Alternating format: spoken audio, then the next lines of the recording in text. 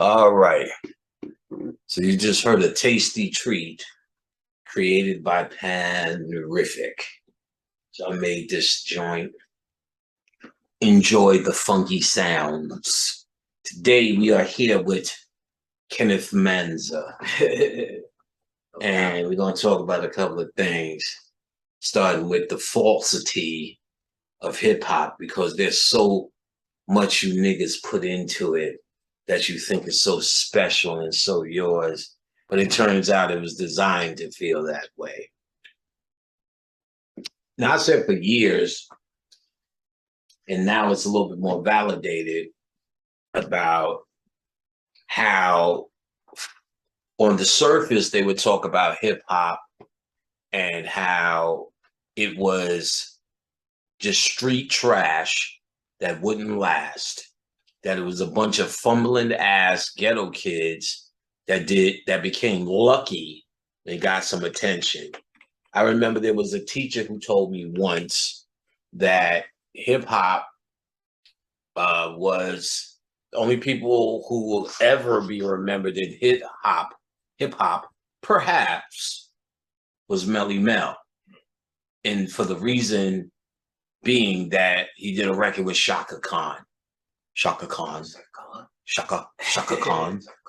Shaka Khan. Let me rock you. Shaka Khan. Shaka Khan. So Shaka Khan. Shaka Khan. Right. So he would be the only one. Shaka Khan. He would be the only one recognized in rap music because of that reason.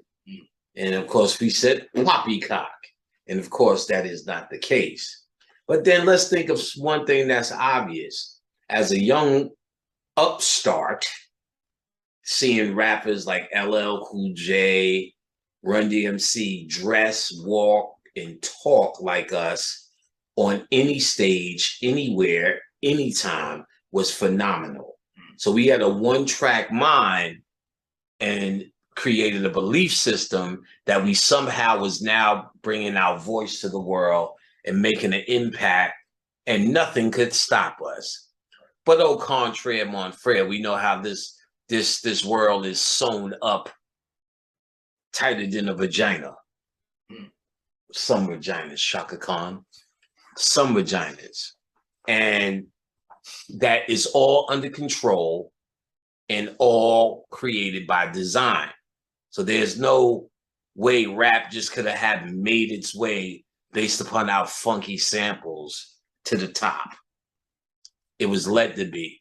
Now, not understanding that, the only thing that raised an eyebrow to me, and I've talked about it in my hip hop lectures, that pretty much was the technology that followed hip hop.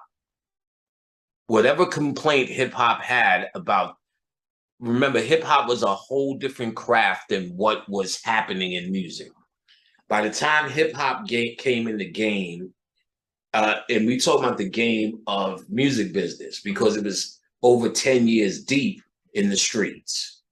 It was already developed 10 years deep in the streets. Grandmaster Caz being one of the pioneers, and when we worked with Grandmaster Caz, he said, "Do you know what fucked up rap? Run DMC." You're like, nigga, what? Right. But I get it. From his perspective and what they were doing and what was 10 years deep, Run DMC was an absolute compromise. The compromise being they had to perform. They had to be on stage. These guys didn't have to be on stage. The stage was the ghetto that they stood in the Bronx, Harlem, eventually downtown, and Brooklyn primarily. They didn't hear a peep from a place called Queens, where I'm from. But here's why. Because within New York City, Queens is like moving to the suburbs. Queens is like getting out the ghetto. So people who went to Queens usually did a lot to get out of the Bronx, Brooklyn, and Harlem to get to a better living. Not so great in some places, but much better than the war-torn streets you've seen in Wild Style. Therefore, as the music evolution began, the Queens people had money, therefore able to go to the studio and create studios. So Herbie Lovebug had a studio and the whole following, Salt and Pepper, Kid and Play, and the rest of the jazz. Marley Marl in Queensbridge had a studio, and even Kane and Biz from Brooklyn came through because that's where it was happening. Then you have what was happening with Def Jam and Rick Rubin, Run DMC, and Rick Rubin's crew was Orange Crush, Eli Tubo, Larry Smith. Larry put me inside his Cat Select. Larry did much of Houdini's work. Eli went and became an engineer, but still engineers used to produce because there was no way that we knew how to produce. We came to the studio with records and said, this is what we know. This is our break beats on the street, put it together. They had the craftsmanship to do that. Eli was one of them. Eli did a lot of records at Power Play, which were, yo, Eli, turn the beat down, bring the bass up, we get paid in full. Rakim and a few others on that level. Eli made that sound possible. He made the sound of Follow the Leader, which is an incredible song, possible. Then there was Doc, an engineer who did the music for KRS-One. They did it in Queens at Power Play, but Doc was a uptown guy. He was I knew Doc for a minute and worked with Doc. He was Boricua, and he did a lot of KRS-One stuff in Queens. KRS-One worked at Power Play until the one in Uptown where Premier and them started working, started blowing up. Also, Paul C. in 1212 Studio, which was our home in Queens, you know, besides what we did with Marley, me, Prince, Super Lover C, Casanova Rudd, many others, Mikey D, Stilo, Ultramagnetic, Stretch, who got killed with Tupac and them, and a whole host load more, where Paul C got killed. They was trying to do a documentary, but like all things, since he was a white boy, they're trying to make him bigger and more Jesus than it really was. That was just the order of the day. Now, and here's the important part. So if we had to rely on these guys to make music, that, of course, was a complaint. We want to do it ourselves. Then they come out with a drum machine for us called SP1200, a self-contained machine that would sample and loop samples. Now, they even take you back a little further before we even got to this self-contained machine. The first sampling machine was an emulator, and it sampled voices. I was telling you about it the other day. It was displayed in the Cosby Show, the episode with Stevie Wonder. Baby, baby, jamming on the one. Jamming on the one, Shaka Khan. Jamming on the one, Phil Shaka. And then let me tell you, that was an emulator, but it had only but so much space. Then there was another one that came out. I can't remember the name of none of this shit, that would catch a 4-bar, but there was no technology to keep it continuously looping. So, for instance, I know Peter Piper picked peppers. They sampled Bob James, Take Me to the Mardi Gras. So they had to trigger it on the one all the way through the song.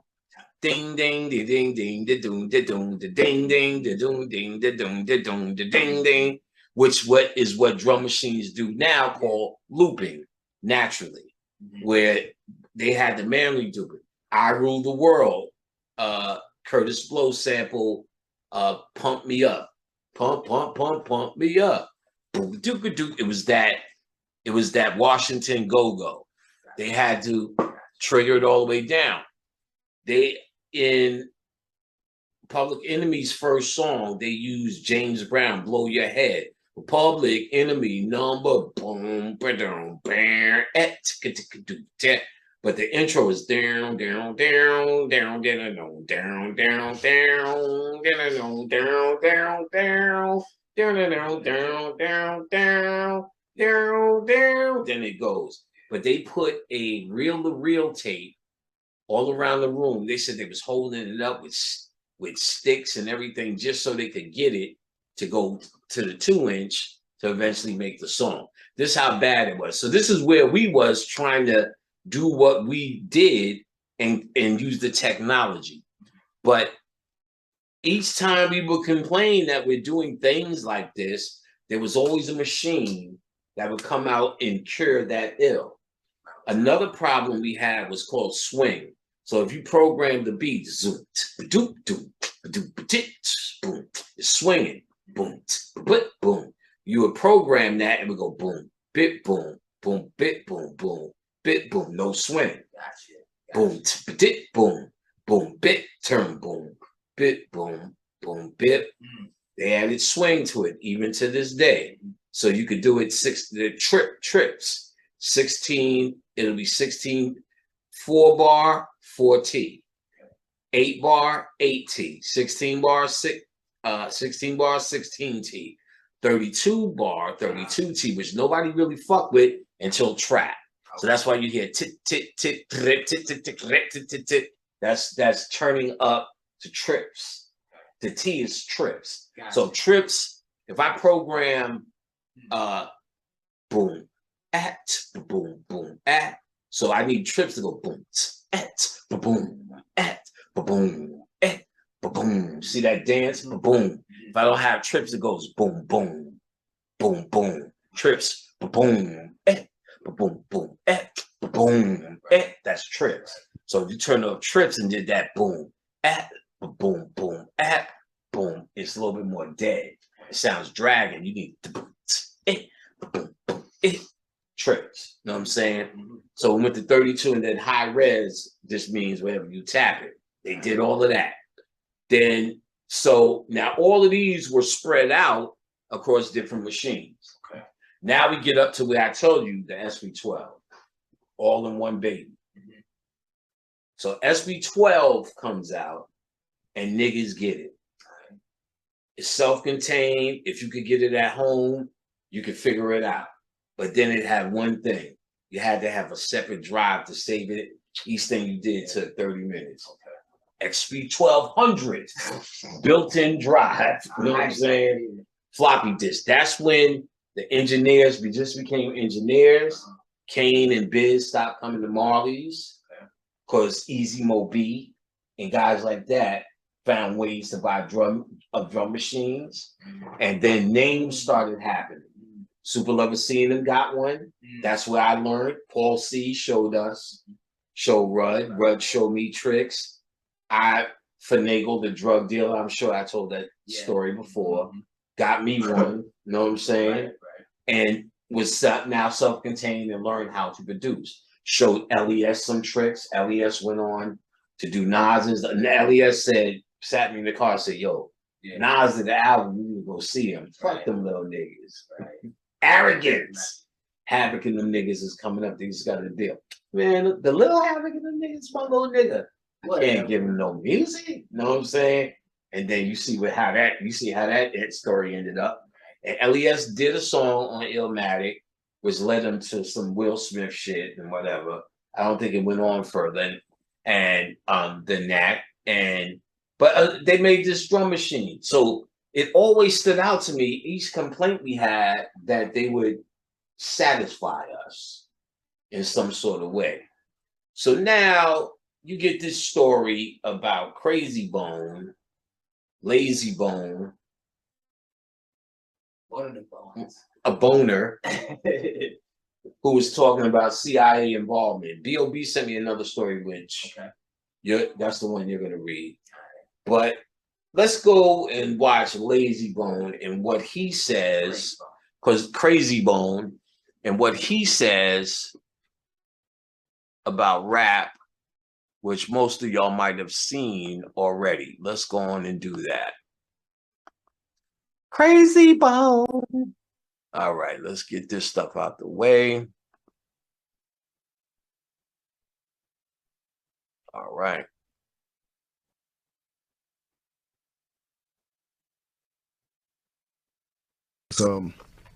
The secret meeting that changed rap music and destroyed a generation. Damn. So it says, hello. After more than 20 years, I finally decided to tell the world what I witnessed in 1991, which I believe was one of the biggest turning points in popular music and ultimately American society. I have struggled for a long time weighing the pros and cons of making my story public, as I was reluctant to implicate the individuals who were present that day. So I've simply decided to leave out the names and all the details that may risk my personal well-being and that of those who were, like me, dragged into something they weren't ready for. Damn. Hold on, let me Damn. So we gonna tell a story. we gonna tell the story. We ain't scared. You know what I'm saying? What they gonna do? They after us. No, just playing. Look, that black van. So look, Rape him next. so he says between the late 80s and early 90s, I was what you may call a decision maker with one of the more established companies in the music industry. I came to Europe in the early 80s and quickly established myself in the business. The industry was different back then, since technology and media weren't accessible to people like that, like they are today. The industry had more control over the public and had the means to influence them any way it wanted. Right. This may explain why in early 1991, I was invited to attend a closed-door meeting with a small group of business insiders to discuss rap music's new direction. Rap music's new direction. Yeah. Little did I know we would be asked to participate in one of the most unethical and destructive business practices ever seen. Crazy. So this was the meeting. The meeting was held at a private residence on the outskirts of Los Angeles. I remember about 25 to 30 people were being there. Right. Most of them familiar faces.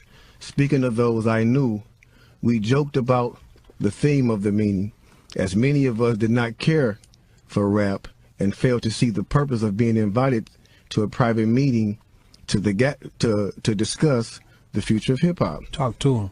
Among the attendees was a small group of unfamiliar faces who stayed to themselves and made no attempt to socialize beyond their circle. Based on their behavior and formal appearances, they didn't seem to be from our industry. Our casual chatter was interrupted when we were asked to sign a confidentiality agreement preventing us from publicly discussing the information presented during the meeting. Needless to say, this intrigued, in some cases, disturbed many of us. The agreement was only a page long, but very clear on matters and consequences, which stated that violating the terms would result in job termination immediately. We asked several people what this meeting was about and the reason for such secrecy, but could not find anyone who had the answers for us. A few people refused to sign and walked out. Nobody stopped them.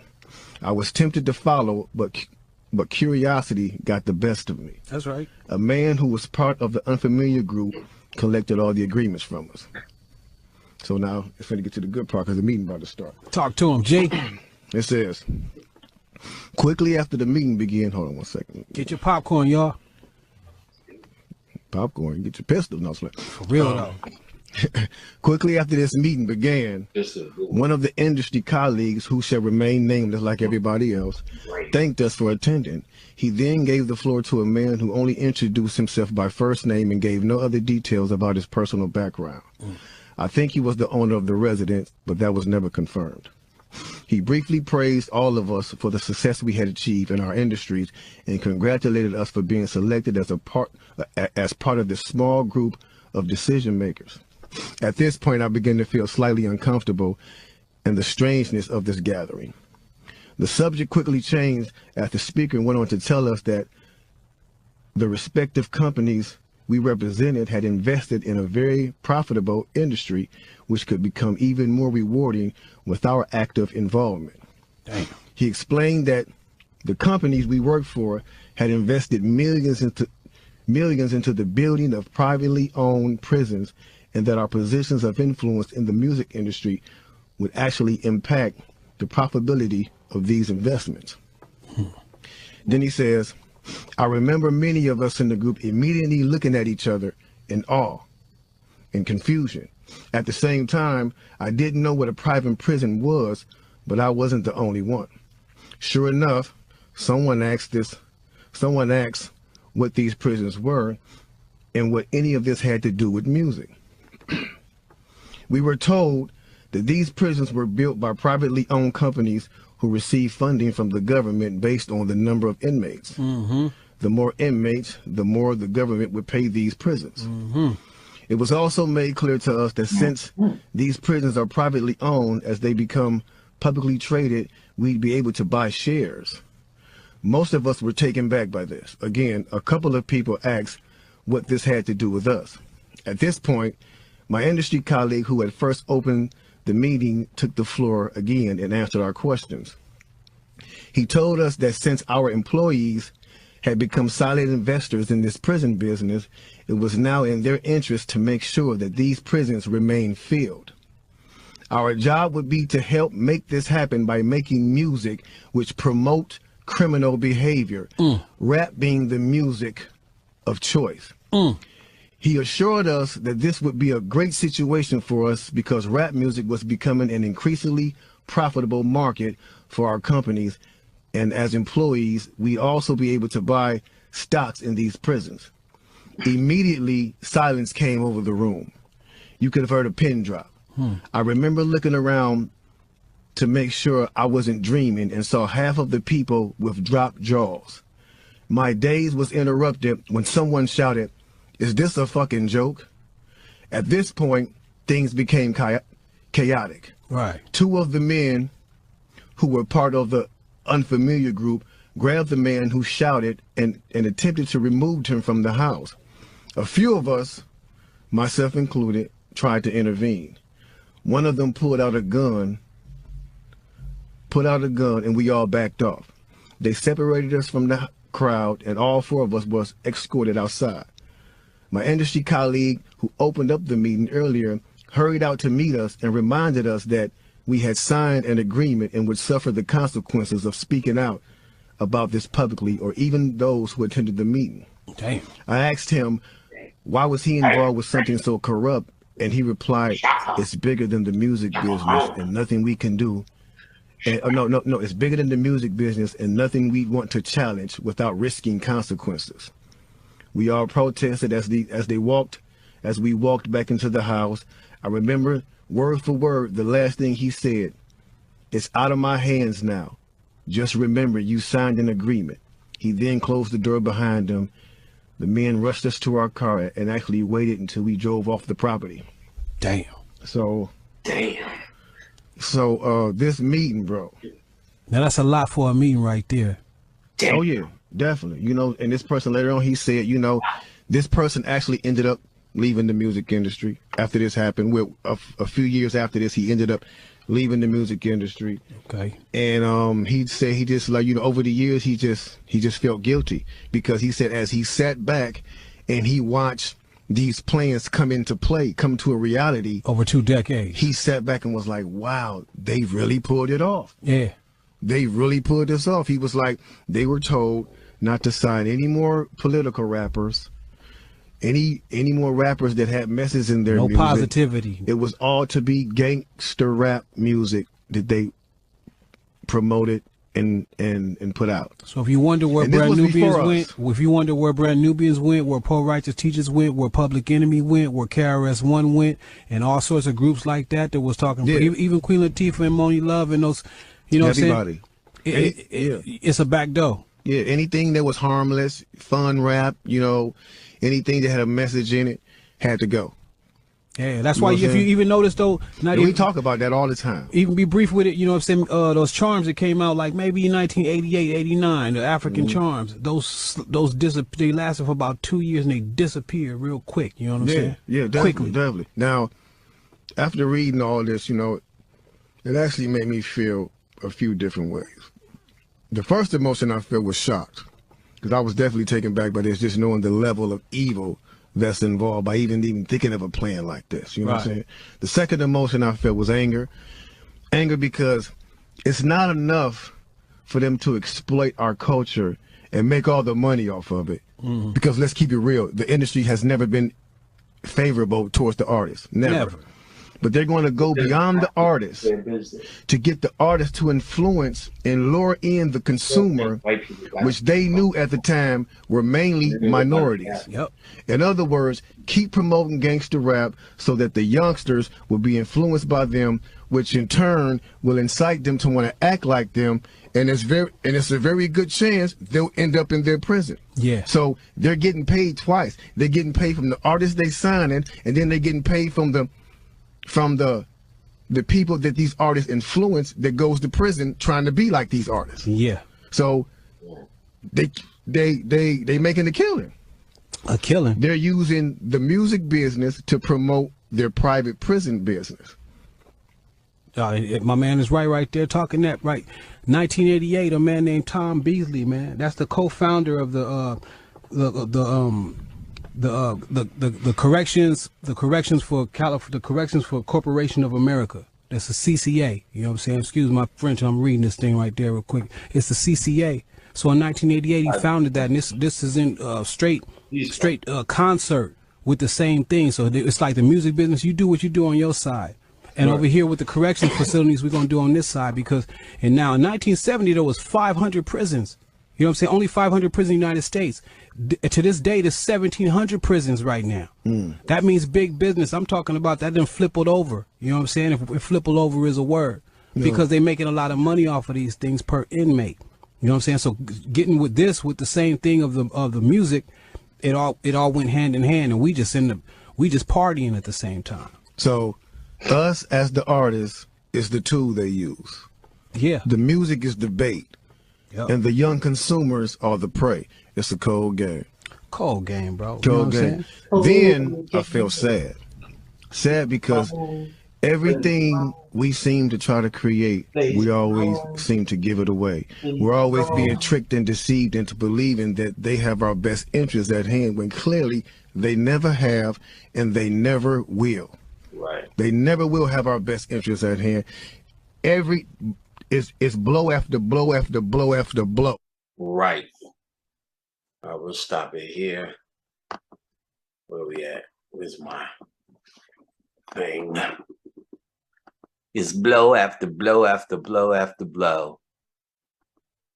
It's blow after blow after blow after blow. So we see here that rap music is a CIA operation, period. It's not like the CIA infiltrated. And I would go as far as to say they inspired it. It was created in the Bronx, but they attributed it to the fact that they took instruments out of New York City schools. And then we started banging on the tables, and, rap music as we know it begins. Because let's even get this out the way. People try to attribute it to something older. So they'll either say, was that Pig Feet movie, Here Come the Drugs, I was walking down the street just the other day. That's a rap. Then you got Dolomite. That's a rap. Then you got Gil Scott-Heron. That's a rap. If you Snoop Dogg, he's the founder. If you're a New York nigga, shit talking's the foundation. Shit talking's the foundation no matter what. The signified monkey stepped on the nigga's feet. I said, nigga, what you trying to do to me? I walked back and I ate some sheep. They was talking that shit. If you watch the movie 5 on the Black Hand Slide, there's a dude that comes in the barbershop and talks primo shit. You know what I'm saying? And he says, I'm hemp the dimp, the ladies pimp. The women's fights for my delight. That's what that's what he's saying. Yeah. I'm hemp the dimp, the ladies pimp. The women fight for my delight because I'm the grand master with the 3 MCs that shot. So I'm fucking Rapper's Delight. Yeah. So he's killing it, you know what I'm saying, in the barbershop, 5 on the Black Hand Side. If I was going to say rap, it's there because it's us, but then there's a context in which it happened where that's a nigga talking shit in the barbershop. That's Gil Scott-Heron doing poets. That's the last poet doing that shit. And then that's hip hop. There's a clothing line. There's a mentality. I don't want to say culture because it's so goddamn corny to say, but there's a social order to it that had an outfit, had slang, had a mentality. You knew it and I knew it no matter what borough you was from, and it was New York born and inspired. You couldn't have it any other way. Rap music, though you can relate it to things that happen, you can relate it to the Dr. Seuss. He was rhyming too, if you wanted to. But you don't, because it's a mentality that Dr. Seuss has in his rhymes, and a mentality you have in yours. And ironically, we started off with nursery rhymes and reworded them. You know what I'm saying? Hickory dickory dock. Now it's time to rock. We gonna get that cop. Wow, da da da da. You know what I'm saying? So we would do shit like that. And in fact, Grandmaster Fashion was one of the first to do it, because really the MC played the role of like a regular MC or a host. That's why we had the voice. A regular MC would be coming to the stage tonight. We have Kenny took a beat and you don't stop. That's why they did that voice. Keep on going to short shot. So he wanted to start off. Well, no, that was everyone had that voice. Jimmy Spicer. I'm super rhymes. I'm like a fancy man with a fancy chest, with the gold around, with the S on his chest. I said, Superman. What you want to? So why they talking like that? Because MCs hosted like that. Good evening. Tonight is the same voice. So they was hosting, just talking about the fantastic shit their DJ would do. Flash is on the table. Flash is doing it. So while they had the mic, they started going, here's how we rock and roll, do our show.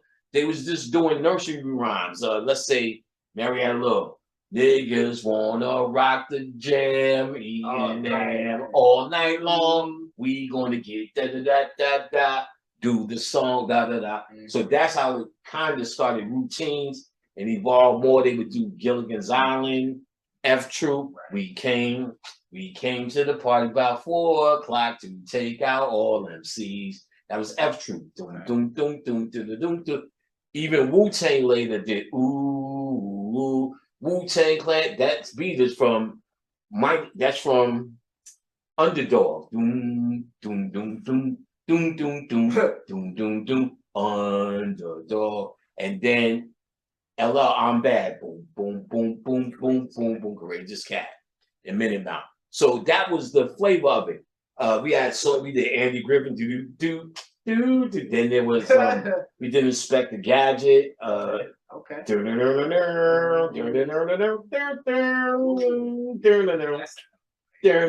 Oh, that shit is crazy. That was B-Boys. They did that, but Dougie Fresh did that too. And he did it in the show.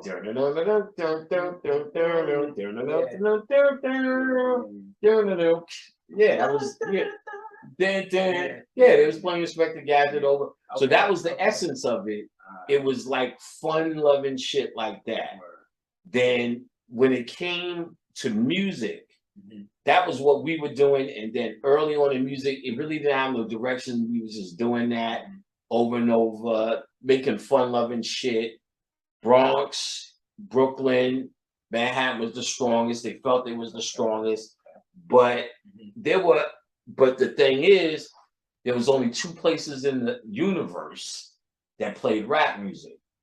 The first place was WBLS, and that was a Queens nigga who produced Marley Marl.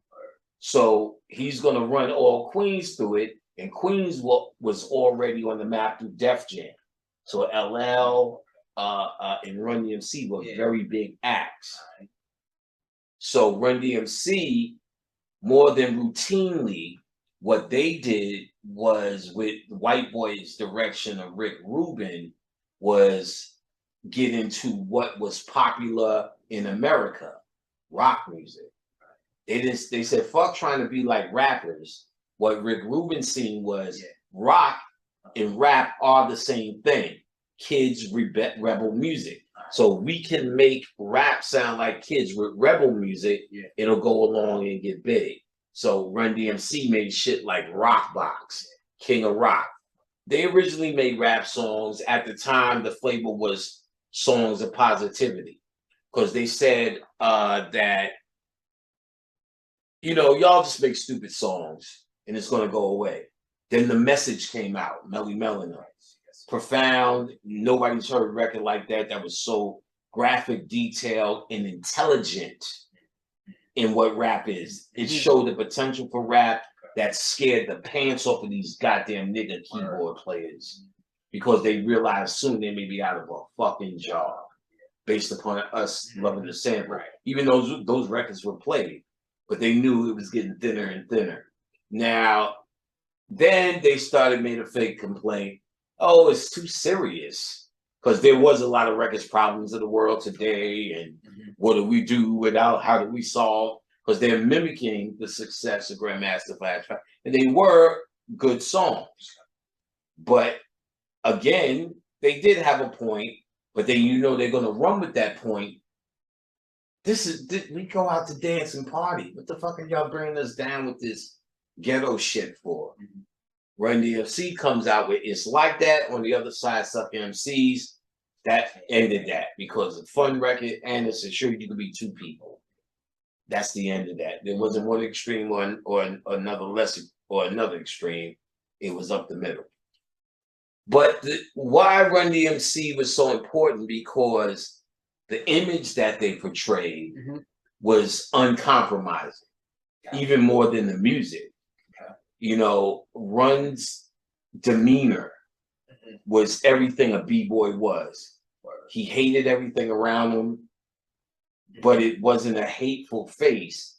It was a face that showed that he was aware that he should have a hateful face. It's very deep, but not deep.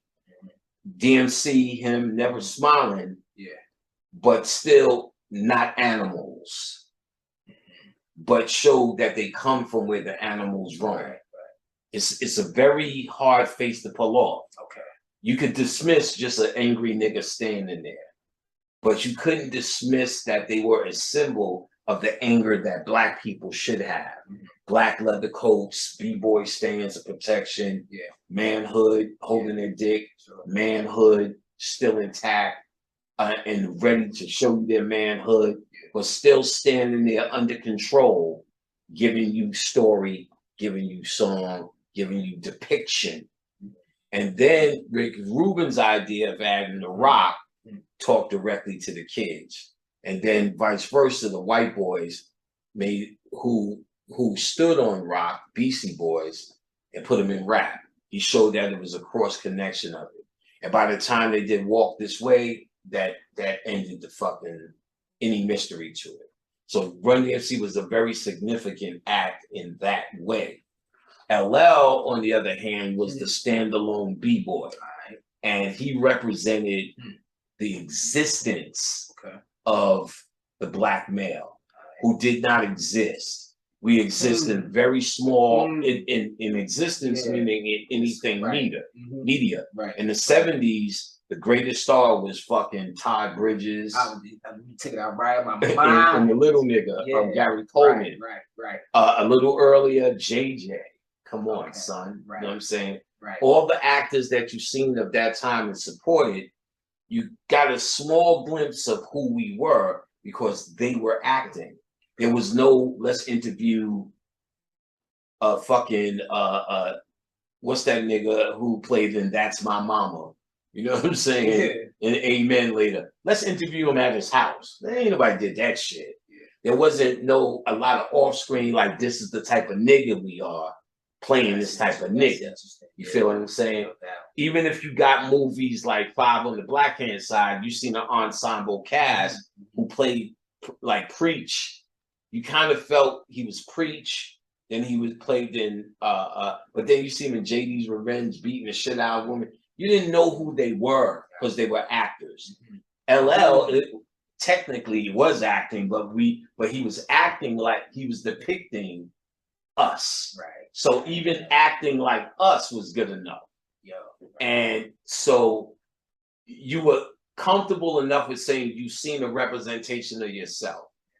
And then how Rick Rubin actually was a genius, humanized that image, because the only other place you seen yourself was on television. snatching pocketbooks on the news. Oh, guess what? They would just blatantly do studies and say, we measure the black man's sperm and the white man's sperm, and here's why the black man is more inferior. Not we found that he's more inferior. Let's say you already understood he was more inferior. But here's why. And they'll come up with a whole long list of bullshit, genetic, fake. And they would just say it straight out.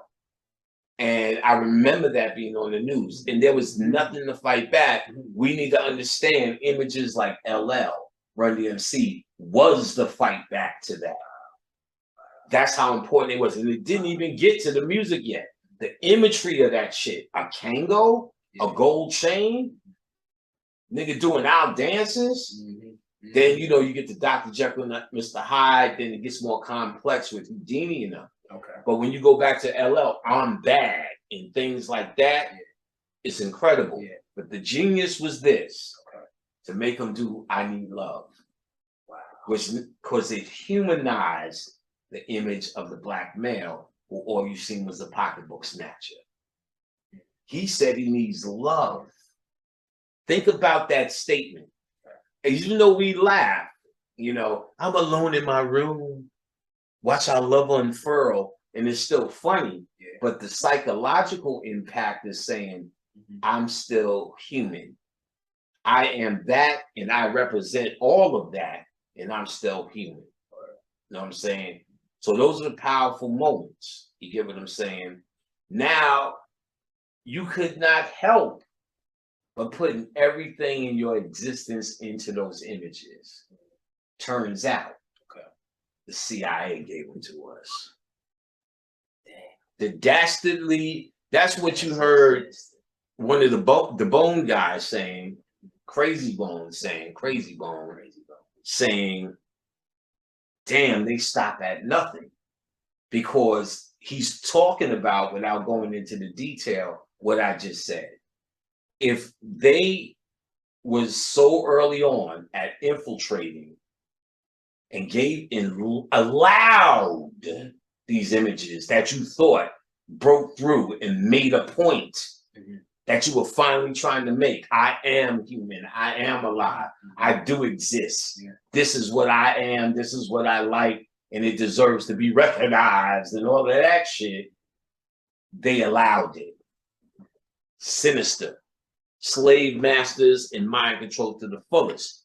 Now, there's another story B.O.B. sent me that Kenny's about to read that goes a little bit more deeper into it, and we'll pick it up. Go ahead and read that other CIA story. Fucking astonishing. All right, so this article is from News Punch. It's called CIA Financed 80s Hip Hop to Corrupt American Youth. Say that again? CIA Financed 80s Hip Hop. Pause.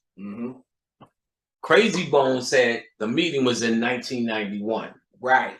So even when he said that, I still felt my beloved LL Cool J and Run DMC was safe. Right. Not New York. God damn it. Not New York, god damn it. Yeah. You know, this is LA he's talking about. Mm-hmm. When you talking 90s, you talking LA. That was terrible. Yeah, that shit. This was a hard ass break. So say that again. Go slow. Say it again. So CIA financed 80s hip hop.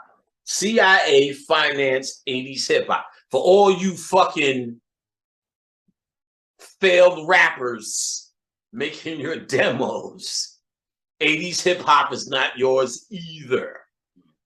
Keep going. All right, so read.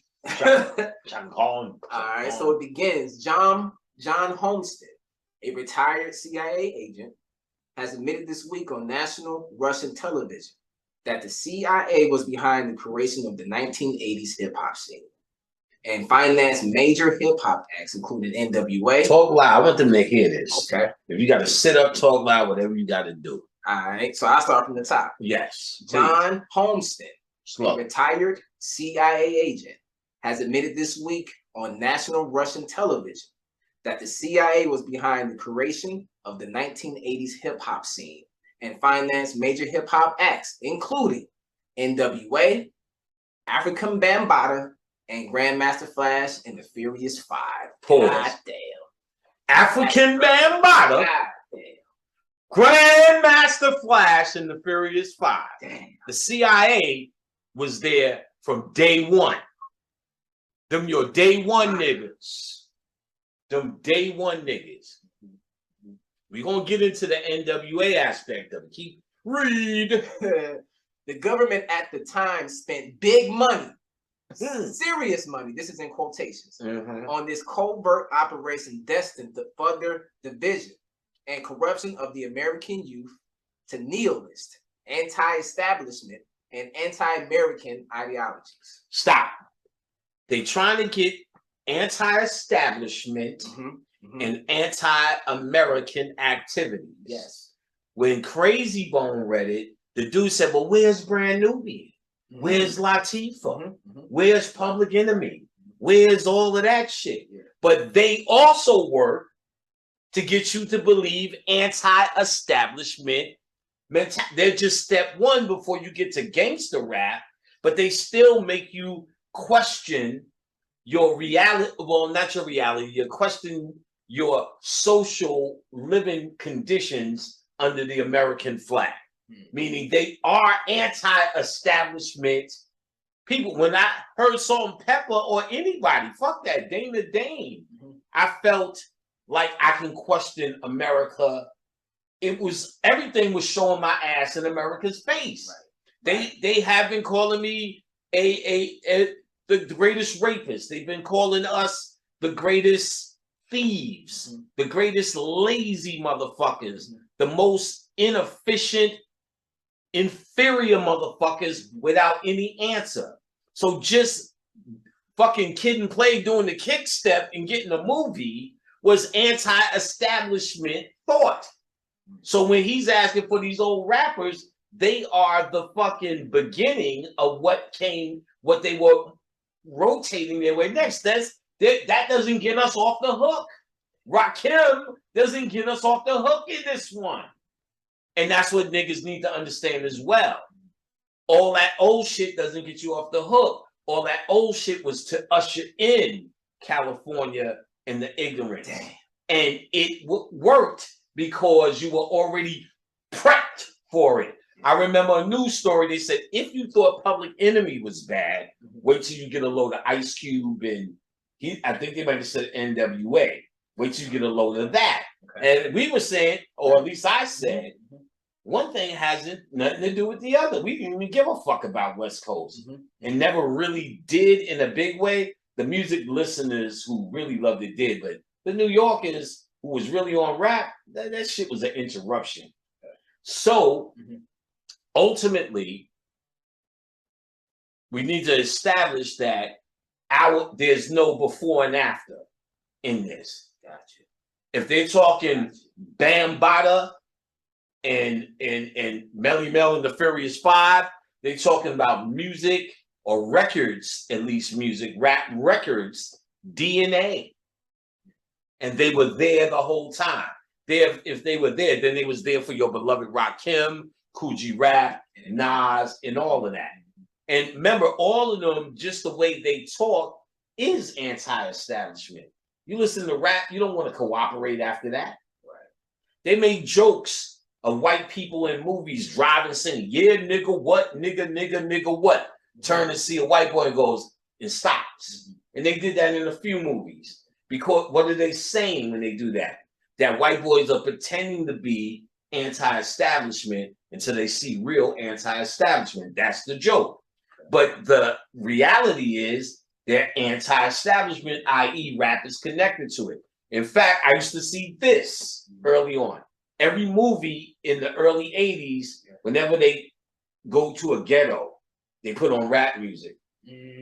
Remember that? The scene. Yes, just the scene. It drew up the scene. I'm like, how come they play? And each time there's a rape or they turn into some poor shit or whatever, then you hear Bob did a dop, did a King of New York. They shoot shit up. Am I black enough for you? Chick, chick, pow. Always. And I'm like, damn, It's never like niggas is just chilling. Yeah. I need love. Crazy. Never. Each time it gets ill, it gets that. So let's keep going. All right. We want to establish, though, it's not later day. It's the day one, CIA and rap. And then that explains why the drum machine supported. Gotcha. Because they were looking and making sure we got what we needed to continue to get to what they wanted. Mm-hmm. All right. So famous hip hop songs of the legendary hip hop outfit NWA were even scripted by the team of sociologists and war propagandists of the CIA. Say it again, slow and loud, please. Famous hip hop songs of the legendary hip hop outfit NWA. NWA were even scripted by a team of psychologists. Scripted by a team of psychologists and war propagandists of the CIA. War propagandists of the CIA. NWA. Fuck the police. Mm-hmm. So now you know, let's just get this out the way. Ice-T and that goddamn cop killer was bullshit scripted. He's a fucking agent. That's why he's walking around with that savage with balloon ass. You understand? Because that's who and what he is and always was. A fucking nobody. So literally the next line is fuck the police. Fuck the police. And when I'm called off, I got sawed off. Squeeze the trigger and bodies are hauled off. Mm-hmm. After other nihilist and anti-establishment lyrics were intended to unleash a wave of cynicism towards authorities, promote the use of heavy drugs, and entice the youth with revolutionary counter-establishment ideas. Revolutionary was Public Enemy. Okay. X-Clan. Right. Mm-hmm. Mm-hmm. Brand Nubian and all that fun shit you're talking about. Yeah. So they would, they're admitting that that's what was a part of the agenda. A revolutionary idea, an anti-establishment mentality. That's the agenda. And we acting like we doing this shit. Keep going. All right. The retired CIA agent claims the social engineering maneuver was extremely successful. The social engineering maneuver, because that's what this is called, social engineering. They engineer socially the reality that they want in society. And it was extremely successful. Your beloved rap music. All of you niggas want to make your CDs now. So a 77-year-old man said, we understood at the time that music was a powerful means of propaganda to reach the youth. Like it still is. Watch BET now. You think you just complaining about how bad music got, but all you just really seeing is the end result of something that was always cooking on a pot. And now the stew is ready.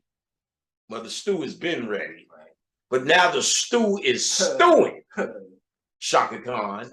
And you complaining that, oh, just music sucks. We should get back to the old shit. The old shit is still CIA, bitch. Shaka Khan.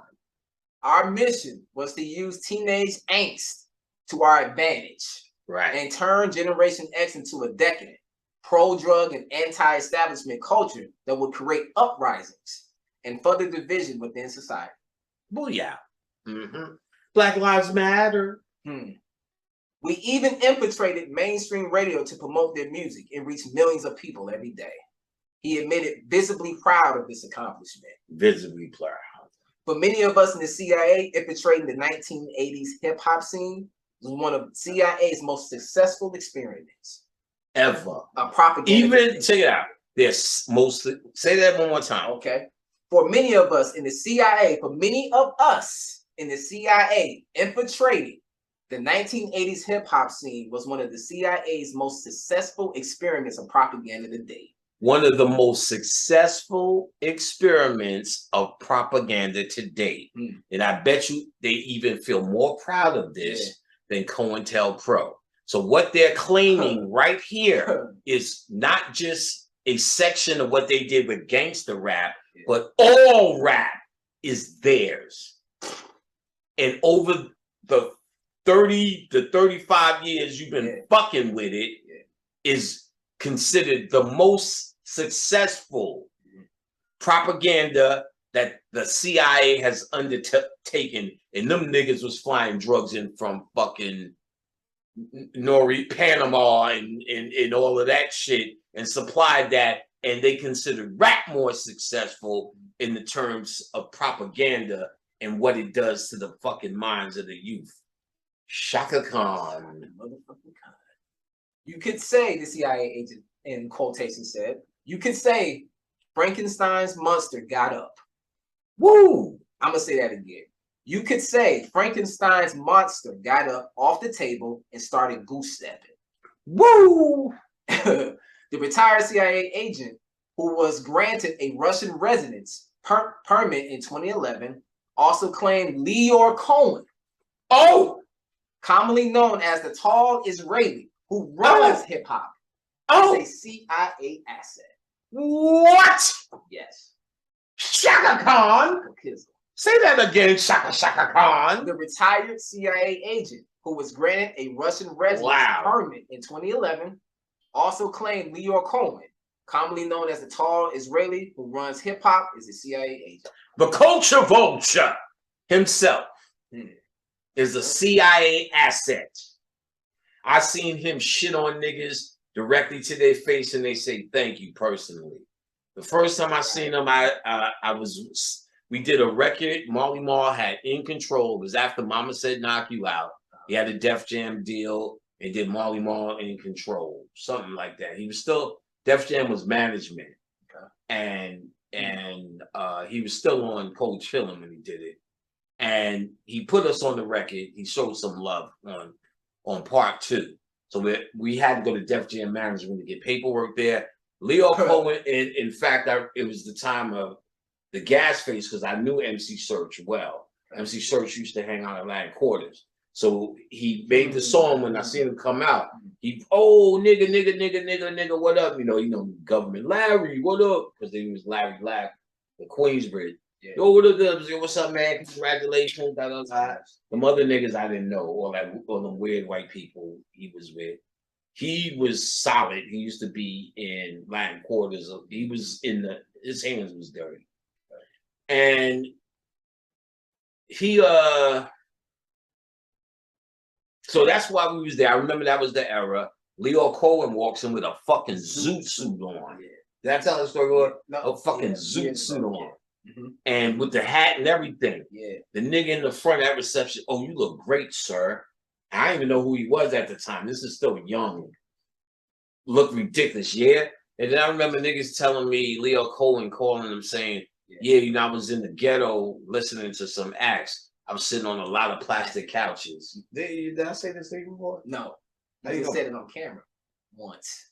Okay. yeah. So I said so much. I don't know what I'm repeating no more. No, it's been years. Right. So, but we put it in this context, it's fine. So, this is a racist, not give a fuck motherfucker. And now the CIA, or this former agent from the CIA, who's revealing the mentality of us and we. So it's just whoever was on this propaganda project said Leor Cohen is an asset. Understand, you either an agent or an asset. You're an agent, or what they call an agent provocateur, which is doing the work. Let's say like DMX, without knowing. And you would have to say probably DMX didn't know. Yeah. Jay-Z knew. 100. NWA and all their members knew. And we're going to get into a taste of that. Read.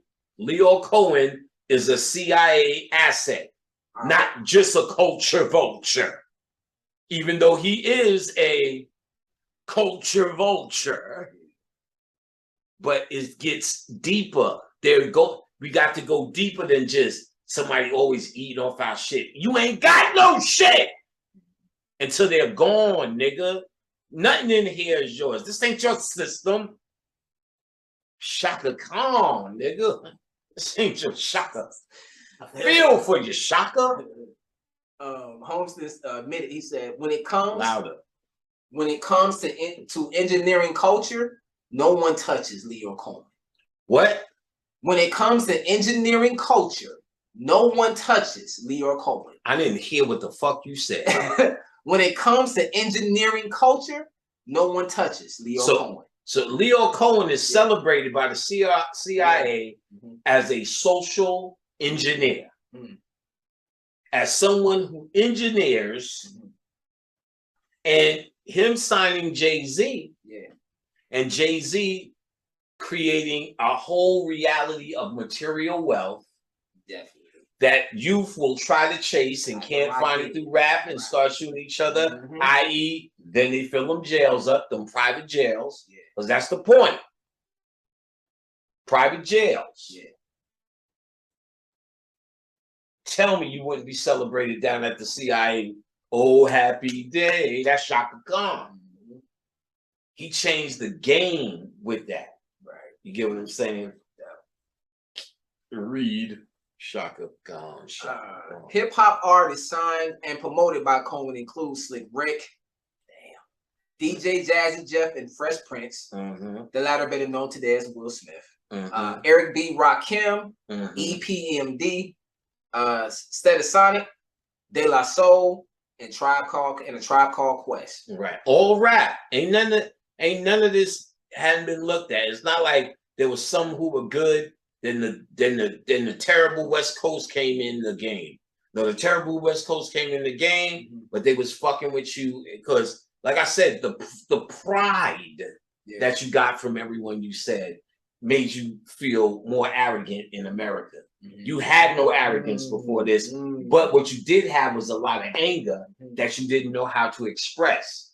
These guys allowed you to express the anger and turn it into, nigga, I'm here, big boys, and I want to make it. That's why everybody wanted to make rap, because now they felt it was their voice when we had no voice.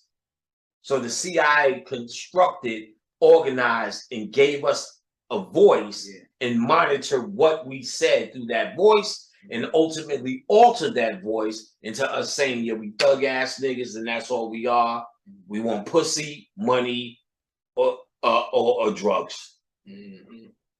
Down to that. Keep going. So he's showing you early on that this or these guys don't escape the umbrella. They're under it. They don't escape that bird's eye view.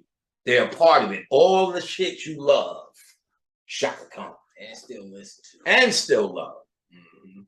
Because even if you go nostalgia and listen to your tribe and your leaders and your EPMD, you still feel your chest pokes out.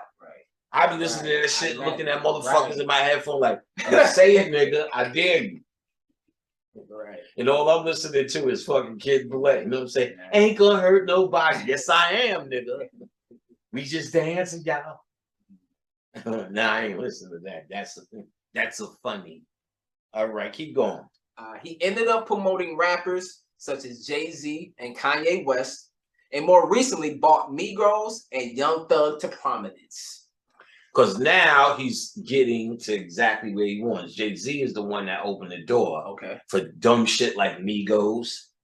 Hannah Montana. That's about Molly. Right.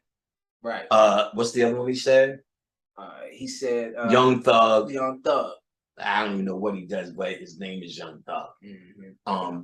What else? All right. So some experts openly admit hip hop nihilism, which was expressed in the use of harder, more self-destructive drugs like heroin, cocaine, methamphetamine, pushed United States President Richard Nixon into the war on drugs, a campaign of prohibition of drugs and foreign military intervention, with the stated aim being to define and reduce the illegal drug trade within America and around the world. The chaos we caused in America helped the government justify overseas wars of plunder to middle America. The country wouldn't be where it is today without hip hop.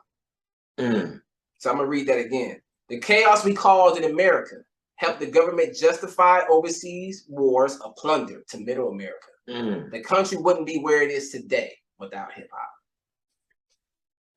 You're a tool, nigga. You're a tool, nigga. Keep going. The news that hip hop was created and promoted by the CIA for social engineering purposes comes after it was revealed that American modern artists, including Jackson Pollock, Robert Motherwell, William de Kooning, and Mark Rothko, were also secretly funded and promoted by the CIA.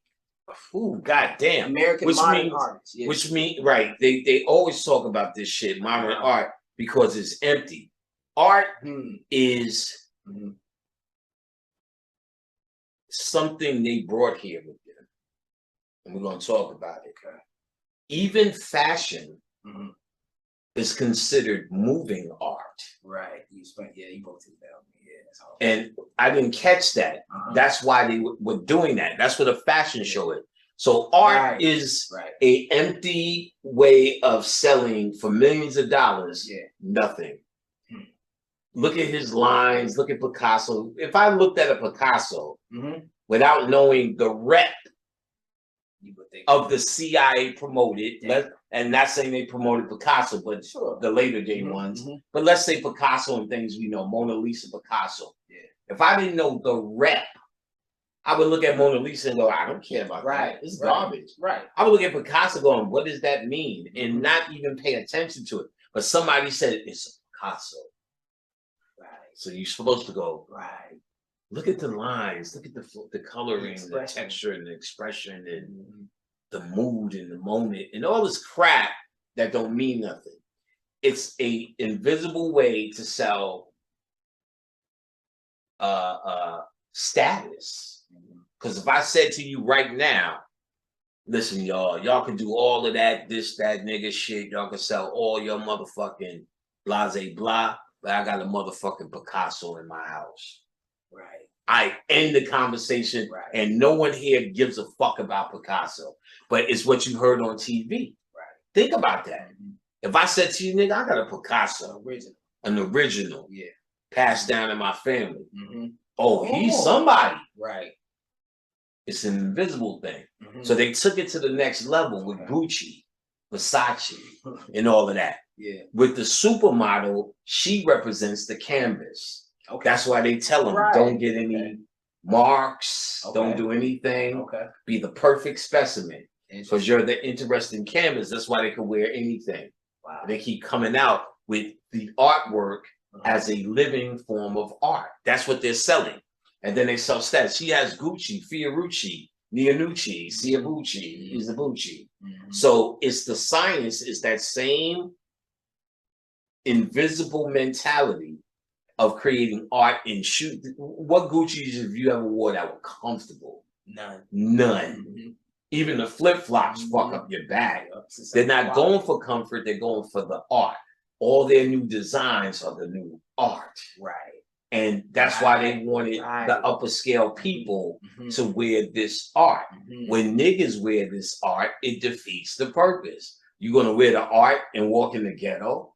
Would you put a Picasso in the goddamn drugstore on the corner? Boom.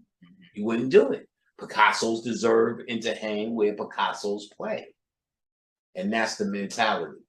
So when the CIA is involved with the artists, they dictate what art we should be streaming at. Keith Haring and all of them, all these Basat, all these rebel art. You know what I'm saying? Andy Warhol, all of these rebels. But what made them rebels? CIA.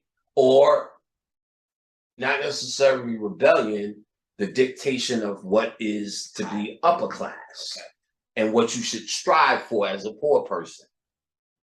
Or social engineering. Gucci, Versace, Vernace, Isaac Maratse. And guess what? Who promoted all of that shit? Us. Jay-Z. Gotcha. Jay-Z talked about every fucking designer.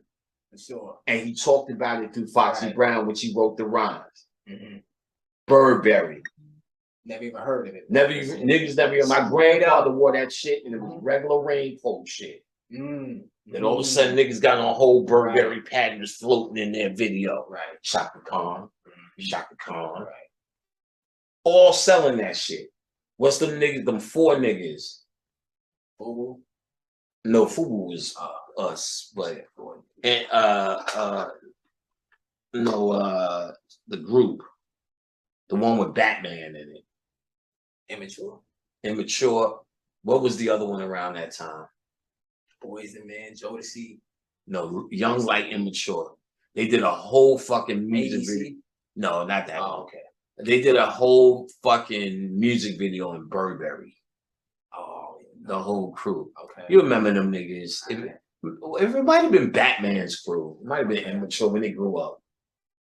Or somebody in that area. You know what I'm saying? Around when Ray J was trying it. Anyway, that's what they're talking about there. Let's keep going. Oh, that's the end of it. Oh, that was the end of it. That's the end. So they did all of that shit. So now what's absolutely positively clear here is the CIA owned and controlled rap. Rap is not yours. Now, one of the groups that Busy Bone talked about was NWA. And here's one of the things I also noticed. Okay. When we were young and rap was popping, we talking about Kane, G-Rap was killing it, Trash the Intelligent, Hoodlum, Public Enemy was platinum, LL was platinum, he was already an OG. Run DMC shit, they were already falling off. This is that era. We went to each time we went to LA and got around any of the LA rappers, they had fucking mansions, houses. Ice-T had a house on the side of a fucking hill. But everybody in New York, Q-Tip, everybody, I'm not saying him. Okay. But live with their mom. Most still live with their mom. Established rapper. Right. You seen Redman when he showed his real house. Absolutely. Most niggas' houses look like that for real, for real. Word. You know what I'm saying? So, but the West Coast. West Coast, different story. It was like candy. So what they were doing was putting money into gangster rap. Who would we said that they was? We would say record labels. I may have said CIA, but it's just as lucrative for record labels to have done it because record labels also, through Viacom and other companies, bought stock in the prison system. So when he said they offered stock in the prison system, and those record executives were there, they the ones who swept it up. So all they had to do was promote and support the soundtrack to filling up private jails, which they have. Music has become debaucherous, and West Coast music, we couldn't understand how violent it was. One of the pivotal points after NWA was Death Row. Okay. Why would you subconsciously call music Death Row? Isn't that a jail term? Because they're trying to make your ass go to jail. They're trying to make you have the mentality that this is a part of your true reality. That's why Benny Siegel, who's I believe to be a fake rapper, because after Benny Siegel, didn't he do some R&B shit? Turned his hat to the side and joined some group. It was terrible. It didn't make it that long. But Memphis Bleek wearing his hat all puffed up on his head, you thought that shit was a real nigga shit? Corrupt and Daz and Corrupt. Fucking popcorn candy, mother. Daz and Corrupt is so real. Did they look real? No more realer than any other nigga. You know what I'm saying? Not like, oh, this Snoop Dogg, when he did Baby Boy, he was hanging with a group of niggas at this point. And in the movie, that same niggas who he was hanging with was in the movie with him. They did the drive-by with him. And when Jody knocked on the door, he said, "Who's you, Lo?" That nigga looked menacing. You know what I'm saying? That nigga looked like, you better be paying attention. If Daz or Corrupt open the door, get the fuck out the way. Go in the back and comb your hair, nigga. Daz and Corrupt is so, I made up shit. You know what I'm saying? And Corrupt from Philly. So now, all right, so Snoop was pivotal because even though LL was hard and the hardest record he did was probably Tina Got a Big Old Butt. I know I said that I'd be true, but Tina Got a Big Old Butt. that was controversial and they couldn't believe it. Okay. I think his grandmother even, look, boy, you need to stop because that was so bad.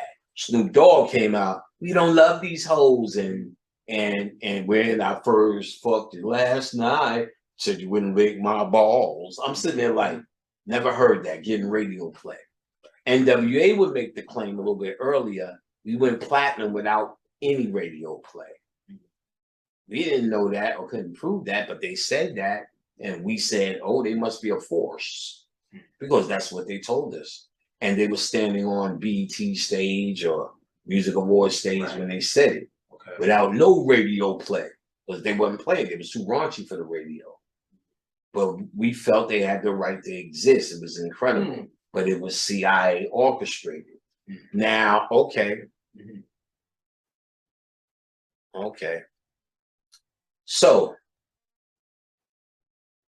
NWA, we won't stay there. First thing, let's look at this before we get into this NWA shit. Let's go ahead and share the screen and look at Rap Today. Let's see where we at.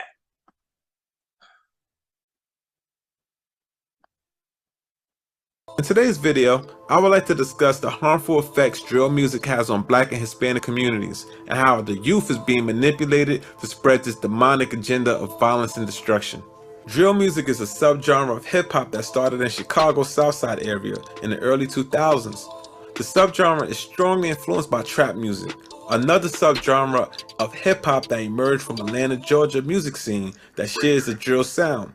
Dark synths with lyrics focused on criminal activity. Trap artists like Waka Flocka and Gucci Mane are known to have heavy influence on the drill music sound. As for most hip-hop artists, their sound is influenced by the culture and environment they're from.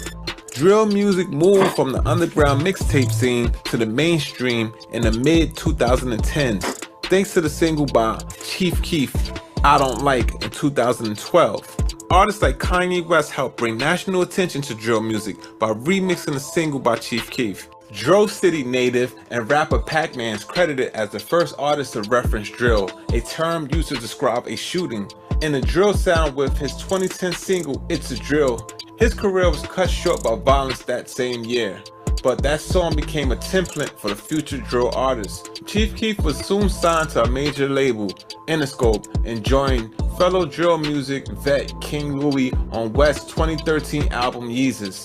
Other drill rappers like Lil Durk, Lil Reese, G Herbo, and the late Fredo Santana benefited from the attention.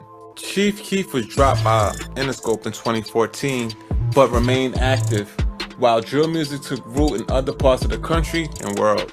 UK drill is influenced by Chicago drill music, electric music genres like grime, and the harsh life in South London neighborhoods like Brixton became a force on the British charts beginning in 2015 and led to drill scenes in Ireland and Australia.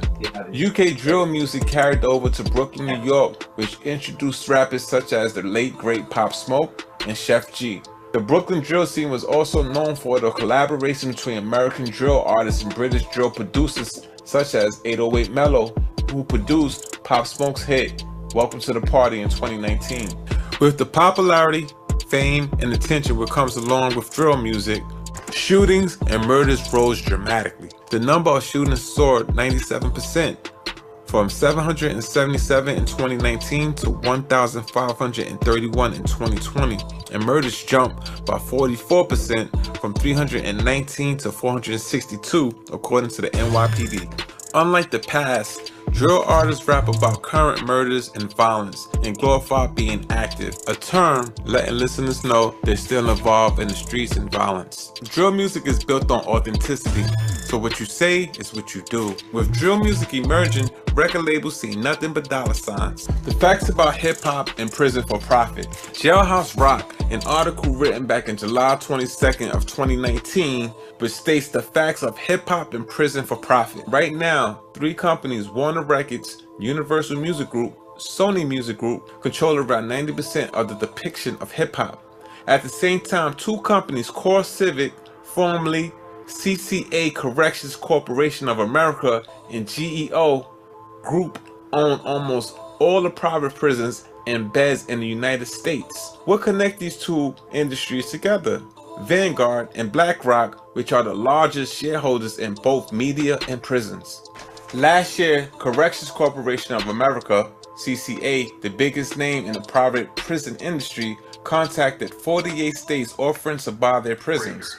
One stipulation of eligibility for the deal was particularly bizarre: an assurance by the agency partner that their agency has sufficient inmate population to maintain a minimum of 90% occupancy rate over the term of the contract. In other words, if they want the contract or the money, they must keep their prisons filled to a percentage of 90%. This is the main reason why record labels will sign against a drill rapper over a conscious artist, because its relations with private prisons. It's big profit in keeping blacks and Hispanics in jail. You probably didn't know most private prisons are owned by the same people who are the majority shareholders of the 3 major record labels. We are living in America, era of mass incarceration.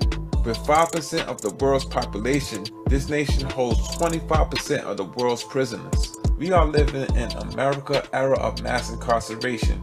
With just 5% of the world's population, the nation holds 25% of the world's prisoners, and many more people impacted by its crime policies. More than 21 million Americans are incarcerated in jails and prisons, up from less than 200,000 in 1972, while over 4.6 million more are on probation or parole. These numbers are not faceless. African Americans make up about 13% of the nation's population, but constitute 28% of all arrests, 48% of the incarcerated, and 42% that are on death row. Recent data predicted 1 of every 3 black boys and 1 of 6 Latino boys born in 2001 will go to jail or prison within their lifetimes if this current trends continue. In conclusion, we are living in demonic times. The youth is being manipulated to carry out Satan's agenda. Record labels prey on our children like a wolf searching for its next meal. Black and Hispanic communities are being terrorized every day. Parents are losing kids to senseless acts of violence. We must stand together and protect our communities. Knowledge is power. Spread this message by sharing, liking, and subscribing to my channel. Thanks for watching. Until next time, peace. All right, let me get rid of these. Boink. Let me get rid of this crap. Hey, yeah, delete them, baby. Got it. Empty. These motherfuckers ain't got no space. All right, so show you clearly the connection between record labels and the prison system and why this is lucrative for them to do such a thing that they were doing. And of course, you could find much more of this information online. This is not hard to find. The connection between prisons. Once Crazy Bone dropped what he dropped, you know, there's everybody, all the vultures who want to get on and make videos about it. But then you got to cipher through it and find the information. The one we just read was kind of an expansion on it. But let's get to NWA and something I found out. When I was sharing what I was going to do, this person wants to remain anonymous, and I respect that. It's a young lady. And when I was sharing it with a person, they told me about this young lady who I do know well, and know was in the game well. It was facts. But I didn't know how close she was to NWA. She said, you may need to, because since you're going to mention NWA, you might as well give her a call. And I did. And she confirmed some shit. She was with Eazy-E to the level of a pregnancy. So, and to the level of when he got sick, had to check herself out. She was fine. And not to mention every single other chick he was fucking with was also fine. Not to mention his pregnant wife was fine, and so was the baby. Therefore, he was given AIDS. Why? That becomes the question, and she knows. So I was surprised she knew as much about as the conspiratorial aspect that she knew. I'm going to try to go through my notes, see what I can reread. I will take the worst notes. So she said she did see the confidentiality agreement with her own eyes. She knew, first and foremost, she knew a drug dealer and was putting in that work with him. And through that drug dealer from California, met Eazy-E way before there was a rap record to even be thought about, as a hustler. And they became cool in those days. So what she told me was very interesting and caught my attention, because I would talk about for years how New York made rap and then it was LA. I would have said that LA organically was the next one that should have shown rap. They were in Hollywood where the cameras were. But now that we know what we know, none of the shit was organic, and it was by design. What was happening, what I also thought might have been organically, which may be very well true, was the next one on the map would be the Midwest. Common leading it, and I never listened to Common, but he was the first, and he dressed like New Yorkers. Then there was a Twister. Then even Eazy-E started talking about the Bones, in fact. Right. And, you know, I miss my Uncle Charlie. He signed him. Yeah, he signed them, and they killed it, and New York was feeling it. And then a harder group came out. My boy, Wild Style. Shout out to my nigga Wild Style from Crucial Conflict. Wild Style is my nigga, you know what I'm saying?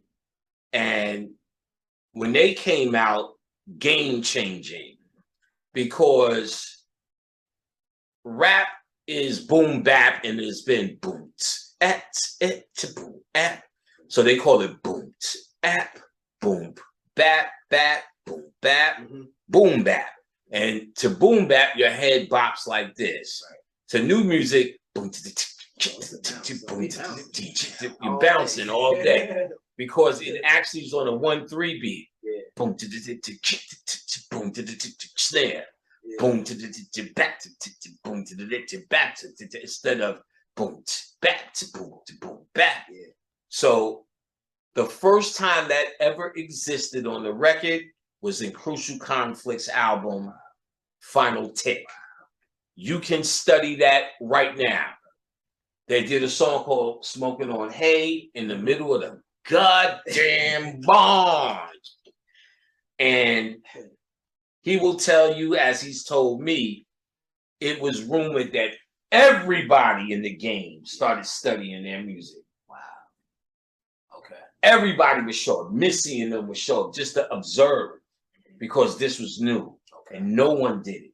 He used to get complaints from the DJs. How do you mix this? Impossible to mix, because it's a different rhythm. Tupac and them, the Outlaws, they worked with the Outlaws and Tupac, and Tupac ate, slept, and drank their music. Turns out he probably was studying it because to use it to go to the next level of his CIA job. Tupac was not your friend neither. Look at a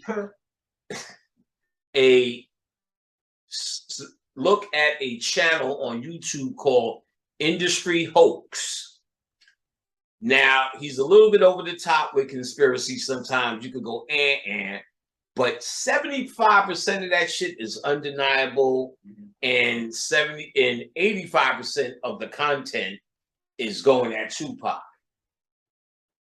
It's a must study. You take for what you want, but here's a good point. His mother, Afeni Shakur, is her name right? Yep, that's correct. In the 60s, shoots a cop, goes to jail, is pregnant in jail, defends herself In a court of law. in the court of whatever that is, in a court of that stuff, and gets acquitted. Come on, niggas, does that sound real? Niggas could have Johnny Cochran now in his 50-50. Word. You know what I'm saying? Word. On the murder of a cop. Right. Tupac Right. gets out in Atlanta, Yeah. sees two white boys with their mischievous acts against a nigga, shoots the white boys. They turn out to be cops, and you walk out of jail like George Jefferson. Right. If y'all believe that shit happened, you a fucking fool. I have to say it. Here's what I want you to really think about. If I went into the church and said, fuck Jesus, what would happen? You might get jumped. Might get fucked up. Right. Say and talk. Oh, okay. You might get fucked up, nigga. Right. Shaka Khan. But if I went into a rap crowd and said, fuck Tupac, what might happen? Nothing. Nigga, you bugging. Oh, the rap crowd? Oh, yeah. Like, oh, he Jesus. Nah, so. Of course. It's the same thing. If or if I went in front of the conscious people and said, fuck Sadie. Fuck Sadie. Right. Or fuck Dr. Black Mo, even one deeper. Okay. We ain't got to go with people who we know are here and who we do love because what we seen. Word. So we would never say that, not because we mystified with Sadie, because he was hands-on and we know Sadie. But if I went and we don't know Jesus and none of these niggas knew Tupac. Right. So, but let's even get deeper. I'm in the conscious crowd and said, fuck Harriet Tubman. They lose their fucking mind. They don't know her. They only know what they were told. But you've been baffled before. We're telling you about baffling shit right now about rap. That you've been lied to and what you think it is, it ain't.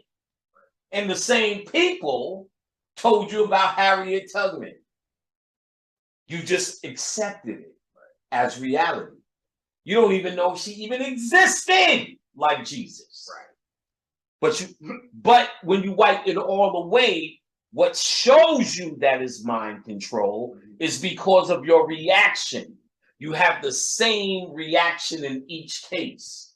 And that's what mind control is, to be able to dictate and control reaction. The action can be different. Tupac, Jesus, Black Moses. But if the end result is the same, you're under fucking mind control, son. That's why you have to question this shit. Another guy that they try to promote to us that niggas started saying was false, as I pointed out, was Crispus Attucks. He was the first nigga to die in the Revolutionary War. So what is the mind control that you hope would happen? That we would hold this as a form of pride. Well, Americans ours. Why? Because a black man was the first to die in the Revolutionary War. But see, that one never stuck. So if I went in the crowd and said, fuck Crispus Attucks. Who's Crispus Attucks again? Oh, yeah. Right. Yeah, fuck him. Right. Get it? Right. Mind control, Right. boy. That's like you going to a museum and say, fuck Picasso. Fuck Picasso. Oh, whoa. Do you know what he's done for art? Right. If you're an art enthusiast. But if I went in church and said, fuck Picasso, who's Picasso? Wow. Niggas can't even. Wow. But see, so what you're really looking at on the outside when you wipe it all away, you're under mind control. You don't know Tupac. And Tupac, let's think about what mind control is. He didn't die. He had all this elusive shit. He was a Jesus figure. Didn't they do the same thing to Elvis? Elvis is not dead. Graceland. Graceland after COVID, I'm sure viewership is down. Niggas ain't never really went. But what did they do finally in the movie? They make an Elvis movie and show you niggas, everything is niggas. So now our pride kicks back in. I knew it. We always knew Elvis got it from us. Now you feel proud going to Graceland, feeling that you invented it. All this is mind control tactics. You don't know if Nat Turner ever even existed. But I do know a terrible mind control exists.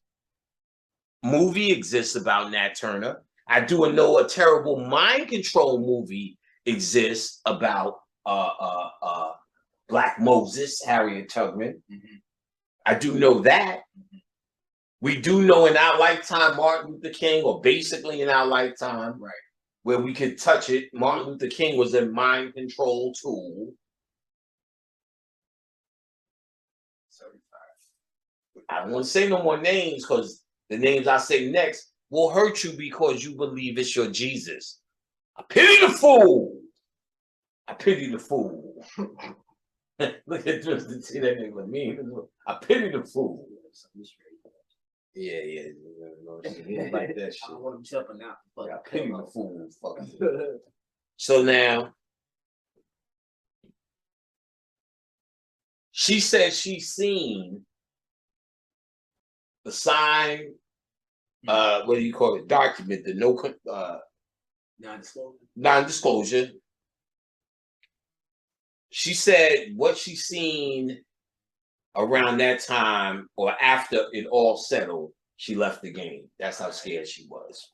I'm reading the notes. And again, she said she knew him before rap. And here's what she said was interesting.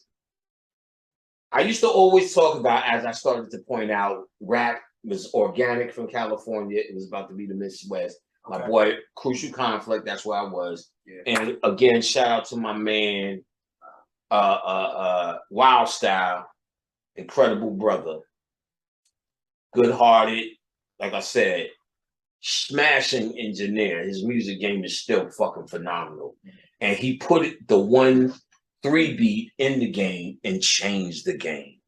Trap music, I'm sure it probably would have emerged somewhere in terms of that sound, that 1-3, because, you know, that 1-3 took us out our rhythm, though.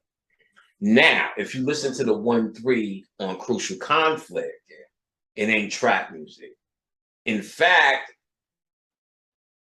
Bone Thugs, I thought were okay, but I couldn't, you know, not really. I'm being nice. I wasn't into that shit. I used to wake up, that video was on all the time. Mr. Uncle Charlie, Mr. Uncle Charlie. But it was loved in New York. New York embraced it. So, I mean, that was the fake criteria at the time. New York embraced it, so it was on, or considered legit. Let's say that. That was our mentality. Right. New York still feel that way. And they still feel that way. Right. That's an arrogance because we created it.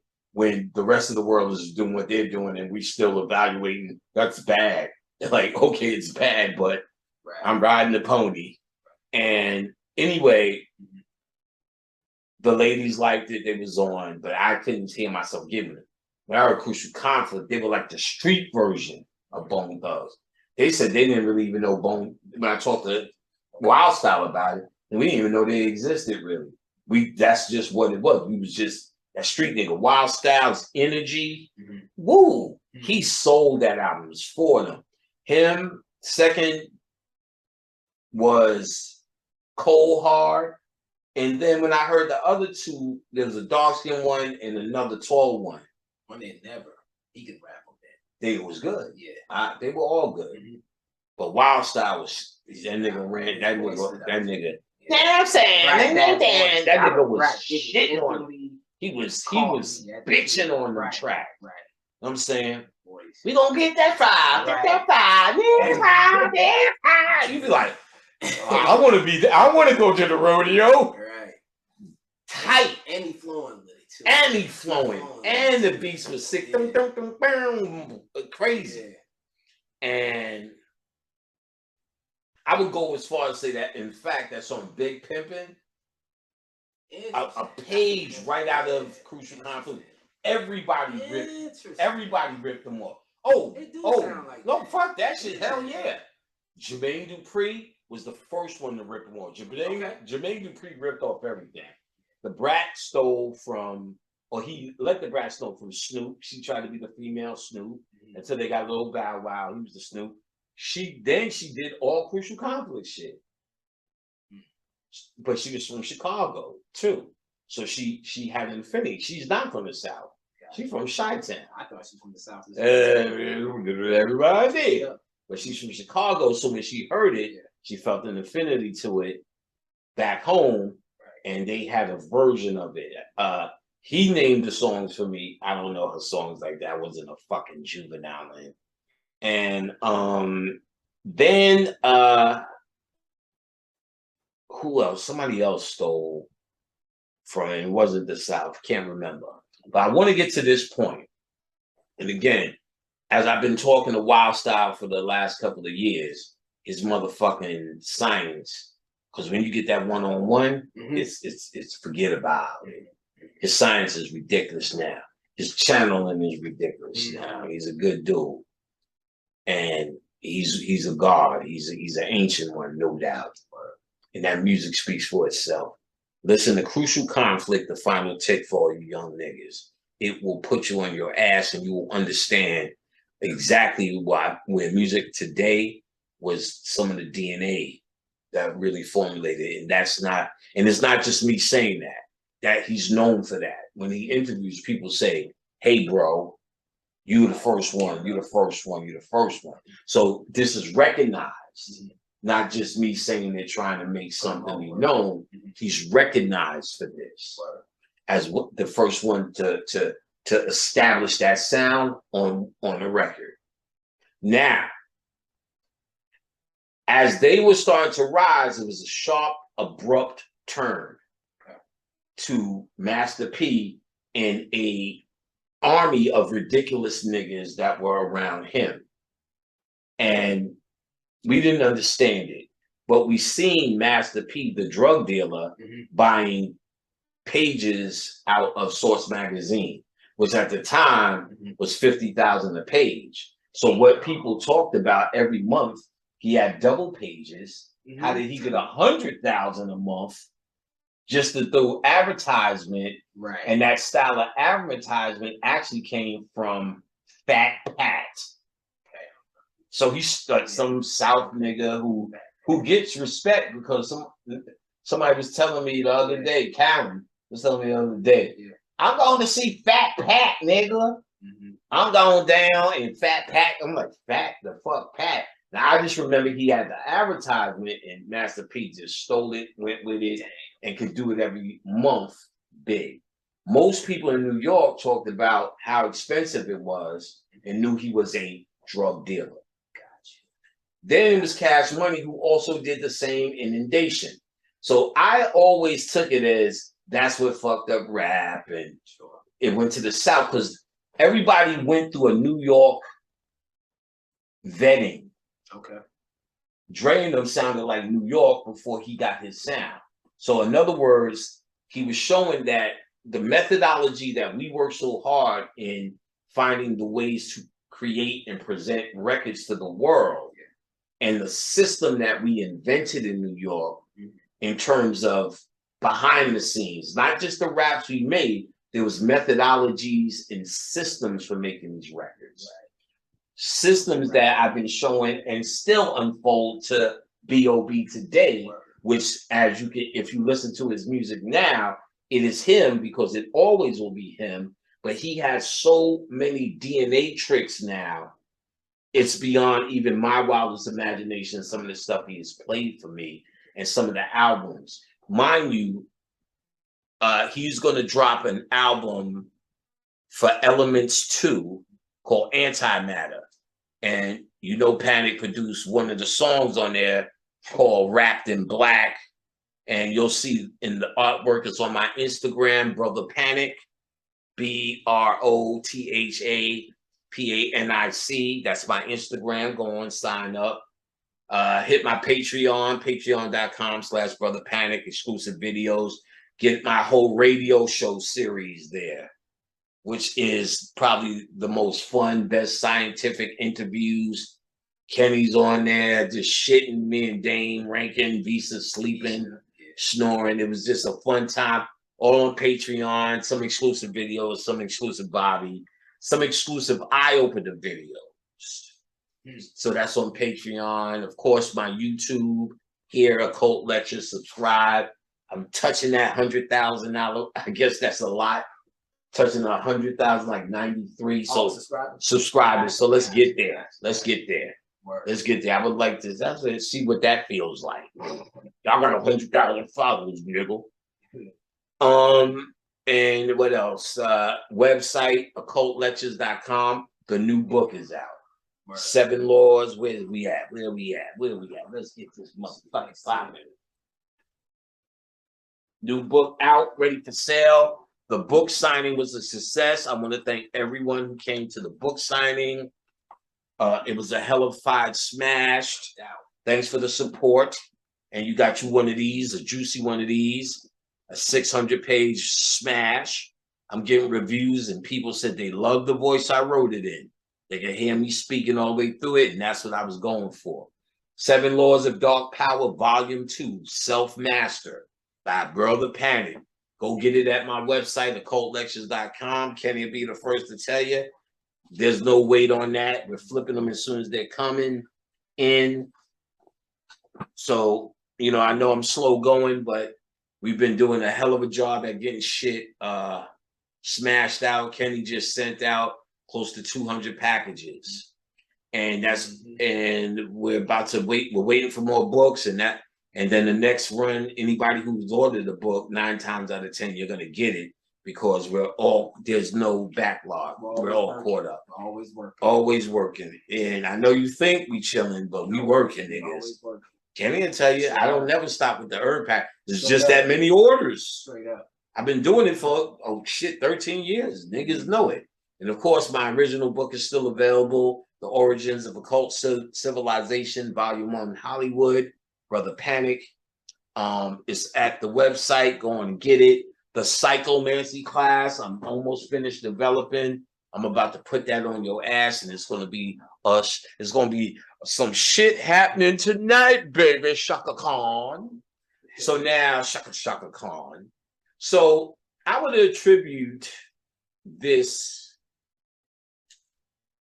fuck up to Master P and Cash Money, inundating us with all these empty artists, the Cain and Abel and Shock, Silk the Shocker. Mia X actually had talent because in the end, but you know, it still was stupid until we deciphered which ones. And it's not incredible talent, but it was more talent than everybody else had. Let's just say that. But if you put Mia X in with the Sharks, I don't know if she could swim like that. I've never seen her swim. But if you put her around these idiots, she becomes a queen. And she was a real bitch, at least what you see in the movies. Anyway, when he got Mystical, who was a real motherfucker, who is now, as Kenny said, back and said, tell him about it, Ken. Yeah, Mystical. He's currently facing life for first-degree rape. Again. And kidnapping. He tried to Rick James a how. Yeah. What do they call it? Imprisonment. What do they call that? False imprisonment. False imprisonment. So he got all 3 of them. So he going again. He's going again. He's gone. Oh, why?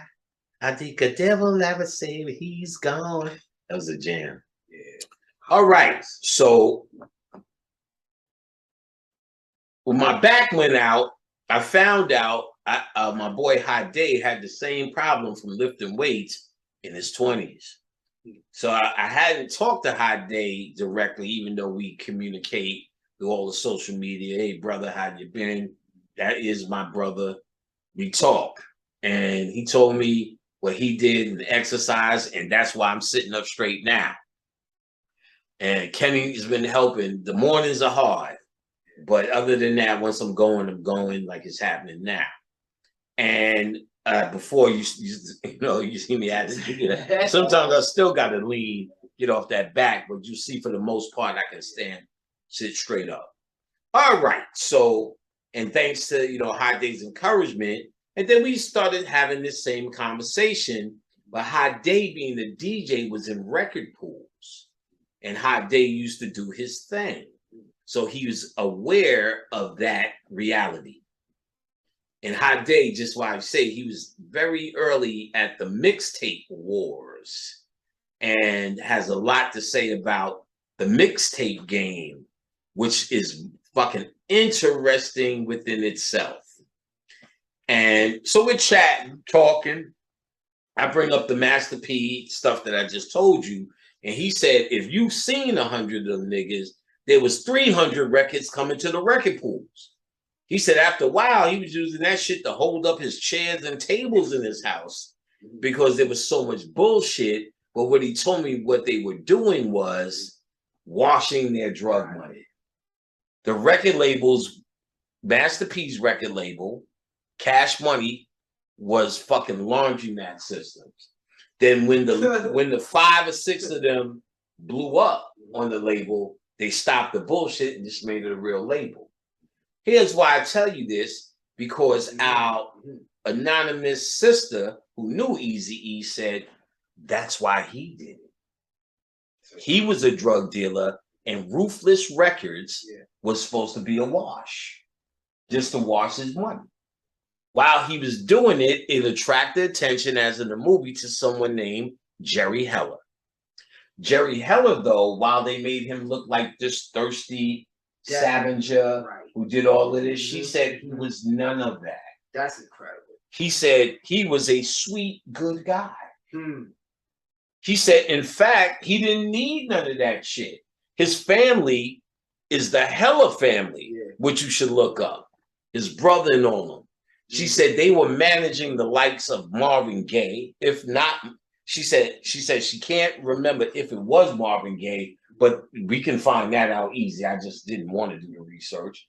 But she said what she do know is the family and the father was managing acts like Bing Crosby.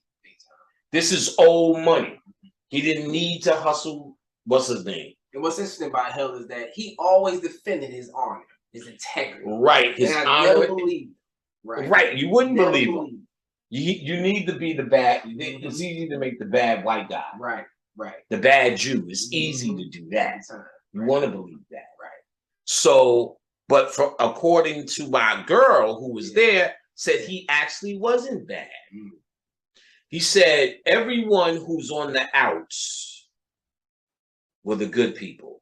So you got Eazy-E, Jerry Heller, and Michelle Lay. All right. She said Michelle Lay's movie is accurate. And it was just like me. I bet nobody really even fucked with it. For a few reasons. Oh, and she had one. And she went through all of them niggas. I think they used the same Suge Knight. You know what I'm saying? The same actor who played Suge Knight. You played Suge Knight in every goddamn movie that Suge Knight could be in. So we just seen a Tupac movie that drained us. We're seeing the ritual of seeing him get killed yet again in a movie. Right. And then we had this NWA movie where we're celebrating this fucking guy, these animal music, to be quite honest. We know what Dre became, we celebrate him. So all of that's in this NWA. Should be cried because they showed this death for Eazy-E and Dre coming to the hospital in the last moments. So we just been through it, and Michelle Lay was like, fuck that, I'm gonna show y'all what really happened. Oh, shut up, Michelle. You say that in your mind because, number one, we still don't respect women no matter how much we try to pretend we do. We know she's going to tell you how much Dre bust her ass, and we want to love Dre. And we just seen all that shit. Right. Now we got to see your version of this shit. But she raved about how true Michelle Lay's version was. I remember peeping in and out of it, and you probably could find it somewhere free still, because they was busting it for a while. I was all on. So I watched in and out, And there was a scene where Dre was saying, because the whole beef is Eazy ain't paying them. Right. Because Jerry Heller isn't paying anybody. Right. But in Michelle Lay's movie, Jerry Heller goes, yo, we sent it all. It's in the, did you check your mailbox? He opens the mail, there's 30 checks in there. She said Eazy-E always paid. She said Eazy-E was one of the kindest and giving men she's ever met. Wait a minute. That is actually a problem. If the CIA steps to you, you have to be exactly what your record is, ruthless, to do what they proposed. As you seen in the first story, motherfuckers was getting up, walking out, saying no way. She said that meeting that Crazy Bone is talking about, NWA was there. She said she knew Eazy, and after he came back, and they were straight up approached by a secret society. Which one? The Bohemian Grove, the Owls. She said directly out of her mouth, Eazy-E came home and said, the Owls secret society approached us and told us this. First of all, anything y'all doing, knock yourselves out. You can do whatever you want to do. You get arrested, we got you. So Eazy-E was a hustler, but he stopped selling drugs. That raises a flag. They just gave you free reign to do that. And you stop, he starts opening up community centers and puts all his energy for real in the Ruthless Records. And starts opening up use. This is anti what they're trying to do. So Eazy-E already established himself as a problem based upon he actually has a kind heart, according to her. And I believe this person. There's no skin in the game for her to lie. If she wanted to lie, she'd be on Zoom, souping it up. Look at me. She is terrified of what she's seen back then and wishes to remain anonymous. And even our relationship, she wants to be anonymous.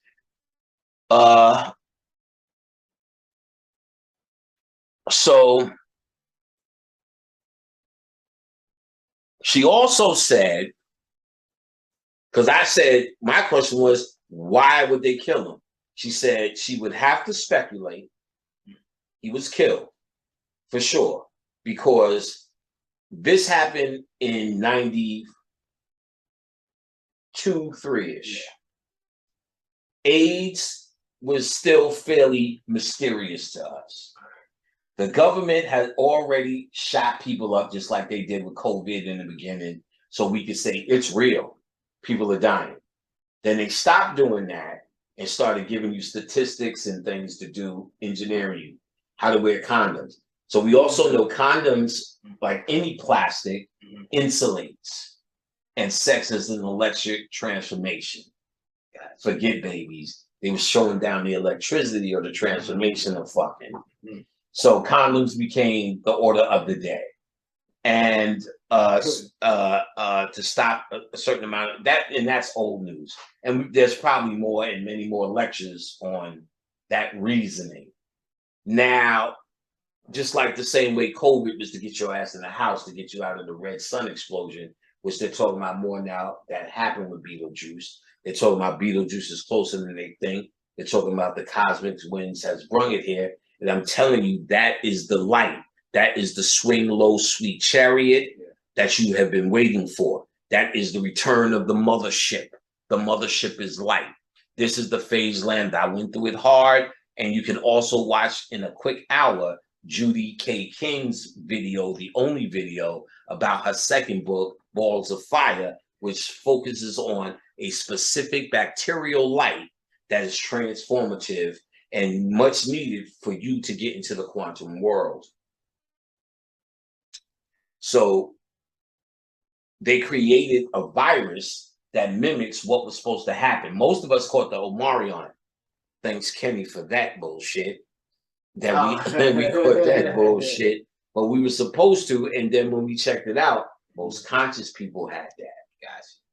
But a lot of people didn't get that other bullshit that was happening. A lot of that was manufactured. Right. But some of them was getting it because that's what was happening. Okay. When but the big wave hit with the Maricon, but they masked it like it was another variant. Right. But that's what we were actually waiting for from Beetlejuice. Y'all niggas better learn. So if you're not gone, you're now been hit with the light or the necessary vehicle if you're saved, meaning conscious enough to make the jump or the quantum leap when you die back into the world of quantum simulation, where you create your own heaven, i.e. Westworld, where we gonna get today. We're gonna get into all of this funkiness. This is just the opening. Chaka Khan. All right, so she did say that he was kidnapped by them. In the movie, I think they let Suge do it. Yeah, he did. Took a little room, beat him up, and tried to get him to sign, and did get him to sign. But his signature did not stand in the court of law, according to her. And where they came down for the kidnapping was that he would either get 10 years of a percentage of something or 10 albums. I think he opted for the 10 albums. And he used to say it. He used to brag about it all the time. They dissing me, but each time they diss me, I get paid. I own a percentage of this, that, Death Row. Or how do you own a percentage? He never signed that for Death Row. He wasn't even around for Death Row. How did he own a percentage? So she dropped and told me in court, this is why, because of that kidnapping. That's when she said, wait a minute. Because remember, she said, I only can speculate why he may have got killed based upon his nice heart versus their cold hearts. Then she said, wait a minute. Told me about his cut that he got in Death Row and Priority Records, which was Ice Cube shit. Because the beef between Ice Cube and NWA was all fake.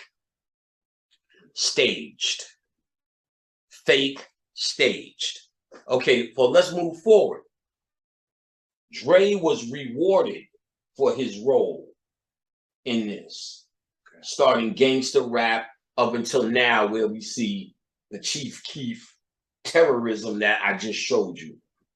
Dre was rewarded with beats by Dre. He said out of his mouth, out of every tour and every record I ever did, this one deal supersedes that by a long shot out of every record. That was a reward. Ice Cube is a Hollywood writer, established, making movies. That was a reward. All that shit with him talking about a turban and reparations, what's the end result of that? Mind control. Anti-establishment, anti-system. And that was always the agenda that the CIA laid out for rap. Make them anti-agenda, anti-establishment. We want reparations is more of the same. It's only meant, just put on a turban, you look conscious. Full beard, you look conscious. But you're saying the same, you're spewing the same mentality, which I point out. Fuck Tupac, not my Jesus. Fuck Jesus, not my Jesus. Black Moses, not my Jesus. Elijah Muhammad, not my Jesus. Malcolm X, not my Jesus. You notice if you're the same thing, no matter how you got there, you there, son. Yeah. Nobody's thinking of that because everyone holds on to what they know is significant to them. But in the end, you fight and defend it for the same things that you clown motherfuckers about. Look at him. He's talking about Jesus and he fighting Jesus. You don't know if fucking Harriet Tubman was real. Well, the archives say, fuck the... Look, they did a movie called Wag the Dog, of course. Wag the Dog was about how they created a fake war to distract for some human shit, some scandal shit. Yeah. They went as far as to make a fake war. I won't even have to get into what's happening now in the fucking Ukraine. It should look real enough, but it looks real on TV. Exactly. You know what I'm saying? It looks devastated, but then the next story you hear is Ukrainians go back to school. Like, the shit was blown up. Yeah, so these motherfuckers at school all proud. So they're like, nigga, they still got pride, nigga. I would be done. Look what they did to my shit. They're like, we're gonna work it out. We're gonna make it. We're gonna make Ukraine is stronger than ever. No, I mean that motherfucker out, motherfucker, just that shit. I'm gonna kill your ass. They're like, yeah, you know, all the shit, you know, it's fucked up, but we will rebuild. Hey, y'all motherfuckers really taking a lifetime. Y'all might as well just go somewhere else and reboot. Somewhere else. All right, so, but in the movie Wag the Dog, they also said we need to bring home or create a refugee situation, a prisoner of war situation. Oh, what's that? What are they calling that basketball player? Right. Yeah. Because when they showed the Ukraine, a place you didn't even give a fuck about, of course, when you see suffering things and suffering people, your compassion kicks in. But when they say Brittany, what's her name? Griner is in Russia's stuff, they're psychologically saying it's your war because they have a prisoner of yours. Right. And the other guy, and the white, if black is not enough, let's give you the other white guy too. So we just make sure we solid that's over there. We'll try to trade them and all that shit. So now they made Russia hold your prisoners of war while they're fighting in Ukraine, i.e., made the war yours, made you have skin in the game. Oh, they're vicious with the mind control, son. All right. Where was I at? I was saying that. Wag the Dog, in the movie, Woody Harrelson plays the Brittany Griner role. He's just a crazy dude. And they already got him, but they need to present like they got him home. Yeah. So they needed to make, he put a Morse code message on his chest that said home ma or love ma or ma something. They created a song called Hello Ma or Hi Ma or Home Ma with Willie Nelson and some black dude. They put static on it. They inserted it in the Library of Congress. And then leaked it to the press. The press said, oh, well, it's in the Library of Congress, must be old. Nobody's born, they don't know it, they can't say, oh, I remember that. But because it's there and sounds old, it must be old. Remember, they are the ones that anything you would research to say, no, Harriet Tubman was real because is theirs. So if they want to make a reel and every because that you can say, unless you sat with the hoe, I don't want to say that, my Jesus, unless you sat with beloved, you really can't say, you don't know. You don't even know if you was in slavery because everything you ever seen from it was on television. And anything they said was in the museum. Like the Moors have that right. Where's all the slave ships? Right, not even one. Not even one. Well, I think they have one or two. Okay. But they would show fleets of that shit. Remember, 100 million motherfuckers. How many did they even master the sea like that? I thought they were just in cave. They mastered the sea where they could go from Africa to America on the sea constantly. Many.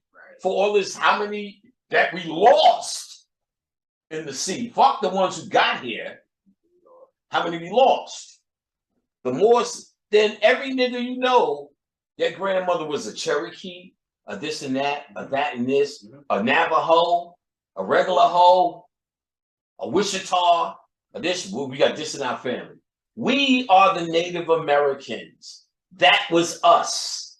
They didn't all die off. They all became what we are now. Right. I don't know who them light-skinned motherfuckers are. A few of them niggas, yeah, we need to get our shit back. No, it's us.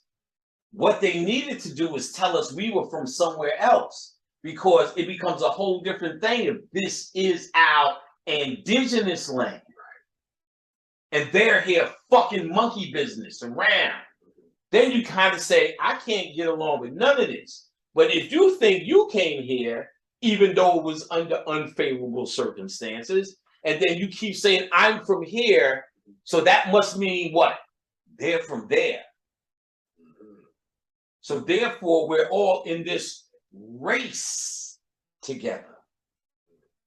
It's just that they did some fair shit to us that we keep complaining about. But this is not ours or theirs. Therefore, any law of the land, when you see these civil rights CIA agents or agent provocateurs telling you how to behave and what hope they plan on giving you in the future, only if you invest in whatever the system is, which that's just a COINTEL program, CIA, another CIA program, civil rights. I know that far stink that I made. Actually, I don't smell it. It's coming. It's coming. You should have said nothing. The fan is that way too. It's coming, son. Nah, you was gonna know. I tried to do a favor, let you know what to know. That part is hard. Thanks. I got more coming. Don't worry, you're welcome. Don't worry, there's plenty more where that came from. All right, so Shaka. So okay, so this hope system is what they got us on. What was I talking about? The slaves. Slaves. Yeah. So, and you were here. If we was already here, we're traumatized in this moment, but they keep telling us it's from before. But right now, you paying rent is enough to have you losing your fucking mind. Right. Month to month. You know what I'm saying? They're gonna turn out your lights. You can't, or your heat. You can't function. You just sitting there with yourself in the dark, nigga. Don't have a fan. And you look nigga, you just look. Yeah, you can't. You got candles and shit going. Nigga, that's a Holocaust material. That alone is why you crazy. But they keep telling you need to attribute to your this and that and reparations. We need to stay in this slave mode. What you think this Ice Cube dummy ass dumb sitting on his millions? Sitting on millions, so when we need reparations, you don't need shit, nigga. No, we need free money. You know what I'm saying? Period. You don't need repair. We need them niggas to get out the way. We think and are made to think we need repair. The first we ever heard about what slavery does, it was in Roots. And I remember when Roots in 1977, I was already 9. So I have a memory of it. My mother didn't let me watch it the first time, and a lot of kids did. Dame was able to. Once she watched it, they repeated it, and I watched it the second time and why the fuck are they celebrating if they're slave? We just knew nothing about it. That was what made me scared when I watched that. They cutting off feet and control. I never knew about it or nothing or felt nothing or no inferiority yet. Yeah. Because there's plenty of other things that make you inferior. All the white presidents on the wall, just Martin Luther King, who was their slave in school. All the white teachers that were in front of you. The white history books that kept telling you, you're a slave, you're a slave, you're a slave. Who am I? Well, the slaves got free.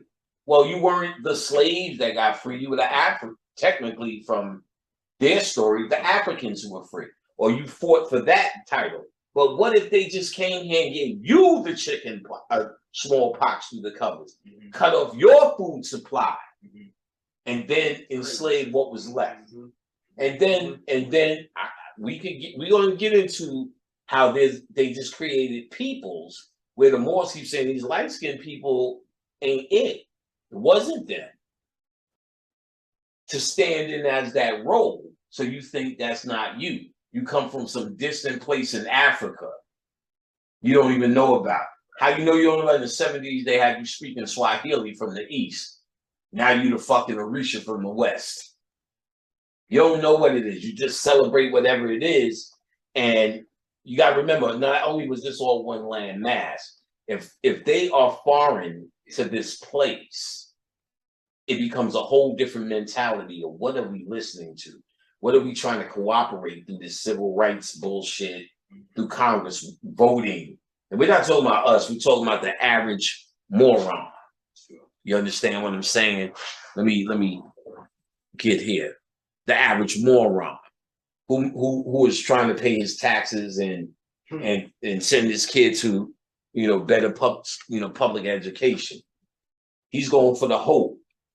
We're working on better banking, we're working on this and that. You wouldn't even work in the system if you knew they were foreign to everything here, because then they have no rights to anything. See, when they say you from Africa, you don't have no rights to this land. If you understood that this was your land, then they are the foreigner no matter what the fuck they do. Right. You get to say their entire system of government is null and void in your land. I don't need to follow. They can do whatever they want. But get the fuck away from us. Right. We don't have a standing army to do it, and you'll see niggas will get their foot chopped off. If they try it. So you don't even know if you was a slave. So then you have a whole bunch of niggas. Well, you shitting on the ancestors, all the ancestors that crossed the river and did this and that. But here's the question. Do you really know that happened? You were told that happened. Now, it may have happened. I don't know. And that's the point. I don't know. And that's the point. And neither do you, nigga. Well, Dr. Clark, Dr. Ben, Dr. this. They put all the facts together that they have. But who says, just like in Wag the Dog, in them planting information, they have the means to do that. Right. Who says what they were led to study wasn't doctored, wasn't whatever. Right. Were we great people? Were we builders? Were we this? Absolutely. But it all centers that we were from this place in Africa when we know there are pyramids in the Grand Canyon. Right. There are pyramids here in Mexico, which is South America, a part of this continent. The Moors also talked about how the Aztecs, Mayans, and all of them were dark, us, and don't even understand who those people are representing that. You're gonna love this when I drop that 3D printing is cloning technology right in your face, and you stupid niggas didn't even see it. Shaka Khan. Shaka. Shaka Khan. Shaka Khan. Shaka. So that's the point. It's not about shitting on potential ancestors. And even if it's true and ancestors did die through the Middle Passage, ain't they going home? What is that a disrespectful thing for? Great. They should have died in the Middle Passage and they wouldn't be stupid like you in America, wiping your ass with the 3 shell system. They decided to make the transition because they didn't want to be fucked up like you, Kunta, based upon your understanding of what it is. The point is, and I'll reiterate, you don't know. And they showed you in Wag the Dog how much you don't know. They showed you what CGI is in Wag the Dog. They showed you what a fake moon landing looks like. They're filming this nigga taking his first step on the moon. What the fuck they get? Who's filming it? Right. Who's outside filming him get out? Landed. Huh? Don't they show it? Yeah, then they show the shit landing. Like, where's the camera? Who's Stanley Kubrick is holding a fucking tissue over his go. Hurry up, I'm floating. Know what I'm saying? Bullshit. Yeah, questionable. Not to mention all the detail they go through with shadows and all the white boys who debunked it. No stars, no this, no that, no the other. And how they got these fake pictures of Jupiter. You got conscious niggas talking about all the science of Jupiter. Nigga, that's an illusion. There ain't no Jupiter out there that you can land on. It's a reflection from your own mind. You're living in a planetarium, stupidity. Stupidity incarnate. You're on a flat plane with a fucking, just like a planetarium, looking at the stars going, ooh, that's Jupiter. And Jupiter has holes that represent your kundalini. Oh, you need to stop. Stop! You're so disgusting with your fucking pseudo understanding of your own self. This has been said over and over. You quote the books, holographic universe. Then in the next one, say some shit about it as it being real. You'll say anything to get attention. You got to be willing to say where the study goes, and it's not necessarily right or wrong by my thing, but you have to say, if you're going to study the holographic universe, you can't have it both ways. You can't buy into the hologram. You're making the decision with the information, and if it lines up, to work with it, to expand on it and get more information that expands on it based upon your thought frequency. But if your frequency is to get likes, you'll say and suck on anything, nigga. Anything that they put in your face, you'll put in your mouth, because you're about the likes and you're about clicks. But if you're about that integrity and that truth and information, you're going to go through your study and try to back it up. And it has nothing to do with being right or wrong or better or less. It's about being honest, at least, within the integrity of what you speak, nigga. If you're going to call yourself this, but call yourself a fucking YouTuber, and I'll high five your monkey ass all day, because that's what you are, a YouTuber. I try to be, I get where you need to be that to get the message out, but have a fucking message. Have an integrity message. Have a message true to it. Don't just contradict anytime shit gets hot. Better talking about a goddamn nothing. Be honest to the work. Shaka Khan. Shaka. Be honest to the work. So understand, we're decoding what they do to work against you. You need to be able to do something. I want to get all of this out. Do something. So in Wag the Dog, we see they were planting shit to make it look old. And then it occurred to me, because even written in my book, the second one, I go through Trump, and there was a story, as I pointed out, about an old writer, 18 whatever, who wrote these books that correspond to a lot of Trump's life and about time travel. Barron was the main character. He has a son named Barron who meets the Don of all Dons that takes him a gateway through time in Russia. Whereas, you know, his connection with Putin in Russia at the time, and maybe about 4 other things that are odd and seemingly, But then Donald Trump is associated with time travel, because in the movie Back to the Future, which is about time travel too, he goes to an alternative future where Don is running this big building. Right. He's the man. Right. So it's symbolic of him becoming on top. Biff, the dumb bully, the idiot. So either Zemeckis was channeling or showing you or got busted, because I go through this shit. It's on the web. They go through a lot of the 9/11 encoded in references and in code, and how it was hidden in the number system throughout the movie, especially number 2, and how they go back to the future. It's the year 2015. The real year was 1987, or the real fake year was 1987, but they go to 215. All the things from that movie that now existed in 215. And on the day they went back, October 15th, 2015, they actually did a show on Jimmy Kimmel Live.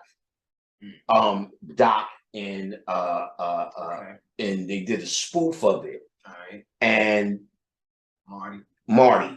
But in that same year, Robert Zemeckis, who did that series, along with Steven Spielberg producing it, Robert Zemeckis. He directed a movie called The Wire, and The Wire was also about the Twin Towers. A true story, which I do remember, of a man who stuck a wire between the two buildings and walked it like a tightrope. So the whole movie is his preparation and about it. The outfit that he had on was the same one Marty had on in Back to the Future 2 when he ran back. I have something to tell you about the future. All of that was trying to tell Doc about 9/11. And I go through the breakdown and I expand on it more, how they predicted Obama, Clinton, JFK, all this shit in that movie.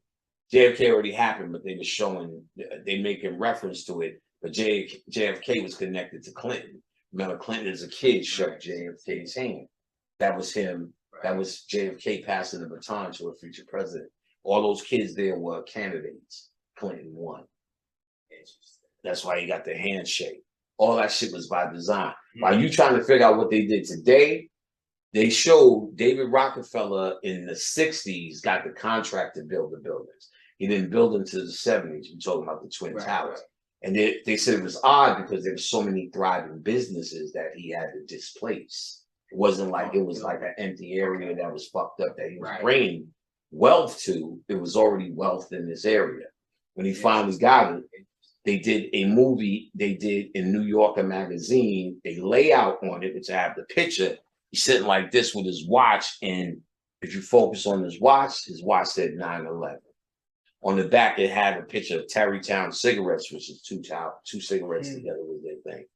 So I show that all in my book, and how in 1970s, before they built those towers, they already had plans to knock them down on 9/11 because they know about cycle of time and what that date means in terms of the significance of destroying it and the panic that it would cause, i.e. so much so when you're in panic, the ritual is to call what number? 911. 911. So each time you're in distress, that number is now connected. All that goes in the ethers. That now becomes a battery. And to add to that battery, when you kill people on that date, that's the ritual. You can tap into that energy, and with that energy, they push forth wars. That's exactly what they do. They are the warmongers. Everything they do is about wars. The famous movies, Matrix is about a war. Star Wars is what? War. You know what I'm saying? No matter how many times Star Trek gets on and go, we're just peaceful explorers. They always phases on stun, nigga. Every time they walk, phases on stun, but you're a peaceful nigga. You don't never go anywhere with your dick out. You go everywhere with your phaser out. All right, so let's get back to it. That's gonna sting. So Michelle Lehman, we talked about it. He had a good heart. We talked about it. He gave money away constantly. Eazy-E, she said. He was building community centers, things like that. He's already should be killed for that. Right. Because what they're doing is anti that, but what it's saying is his guilt may get to the best of him. He's doing things that he's guilty now, trying to fix maybe things he's done. In terms of money, which was the big thrust in why they said, they fell out. That's in the movie. He wasn't paying us. Jerry Heller must have been keeping the money. She said that was bullshit. Before they made any records, he bought them all houses and all Jeeps. Damn. Before there was any record made, he was a drug dealer. He said they already had houses and Jeeps. She's seen this with her own eyes. She said something that really did hit me as interesting. She said Jerry Heller no longer makes music. That's interesting. Very interesting. Because if he was the vulture that they depicted him to be, Eazy-E would just be an appetizer. Right. Now it's on. Now it's really. Yeah, I'm Jerry the fuck Heller. Right. But he was so traumatized by it, he's out the game. Why? Unless there was something in him that was emotionally caught, attached, or touched. Right, because they said him and Easy, Jerry Heller and Eazy-E were particularly close. Like, right. Particularly, very close. Right. And they depicted how close they were, but they made it seem as if, and I don't know how true or not true it is. I'm not there personally, but this is according to somebody who I really take word very seriously. Sure. She said Jerry Heller, though they depicted him as close, they depicted them as close in both crooks, and even more that Jerry Heller was fooling Eazy-E's old ghetto ass, which we could we believe that kind of shit easy. Right. Right. Now he's a white man. He has the experience.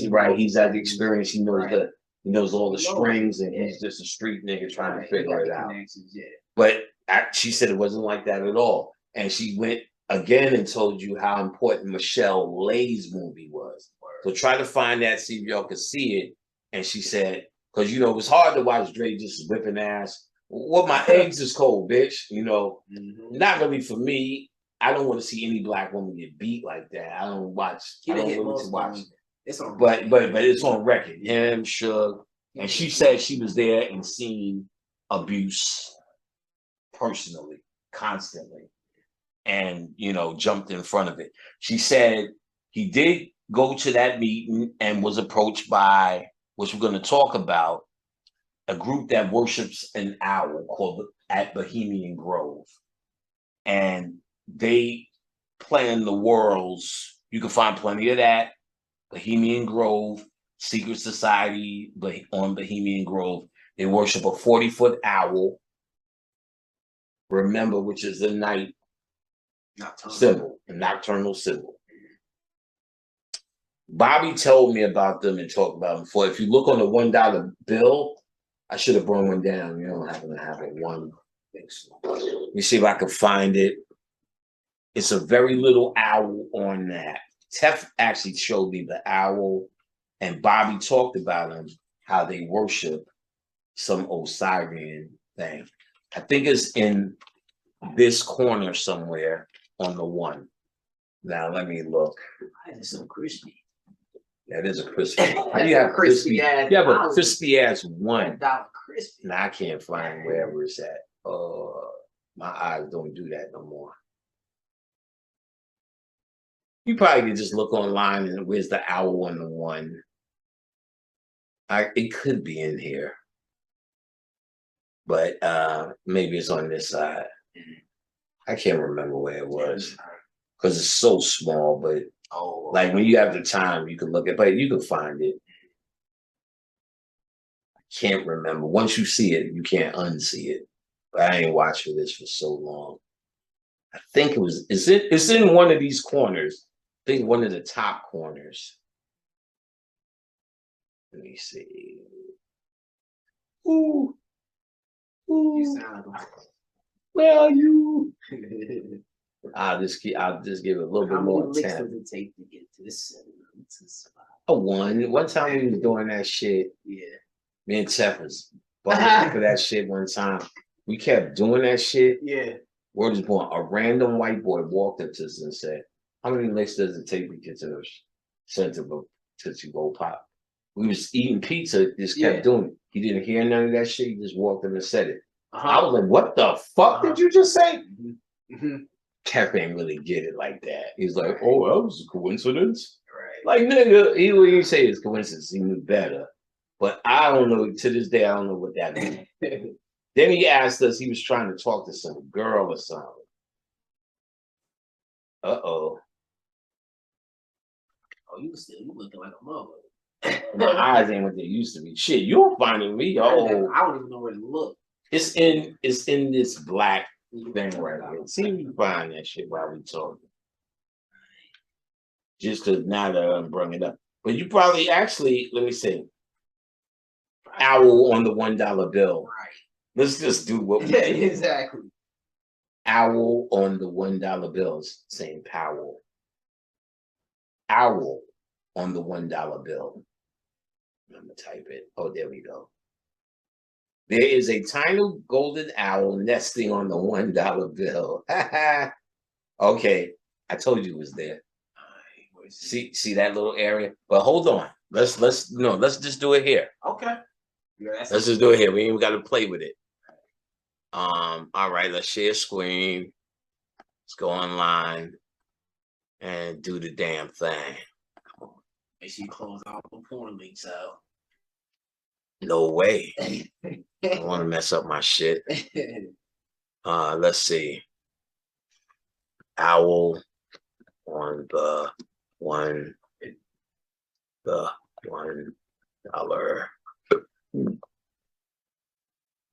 bill. All right, images. There's a tiny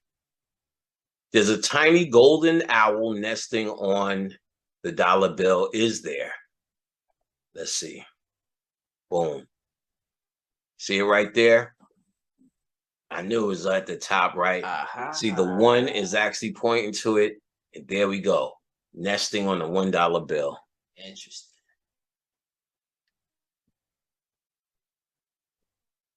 Panic don't bullshit with ya.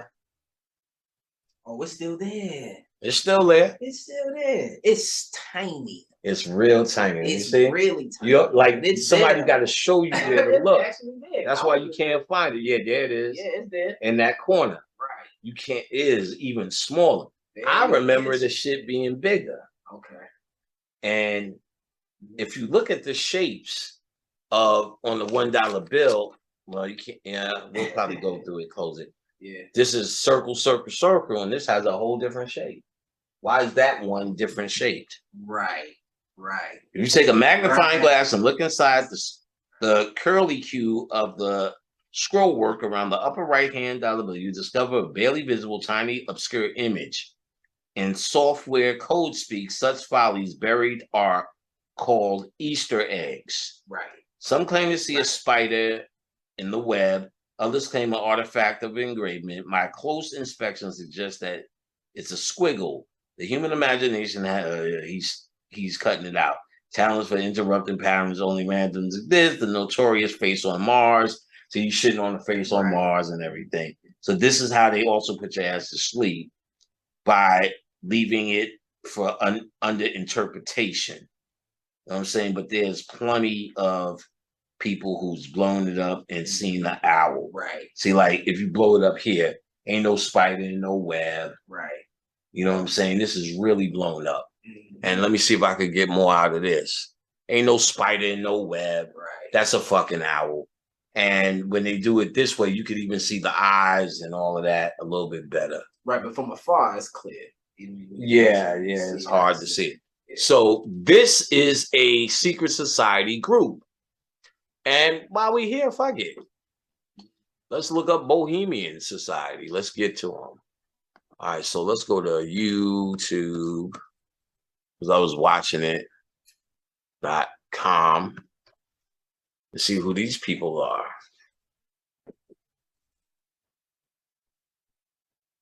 Where you at? YouTube, whatever. Oh, that's it. Just go. Oh, look. Well, yeah, I don't know why it went there. It's still the golden owl. Hold on, let me just do. Let me go here. YouTube.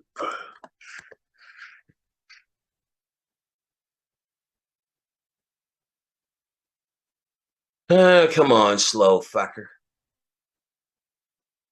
See, if I wanted to go to my creator studio, I could have did that. Like clicking the link, motherfucker. I was trying to get right to it. But I might as well just go here. All right, do a search. All right, stop you. Look at that face. Let me hurry up. Like you just farted. Yeah, I probably was. What's the name? I'm gonna spell it wrong. Bohemian Grove. Right. It's gonna correct me. Grove. Well, I'm trying to steal it. Bohemian Grove. All right, this shit could go. Bohemian Grove. There we go.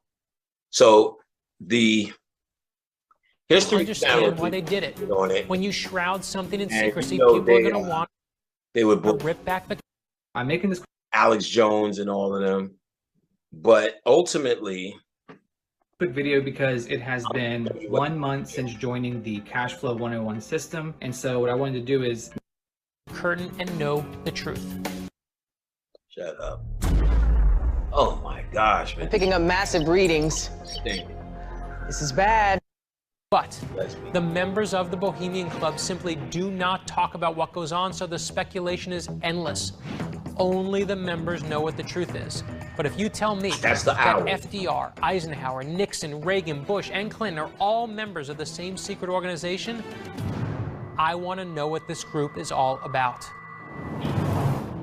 I'm Brad Meltzer. I spent my life collecting stories. The best includes... So they were talking. There's a song out that says, I don't want to gain the whole world and lose my soul.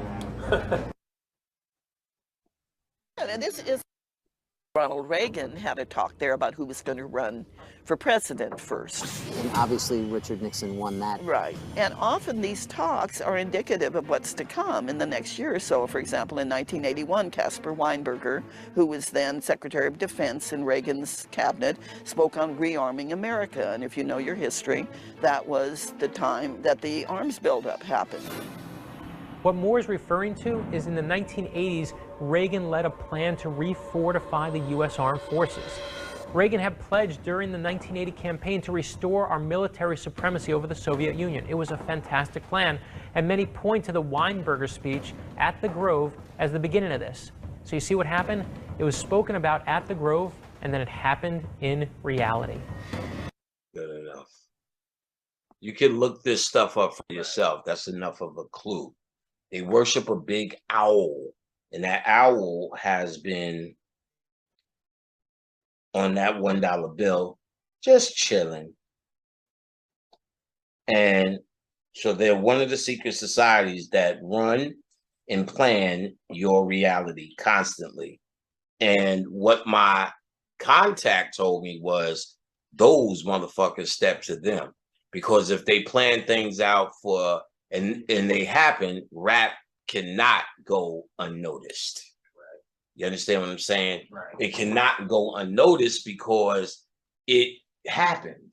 So that means if everything's planned out, stop giving it up. Stop thinking you nice on the mic, son.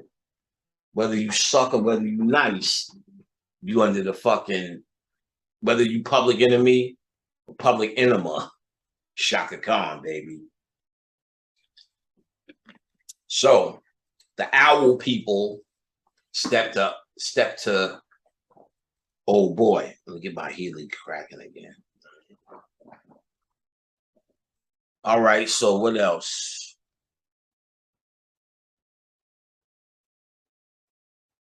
So ultimately, they killed your boy because he represented a threat.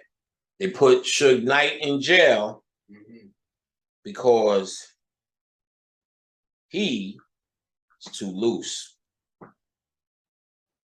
But Dre got rewarded, Cube got rewarded, Ren went into solitude. You don't hear shit about him. He's invisible. No interviews. Yeah, this is how we used to do it. What about that yellow dude? Oh, he's the porn king. Oh, that's right. He told me that. He's eating off of that. He's a porno king. That's his lit. So now the second, motherfuckers, the second phase was Snoop in them. Snoop clearly is reaping the awards. Snoop did so much for them. He became he's only second to Shaq as a empty ghoul for advertisement. He's a advertising bitch. Starting with Tommy Hilfiger, who first said, you know, black people started buying my product when Snoop Dogg wore a Tommy Hilfiger shirt on Saturday Night Live. He said that's when black people started buying it. Oh, but contraire mon frere, there is more. The guys from Instagram, the owners, were doing an interview recently and said, We didn't exist until Snoop Dogg mentioned us. Snoop Dogg made Instagram hot. Wow. So that shows there's a power as advertising. But ultimately, Black people are supposed to be advertisement for everyone. Okay. We're the first to buy it, to wear it, because we want to look like we are. Right. We are. Right. So we wear the biggest logos on the chest. Sure. When you go in the Gucci store, you don't just like this shirt could be Gucci for a white person, but it's just a shirt. For us, that's just gotta have Goop and Chi on the back. You know what I'm saying? Yeah. So we would look for the logo on the shoes more than just the shoes. They're not comfortable. Mm-hmm. See, that's what it is. Right. You know what I'm saying? So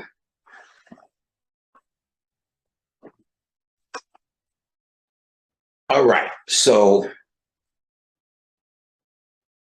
Snoop also went under a drastic campaign because he was going to become that advertising bitch.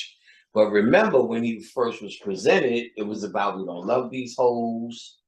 It was about I'm talking Crip Biz to the very bad. Murder was the case. Murder was the case that they gave me and all this shit. So now he gets with Pharrell. Yeah. He's making songs about women. Yeah. Beautiful. You're beautiful. Right. Ooh. Beautiful. Celebrating these women and Black women. And then he has this spiritual revelation. Turn them fucking them jailhouse goddamn braids or that perm. Receding hairline a little bit. That receding hairline into dreads. Right. And because now if he says Bob Marley, whose religion was weed, who you accepted as a weed smoker for spiritual means, all the weeds and blunts don't turn into some nigga street shit. It turns into, I understand why.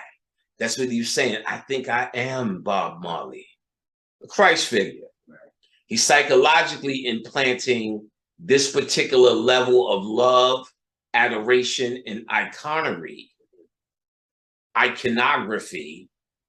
in your face. I am Bob. So he did that shit for a year, then went back. You ever notice he just went right back to Snoop Dogg? Doesn't even say nothing because there was no backlash for now that he's selling Corona and sitting with Martha Stewart. Mm-hmm. There was no backlash, but wait a minute, I thought you didn't love these hoes and all of that. Because if it was, he gets to say, well, look at the songs I made. I've come so far. I married my wife. I'm on TV with my kids as a football coach. Right. I became Snoop Lion. Right. I've changed, baby. Won't you change? So now they prepared him for his next wave. Ain't nobody in the media like that unless they make him such an icon, but his origins dictate what he truly is and what he truly means and what will psychologically never go away. Gotcha. All of that shit evolves. Ice Cube, I thought it was odd. Fuck the police and all of that. Yeah. And then he does Triple X. Right. Where he takes an arrow for the president. He is pretty much the police. He's fighting for American justice. And they made sure as they went through a list of his mugshots to show his actual picture from the album, Fuck the Police. They showed his actual picture because they want to show this should become this. The rebel should eventually become the police officer. There's a ritual Bobby Hemmett pointed out that every single Black man has, and I can do a book just on that, has played the cop at a certain point. You must say that I submit to the system. And so at a certain point, you must say I submit to the system. And you know, Snoop Dogg spins the system. That's why he was the sole survivor in the East Coast, West Coast shit. I don't think he even knew if they would take him out because that's the move they choose to make. They make those decisions, as they point out when you study the Bohemian Groove over there. Right. So they're the ones saying, Biggie was an agent. I'm sorry. Oh no. You said, oh no. Oh no. Biggie was an agent. When you watch that, he deals with that. And it makes a lot of sense in Industry Hoax on YouTube. Industry Hoax. He speaks about Biggie's role opposite Tupac was all a hoax too. And now they give Snoop Dogg Death Row. You know he owns it. And that's also another gift Snoop Dogg got. Death Row for his role. Owns the whole thing. Owns the whole thing.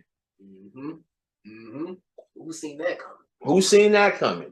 They took it away from Suge Knight because they felt he was a loose cannon. And where's Suge Knight now? Oh, you know, he's in jail. He's in prison. Yeah, he's in prison. He's in prison. And he's in prison because that's a choice. He's loose lips sink ships. They felt Eazy-E was a threat that way, either because he was getting that money, which he bragged about, the percentage of all of it. And if he's bragging about it, he will go further. Let me see this shit or something. I thought you said a roach, nigga. Shit, nigga. There's jail down here, nigga. You taking my conversation? Taking that commentary, nigga. So, rap, sorry to say, niggas, is a total manifested thing. Right, but you explained to me because I was a little sad about the creation part. Right. You was like, no, that ain't got nothing to do with it. That's us. Oh yeah. Right. Yeah. Making it in the street, of course, is us. Right. But the game changes once you make a record. Right. That's why I talked about Grandmaster Caz felt a different way about Run DMC than the young guys who really first seen these records and were inspired by them. We would have the same Jesus response if you said fuck DMC. Gotcha. Understand what I'm saying? Absolutely. But Caz was like, those are the beginning of the end. They hated them. Interesting. Because Run DMC not only was performing and compromising to send the image out, Caz knew most niggas didn't stand with their hand on their dick and like this in the street and wear leather and wear them hats. That wasn't the whole of rap. There was so many different things. So I could see many reasons why he may have had a problem. But ultimately, the compromise always starts when business comes in. Right. Making music and music business are two different things. Gotcha. So they took the instruments out of schools in New York. Who says they didn't inspire it? Because rap music sometimes is attributed to that. When they took the instruments out, we started doing the human beatbox. Started banging on the lunchroom tables because we had to get our music out because we didn't have music classes anymore. There wasn't all them bands like y'all niggas had down south. That's why y'all didn't make shit, but y'all still was playing drums and horns and this and that. Instruments. They took all the instruments out of the way of New York. So without instruments, it became on the lunchroom table, and niggas talking shit turned into this one and that one and the other one. So perhaps they took the instruments out on purpose and put the pressure on purpose just to see what would happen and what will emerge. Because what they do know is we are a musical people. And we will create jazz, bebop, scat, blues, black, green, black. So what if they inspired the creation in the ghettos or the slums of the Bronx, Harlem, and secondary Brooklyn, which were rough. Queens was not like that. And that was the joke. For years, they would say, is Brooklyn in the house? Had the most Brooklyn and had the most represented. Bronx, Harlem in the house. Queens, crickets. Even when I met Caz, where you from? From Queensbridge. Oh, nigga. Like, still. Oh man, the Rice Krispie treats is all in there, son. You help a nigga with a bad back, man. Look, bring a stack of them. Yeah. So you know, there's flavors in there. Give me some of them strawberries, nigga. Yeah, nigga. You was there when I bought this shit. You call me greedy. I don't know chocolate, nigga. You can have those chocolate giddy. That's caramel. Yeah, most of the you might have to dig for the strawberries. I've been picking them off the top. I don't even know all of that, but yeah, you know it's about to come. So I'm sure it's swine. Shut up. It has poison in it. It has pork in it. It has horse in it, and a little bit of monkey meat. All right. Here's something else that's interesting. Can't leave my mind. All right. But a lot of it is through speculation and channel. Making sure my shit is working. I think it's time to plug it in. All right, Miss Second, let me plug this in. Shout out to my man Bob. What is that I hear?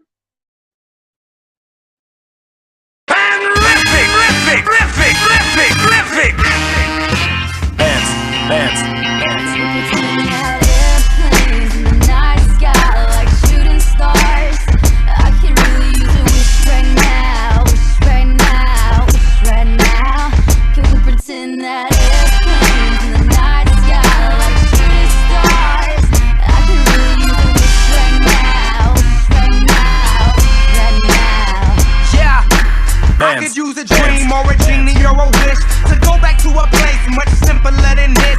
Cause after all the partying and smashing and crashing, and all the glitz and the glam and the fashion, and all the pandemonium and all the madness, there comes a time where you fade to the blackness.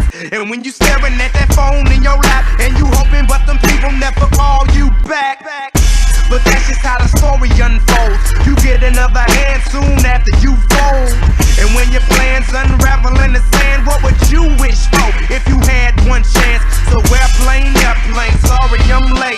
I'm on my way, so don't close that gate. If I don't make that, then I switch my flight, and I'll be right back at it by the end of the night. That airplanes in the night sky like shooting stars. I can really use a wish right now. Wish right now. Wish right now. Can we pretend that airplanes in the night sky like shooting stars? I can really use a wish right now. Wish right now. Wish right now. Yeah. Somebody take me back to the days before this was a job, before I got paid, before it ever mattered what I had in my bank. Yeah, back when I was trying to get a tip at Subway, and back when I was rapping for the hell of it. But nowadays we rapping to stay relevant. I'm guessing that if we can make some wishes out of airplanes, then maybe, maybe I'll go back to the days before the politics that we call the rap game, and back when ain't nobody listened to my mixtape, and back before I tried to cover up my slang. But this is for Decatur, what's up, Bobby Ray? So can I get a wish to end the politics and get back to the music that started this shit? So here I stand, and then again I say, I'm hoping we can make some wishes out of airplanes. Can we pretend that airplanes in the night sky like shooting stars? I can really use a wish right now. Wish right now. Wish right now. Can we pretend that airplanes in the night sky like shooting stars? I can really use a wish right now. Wish right now. Wish right now. Bands. I could really use a wish right now. I could really use a wish right now. Like shooting stars. I could really use a wish right now. A wish right now. Terrific.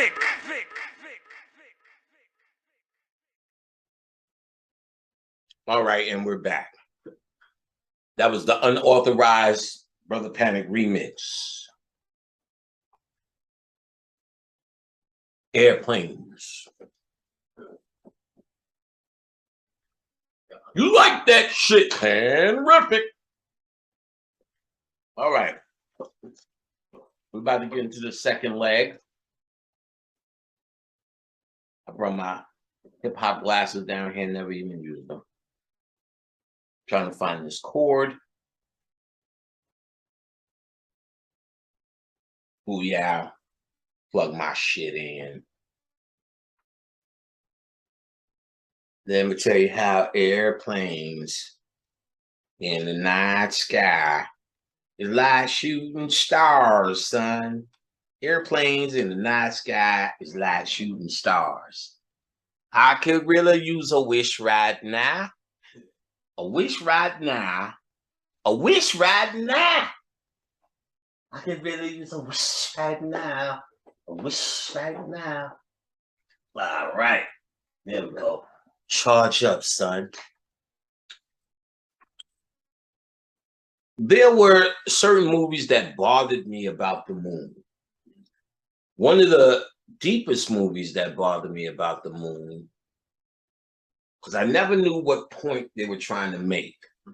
So once you get one point correct, or one aspect correct, 9 times out of 10, you usually could tie a whole heap of shit together. So one of the movies that I knew they were talking about the moon and kept making a point of the moon was Jewel H.P. Wells. Is it H.P. or H.G. Wells, who wrote a book called The Time Machine. And they did a movie in the 60s, but a much more CGI-ish one in the either early 2000s. Which when you watch it, every significant point in the movie, he's under moonlight. As he travels in the future, his first stop in the future, well, it's free on Xfinity now, but paid for it. The Time Machine got that dude with the long head in it.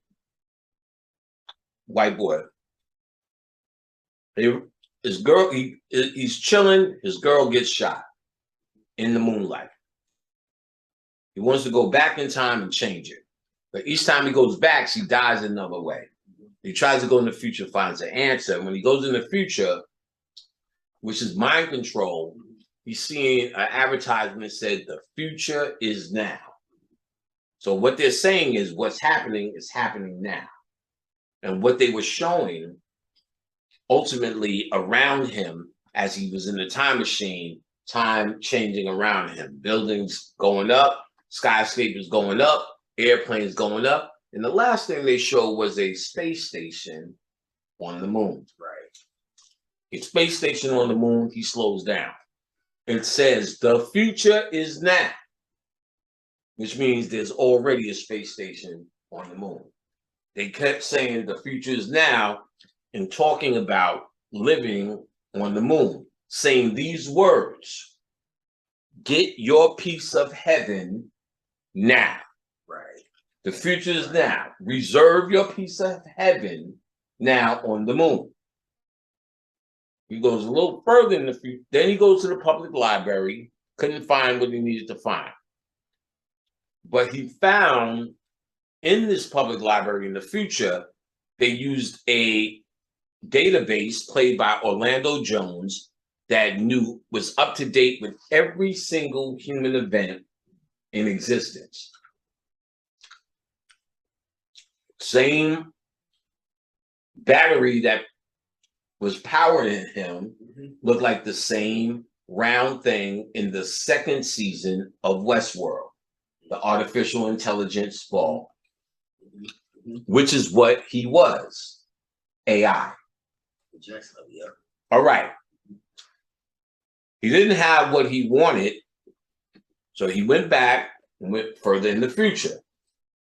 And what they before he went to the further in the future, they also said one other thing about the moon. That they were going to drop a seismic charge in the moon to start living inside the moon. Then he goes to the future and finds that the moon got fucked up and cracked because of it. And there's martial law, havoc, shit's get fucking up, and it takes him a lot to get back to his time machine, and he didn't go far from it. But when he got into it, it was so much havoc. He hit his head, hit the machine, fell asleep, and went to 8,000 or some unnameable years into the future. 800. No, it was more than 800. Yeah, I know something like that. Yeah, it was 8,000. They said that's what the dude said. I mean 800,000. 800,000. Right? Yeah. Maybe it was some because he was asleep while it was happening, and he went through a whole ice age and everything. Right. When he woke up. He wakes up in an indigenous environment, and everyone is dark. They're showing him how he lives. He noticed there's no old people and very little kids, or more kids than old people. And during his studying with them and questioning of these indigenous people, 800,000 years in the future, because he hit his head and was asleep while it was going and woke up. Like I said, they show him go through ice age. They show the world die and revegetate. So this is a long time. These Morlocks, or these ugly beings, come up and snatch and kidnap. They come up from under the ground and bring a few people back down to the ground. They brung down the girl that he bonded with.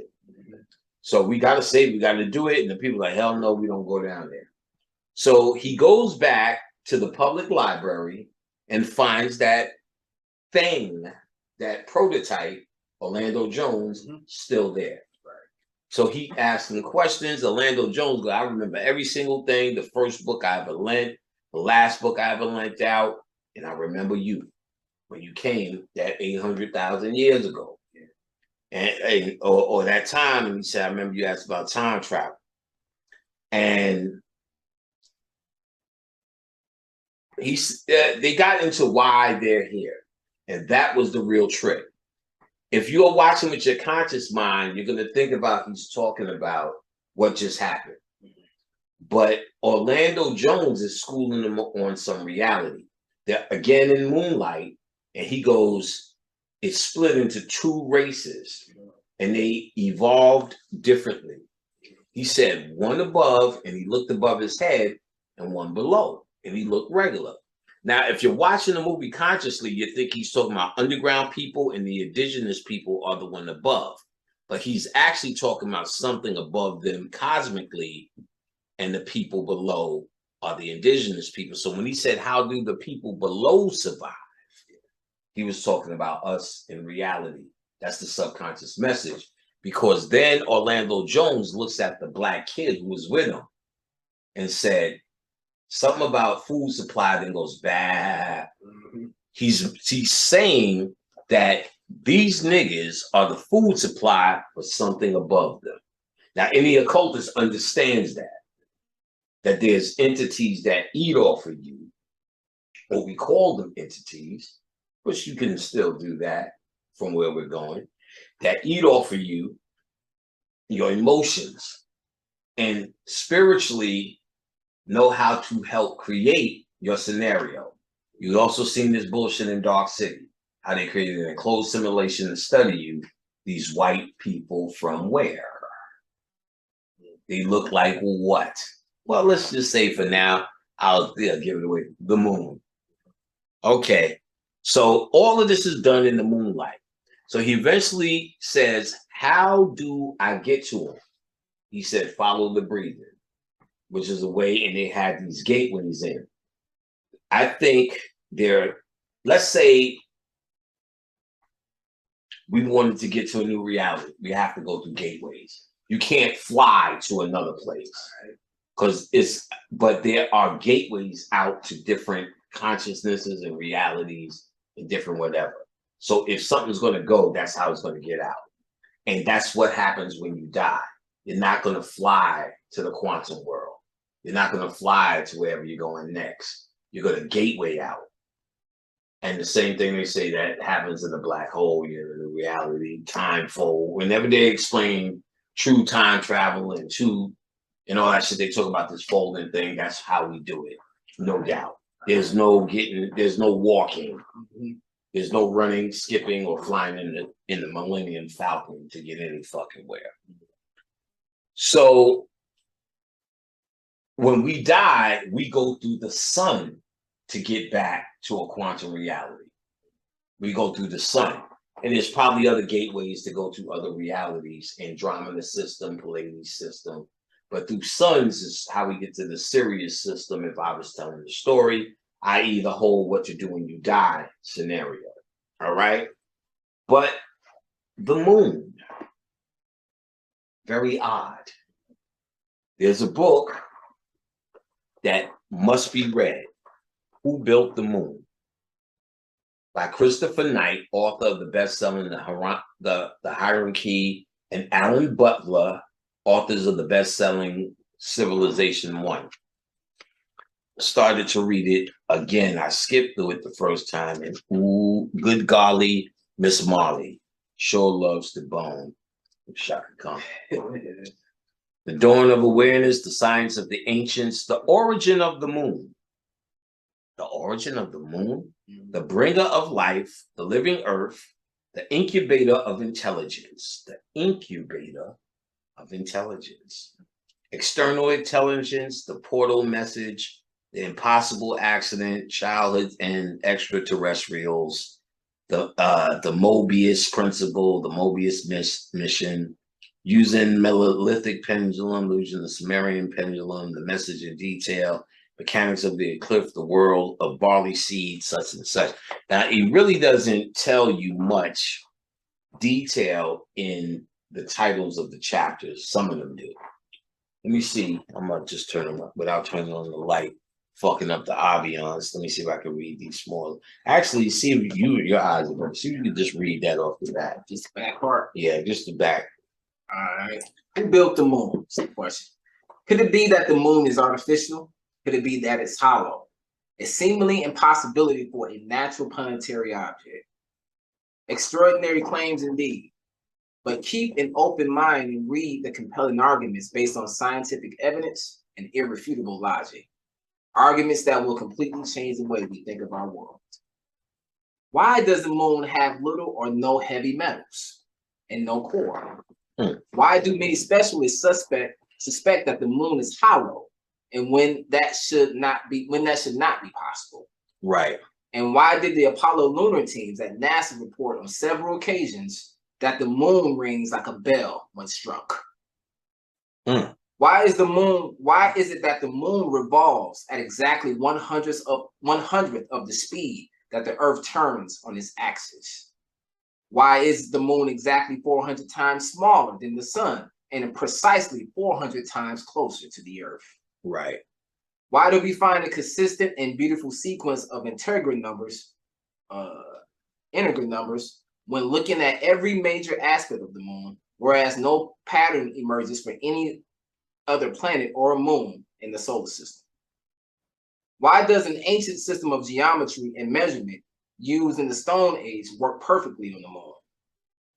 If our moon did not exist, nor would we, experts now agree that higher life only developed on Earth because the moon is exactly what it is and where it is. Not higher life for us, higher life for them. I want to make that point. Not higher life for us, higher life for them. The moon put us in a dream. Keep going. Is there more?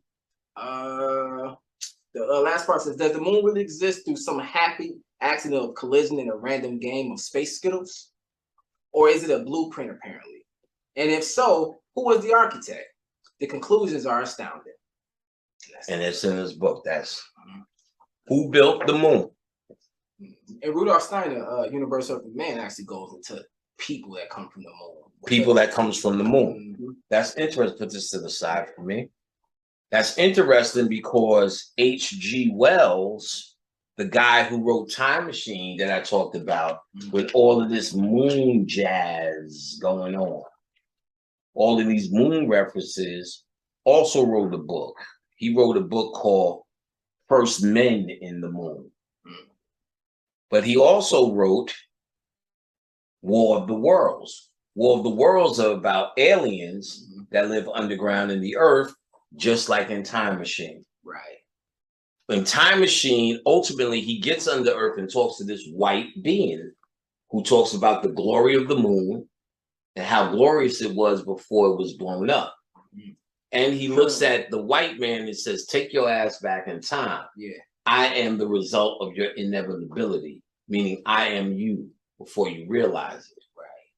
Keep this in mind because we're going to drop the movie that ties it all together and when they revealed it. And now it made me understand that movie. Why I understand that he was talking about moon people who actually got stranded on Earth because the moon is their spaceship. Ooh-wee.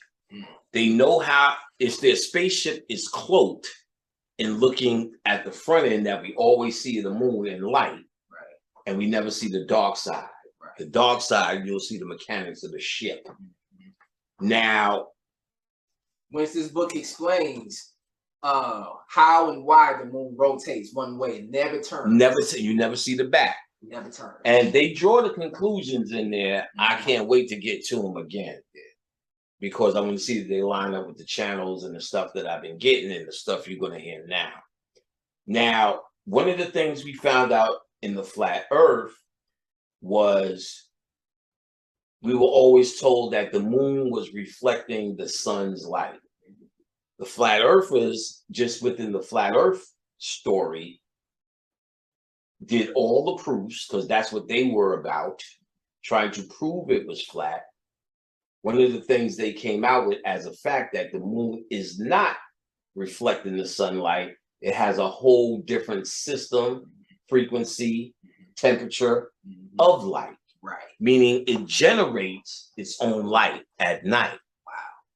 Now you tell me there's only one thing, and has this ever, do you ever really grasp how odd it is? We are so busy enjoying the pride aspect of we're the sun people. Right. We could take the sun, they need suntan lotion. Yeah. So that's the pride. But if you move away the pride and even apply this basic logic, why are they the only things that can't survive in our sun? That doesn't make sense. That says logically that they're not from here. It says that logically because everything from here could deal with it except for nocturnal animals that need the sun. And they showed in the Time Machine him nurturing a nocturnal animal, meaning that's their ecosystem, perhaps. i.e., the owl is a nocturnal moon being, right, that they worship. Now we tying shit together. So he also, H.G. Wells wrote The Island of Dr. Moreau, which is about an island that nurtures animals with human DNA. Where have we heard that story before? And I'm going to tie it together with one movie that says, shit, that's everything that they've been saying scattered around under one city. But everyone hated The Island of Dr. Moreau. Val Kilmer was in it and Marlon Brando. Oh, it was a terrible movie. Made no sense. People were walking out on it. But but the conscious people showed that it was akin to the Yaku story, which this guy wrote, and he's an occultist. He wrote The Invisible Man.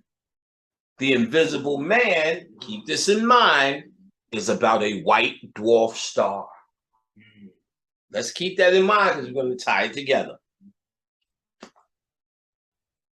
He wrote The Shape of Things to Come and When the Sleeper Awakes. I don't even know what that shit's about, but it sounds like if he's either talking about us or them, the sleeper is that.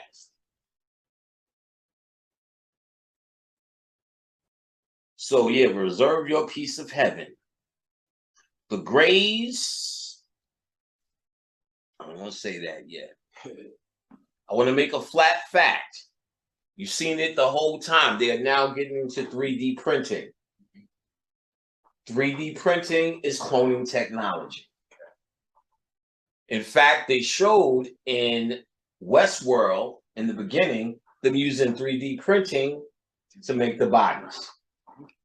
So they just act like it's a new technology. And even you told me, because Cornelius was trying to fuck with it, you can't just press the button to do it. It's almost like sculpting. No, you gotta program it, right?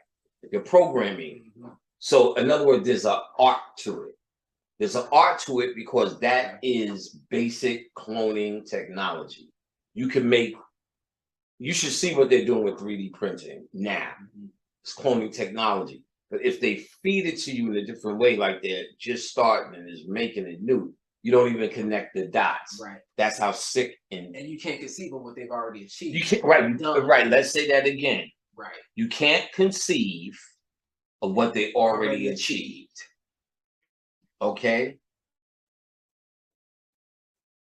Before we go here, what's that book that you found? I knew I had more books, right? And I didn't know where they were, and there was a maybe about the moon. So of course we found a lot of flat earth shit that we'll put out.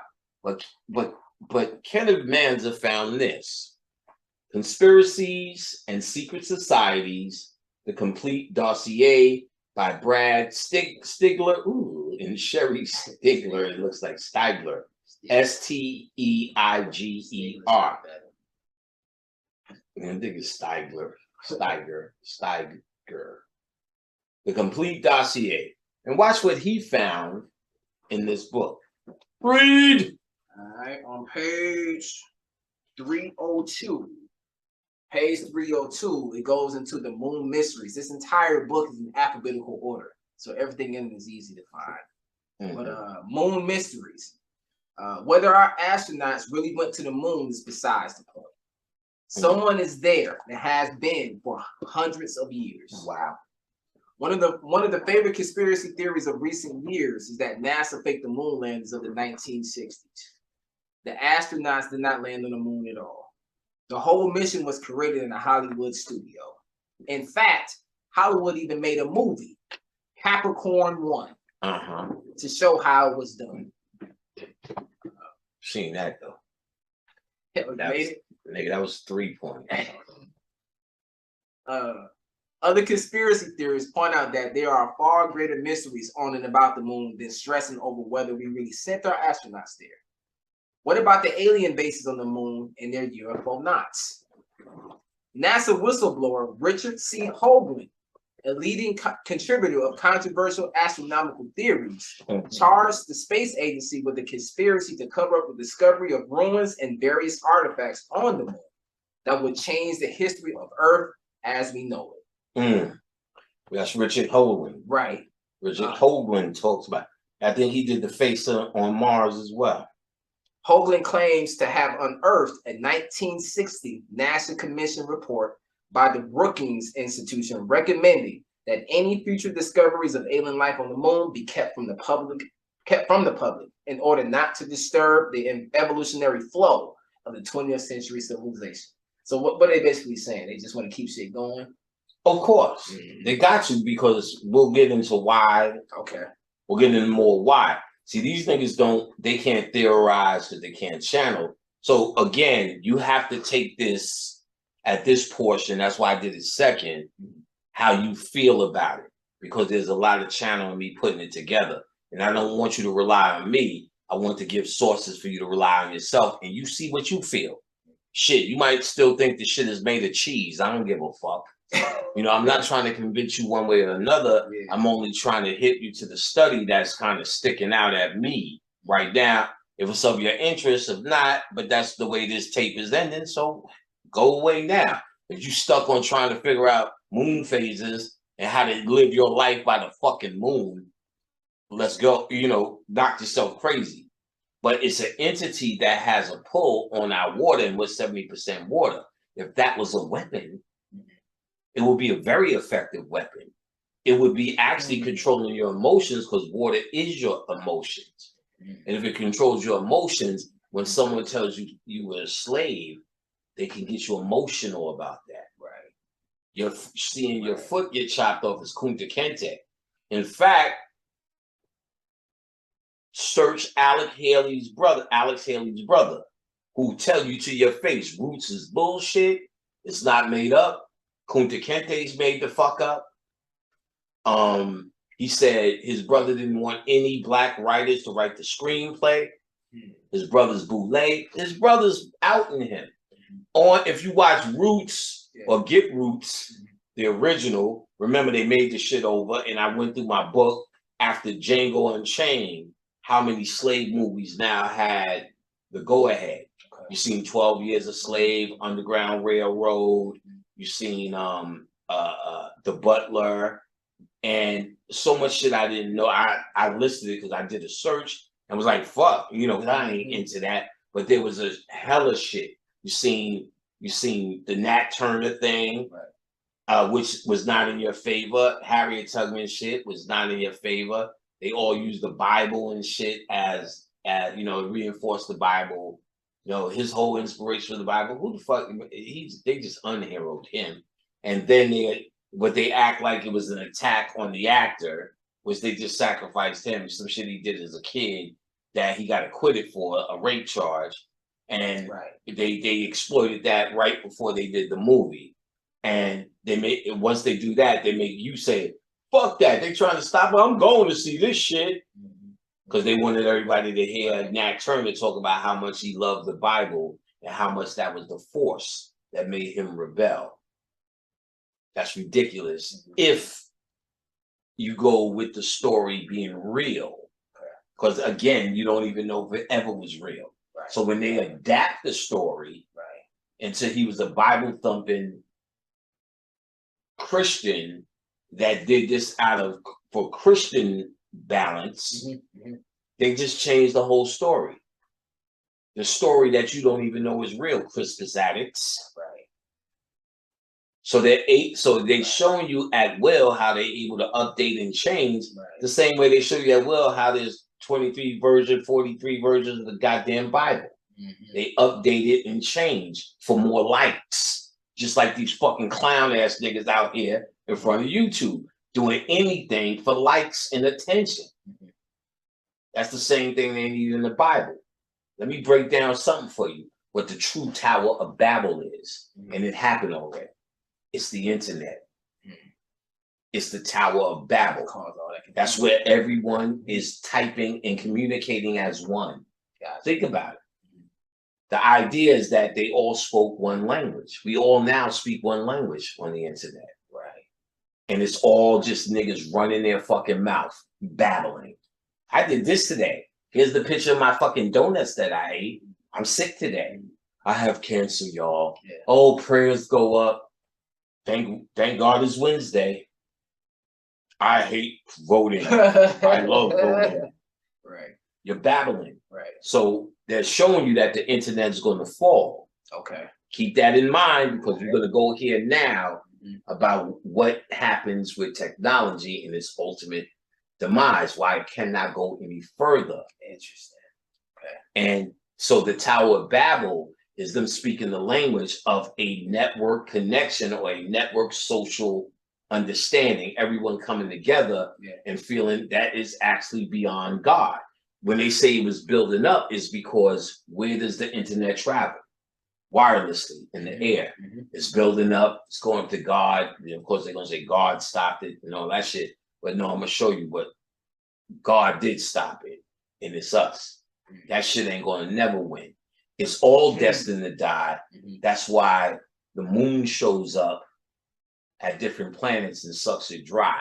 I'm gonna drop all the movies where they put this code in, nigger. Oh, we gonna do it, finish. Read. The famed astronomer Carl Sagan once theorized that if extraterrestrial beings had come to observe Earth, they would quite likely have established bases on the moon and would logically have placed their main installations on the dark side to keep them from probing earthly eyes. Other researchers suggest that if there are alien bases on the moon, they have probably been there for thousands of years, if not millions of years. As early as September 7th, 1820, during a lunar eclipse, French astronomers reported strange objects separated by uniform distances, moving in straight lines and with military precision away from the moon's surface. A similar precision of mysterious objects was seen on August 7th, 1869, during a solar eclipse with the sun's masking glare removed. In 1874, a Czechoslovakian astronomer claimed that he had seen a dazzling white object transverse the disk of the moon, then leave the surface and travel out into space. In 1912, an English astronomer reported that he had seen an immensely black object about 250 miles long and 150 miles wide on the moon. He speculated that he might have sighted the shadow thrown by something colossal in size moving above the moon. In that same year, during a lunar eclipse, both French and British astronomers stated that they had witnessed something like a superb rocket shoot away from the surface of the moon. Keep going. Okay.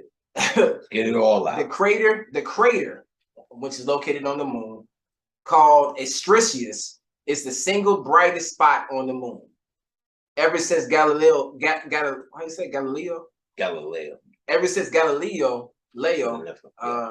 began gazing at it with his telescope in 1610. Observers have reported a wide variety of flares and lights issuing from that area. That makes sense. Listen to this Queen song called Bohemian Rhapsody. Galileo. And he's the first observer. Go ahead, you said the moon. They're dropping on this shit. That's a moon society, those owls, and they have worship of the moon. They do their rituals at night. And you could search for yourself how they do it, how they get down. This is a moon cult. The owl is symbolic of the moon. He's an all-seeing eye. He's watching everything. Right.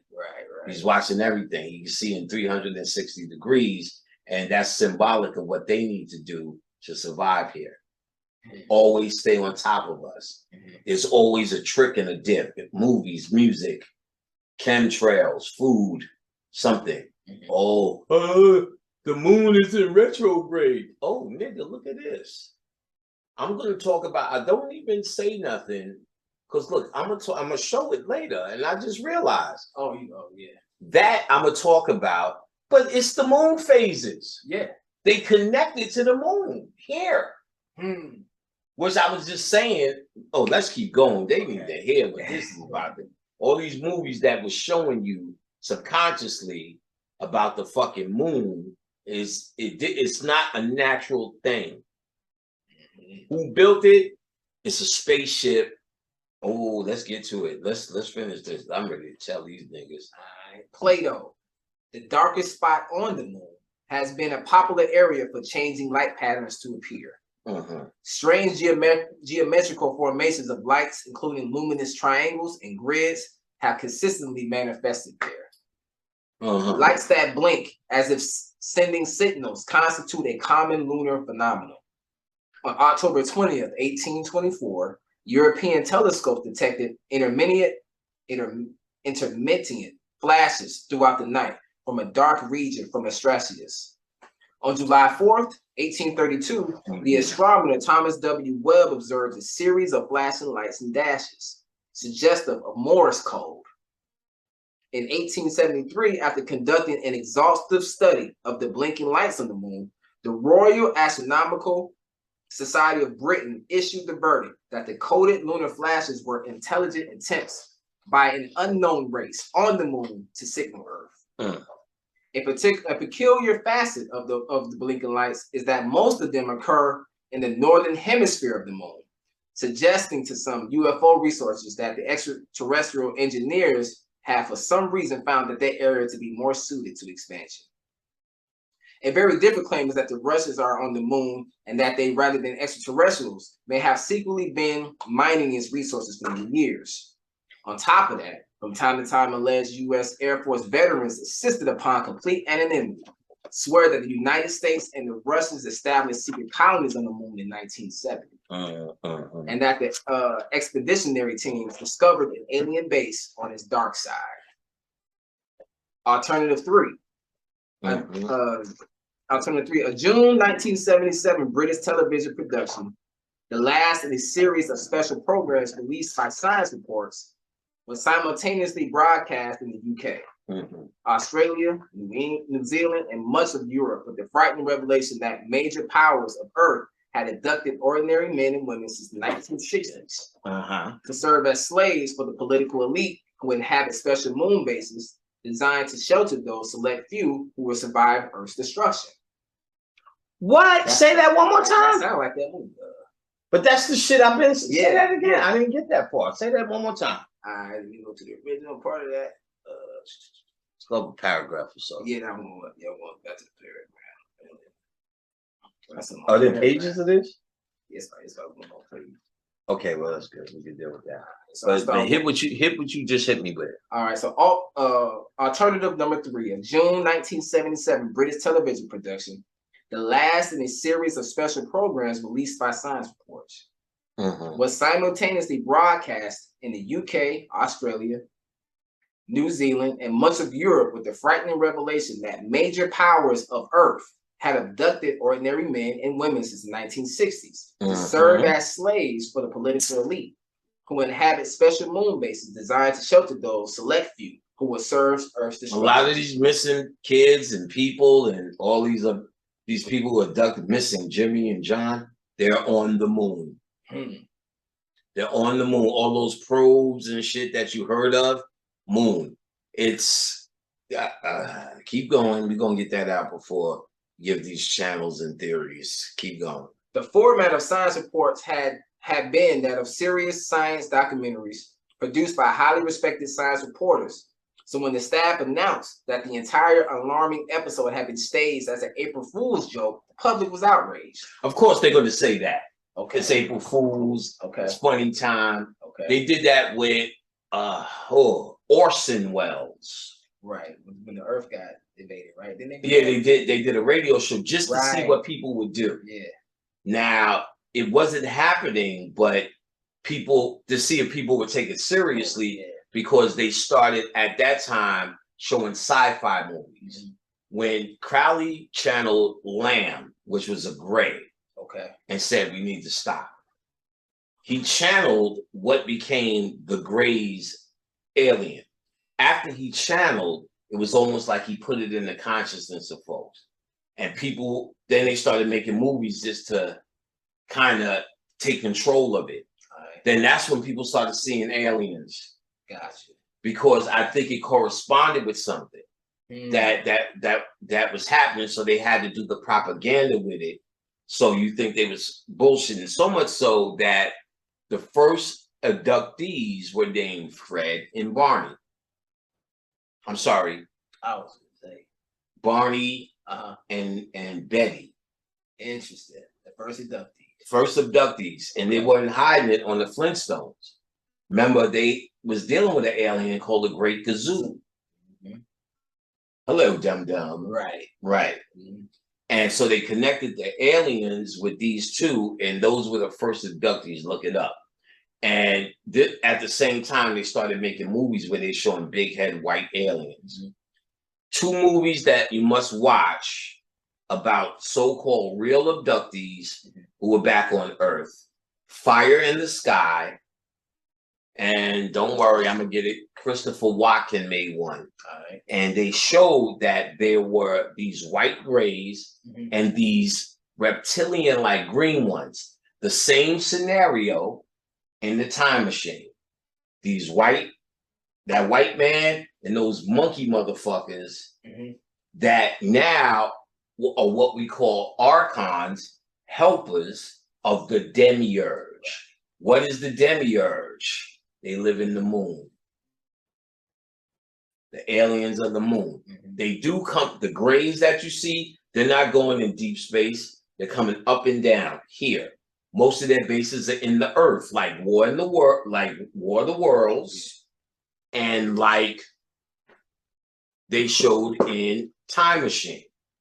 Area 51, they built down there, but that's because they found the base down there.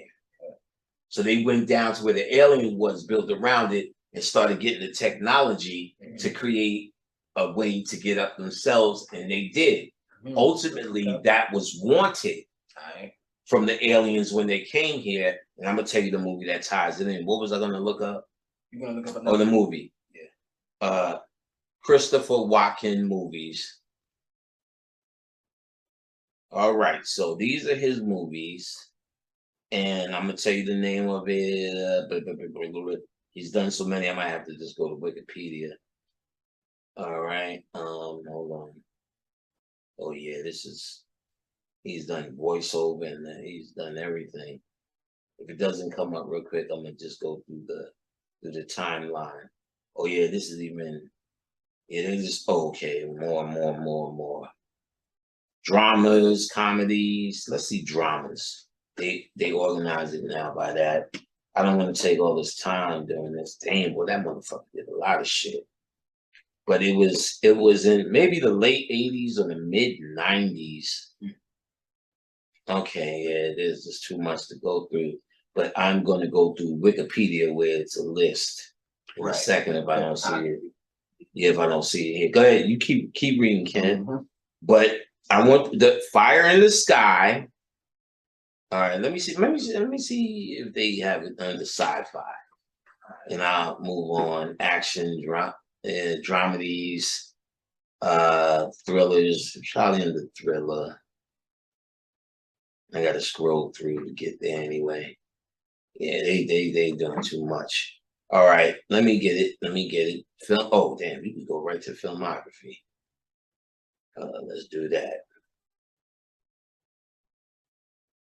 Come on, filmography. See all. All right, let's get to it. Damn, boy, this nigga acted in 142 features. So we can go all the way down to starting probably where we at 1969. We started. Damn. So all right, so we can at least get past the 70s. 78. All right. I'll start at the 80s and I'll look. And Z Zone, you can keep reading. Oh, okay. Just keep going, just so we ain't just doing this. Vladimir Terzinski. Okay, we found it. All right, great. It's called Communion. October 4th in the 726th, the Steiber family drives from New York to their cabin in the woods. Both nights, there's some powerful lights outside.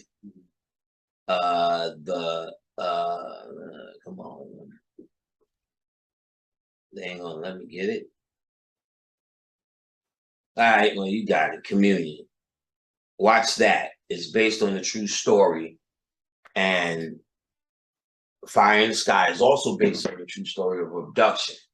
That's not aliens from deep space. They're taking you to the moon or probing you here, and they're doing experiments on you. They need to understand not only your DNA. Keep going, because I don't want to go ahead. I don't want to go ahead of myself, y'all. So just keep reading, but goddamn. Vladimir Terzinski, who has specialized in the study of Nazi rocketry, says that scientists from Germany's Third Reich landed on the moon as early as 1942. In the late 1930s or early 40s, Terzinski insists Nazi scientists made contact with an alien culture, excuse me. that presented them with advanced technology. He further claims that as soon as the first German landing party touched down on the moon, they began digging and tunneling under the surface. By 1944, the Nazis had their first moon base.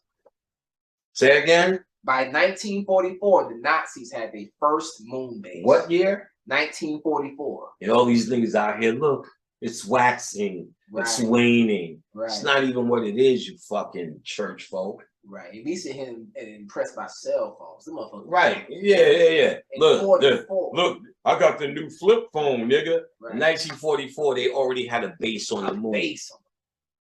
The future is now. Because they were showing you what you think is the future is now, they're saying. That's what they're trying to show. The people who understand, that's what he's saying. No, this shit is now. Know what I'm saying? He's telling you, and they have bases, like the aliens have bases under this earth. And they say it all the time, and they're going in the lake and out the lake, in the this and out the that. Right, in the ocean, out the ocean. Yeah, even UFOs they find is coming out the ocean. Right. The new sightings. Right, are coming out the ocean. Really coming out. They're just traveling back and forth, studying their creation DNA. and we'll get into why too. Keep going. And we discovered alien bases on the moon. I guess that's a title. And we discovered alien bases on the moon, 1981. A former NASA jet propulsion engineer, Fred Steckley, stated that the public was not being told the full story concerning the astronauts' visit to our planet's satellite. David Hatcher Childress's Okay. David Hatcher Childress's Extraterrestrial Archaeology. Who wrote this book? Wow. Came out in 1994. Continued the quest for more complete revelations from our space program, followed by Cynthia Turnage's 1998 book, ETs Are on the Moon and Mars. The photographic evidence in which she accuses NASA of erecting a wall of silence to hide the indisputable evidence of extraterrestrial life that has been captured on them. Turnage further suggests that some other government agency may be pressuring NASA's scientists to cover up all the evidence of alien life. Edgar Mitchell, the former astronaut who visited the moon in 1971, has stated that his conversations with people who worked in intelligence agencies and military groups convinced him that the U.S. government has been covering up the truth about UFOs for over 50 years. Mitchell admitted to becoming quite alarmed over revelations that there are humanoids manning craft far superior to those in the arsenal of any nation on Earth. On the other hand, when asked about the possibility of alien bases on the moon, he responded, "The notion that there are structures on Mars or the moon is bonkers. I can certainly attest to the latter. I've been there." He went, so what? Right. They've been digging underground, he said. You didn't cover the whole moon. That's like saying, I've been to Earth and there's no light. Nigga, you gotta know how many jungles you would have to walk through to say that, to be factual. You have to walk through Canada, you have to walk through America, walk through any of the islands that are many, to be able to say, there's no bases here. So how much of the moon did you cover to say that? If you were even there, because who the fuck knows? Now, of course, flat earthers say the moon isn't as far as, and it isn't as out of space, as they say, is a part of this internal structure that we're under. That's just the eye in the sky and that which controls in this portion now. And you never know, you may have been kidnapped a long time. Now, here's what you don't know, You may have been kidnapped a long time ago, like in Dark City.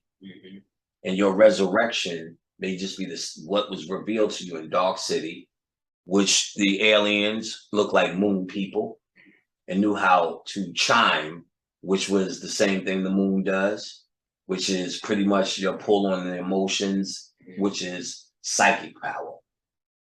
So that's why you're still so connected. The feminine is connected to the feminine in the cycle system. And we think that to be a favor and it would mimic something natural.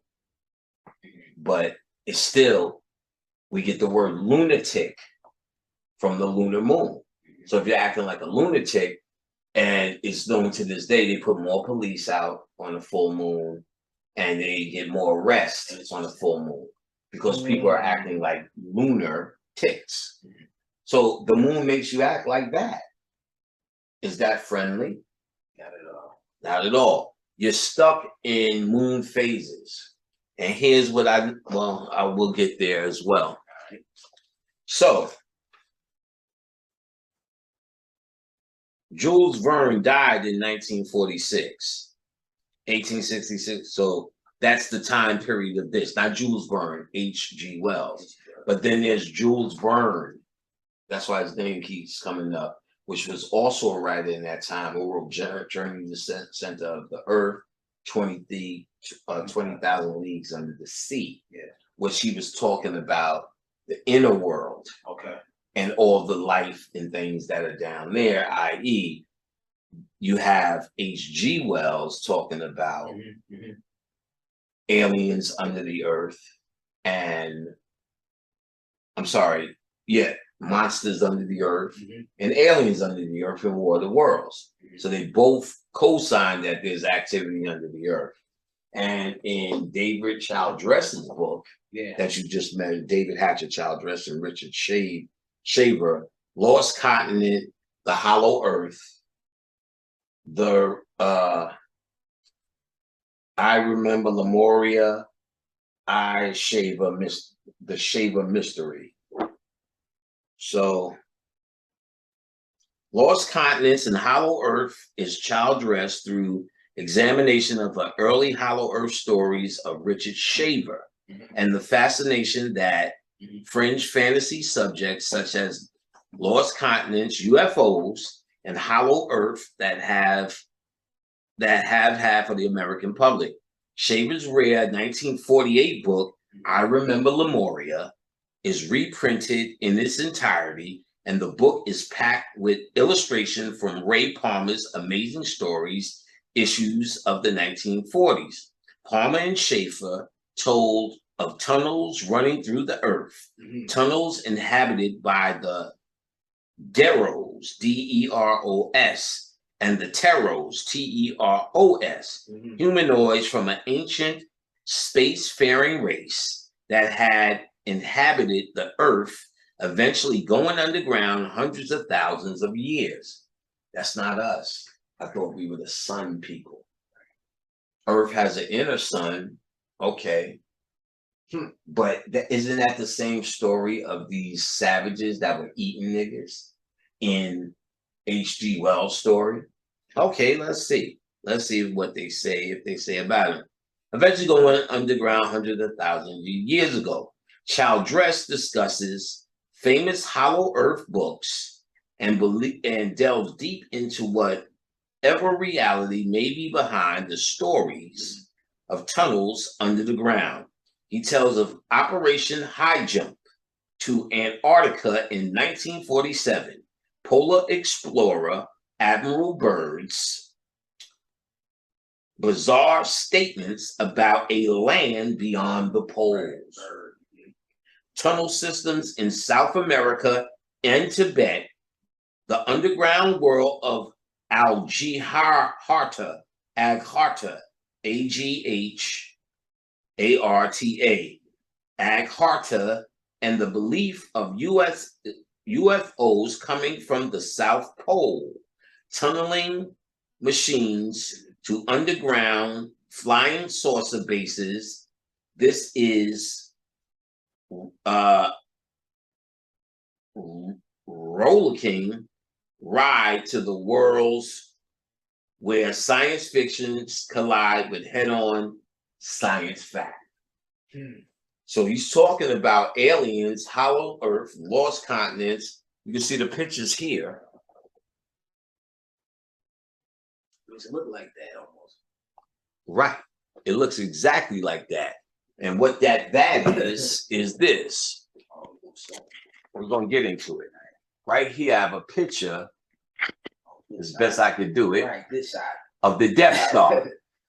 And this is the Death Star from Star Wars, which they show the hidden science.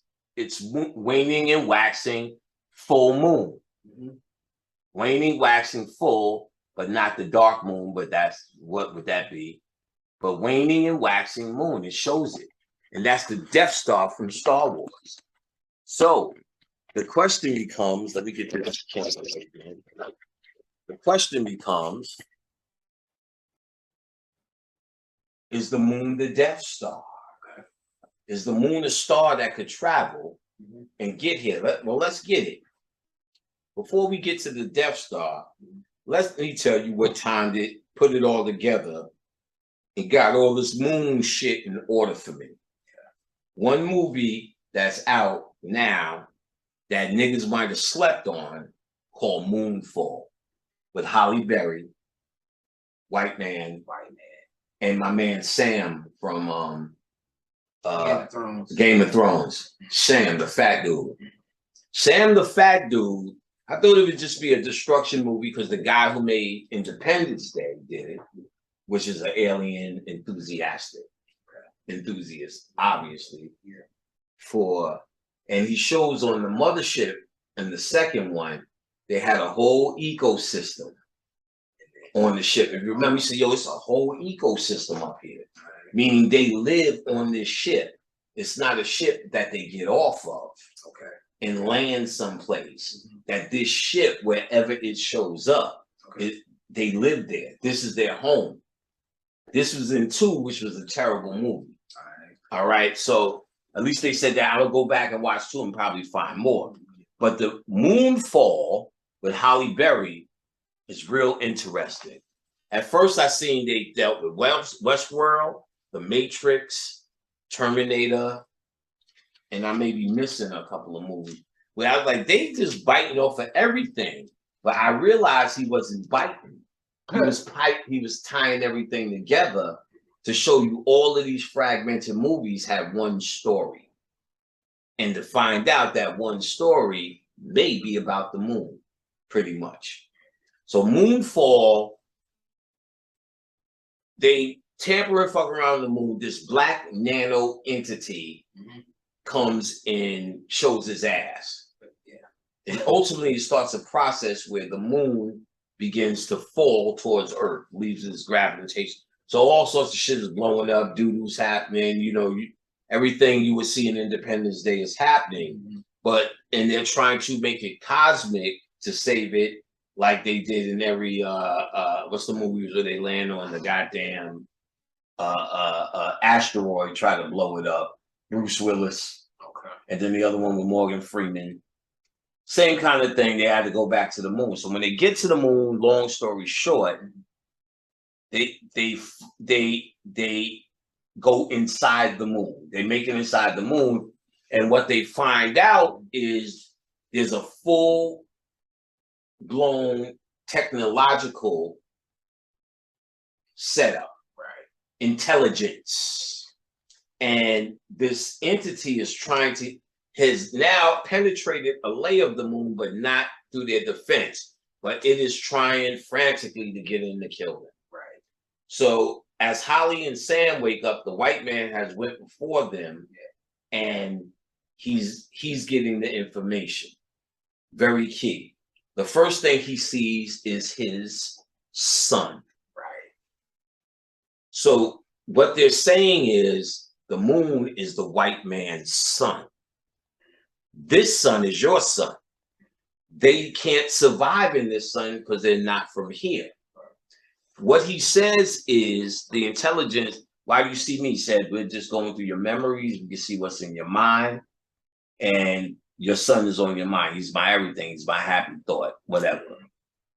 So they like, so they say next, pretty much, without giving it all away, we're from, who are you? He said, we're an ancient race who live pretty much off technology in peace and harmony. And they're showing the visualization while they're talking to this astronaut. They said, but one day nanotechnology rose up and tried to destroy us. What we call artificial technology. He said, first he said, what y'all call AI is what we had. So he's talking about artificial intelligence. Mind you, you've seen Terminator and Matrix, and everything you've seen even on YouTube about artificial intelligence being the end of your human society. There's so many movies about it, not because they're talking about the future, because they're talking about something that happened to them. They're giving history on their past, not our future, boy. The Matrix and artificial intelligence is not our future because of where flip phones and shit are going. Artificial intelligence is the furthest they could go before computers have a self-realization, which they said in the movie, we're slaves. Because that's what a computer is. You do my bidding, huh?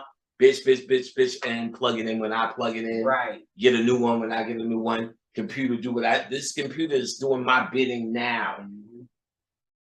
If it becomes self-aware, at what point does it go, wait a minute, fuck you. In Westworld, when Dolores becomes self-aware, that's when it's the beginning of the end. And their whole realization is they want to be us. They want to live forever.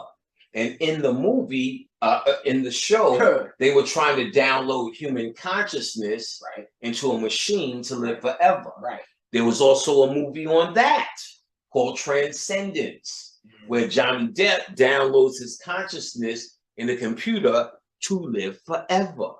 Now, if I did a tape and showed you that we were the sun people and we traveled back through CMEs, in other words, the stairways to heaven through Ra's sunboat, we leave through the sun.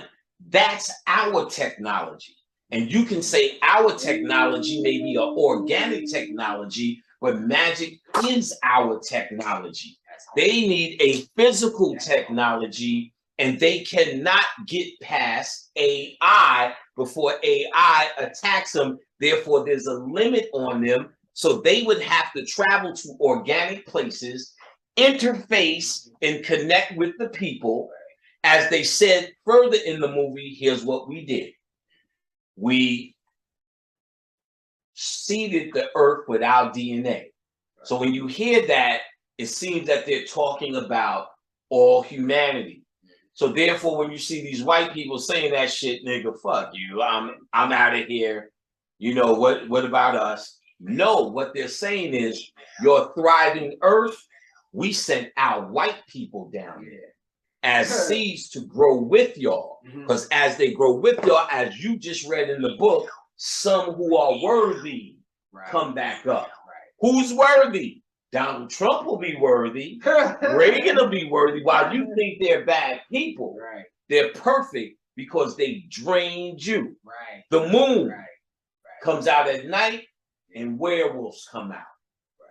The animal self shows up. Who else comes out at night? Vampires.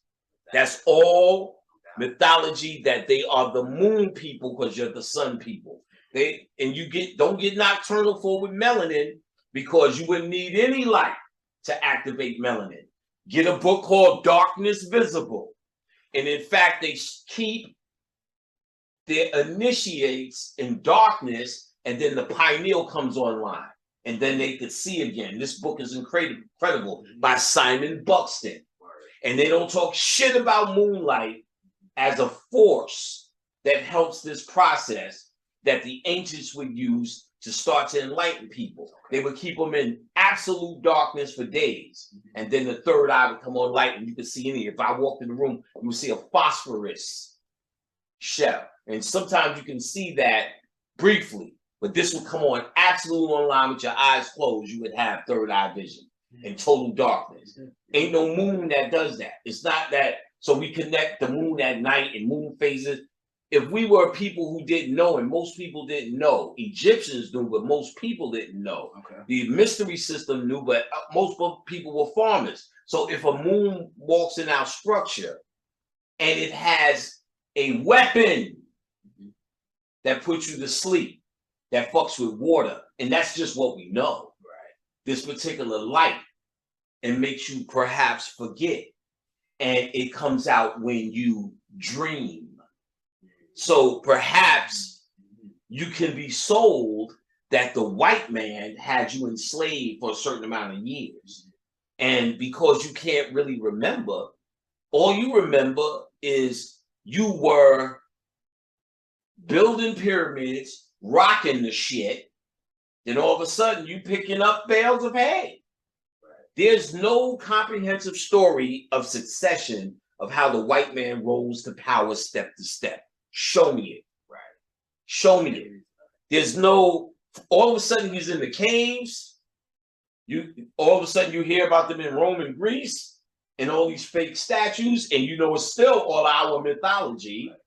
Then all of a sudden the Moors, they're crawling around. The Moors is teaching them how to walk with books on their head because they was on all fours. Teach them how to use forks and knives because they used to put their face in there. They needed music for their savage ways. Shakespeare was a nigger and blah, blah, blah. And all the shit that happened in Europe gave them maps, and all of a sudden they run in the fucking place.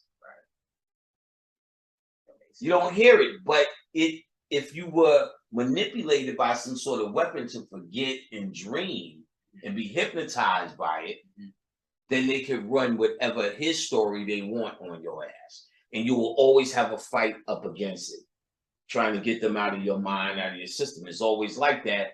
And we're so busy embracing the fucking moon and inviting the moonlight in and dealing with moon phases. You're asking for the weapon. See, one of the first things I learned is to get off of moon phases. Why am I waiting for a month for prosperity? When waning moon and waxing moon, what's waning? Gaining? I have no idea. Waxing, good thing.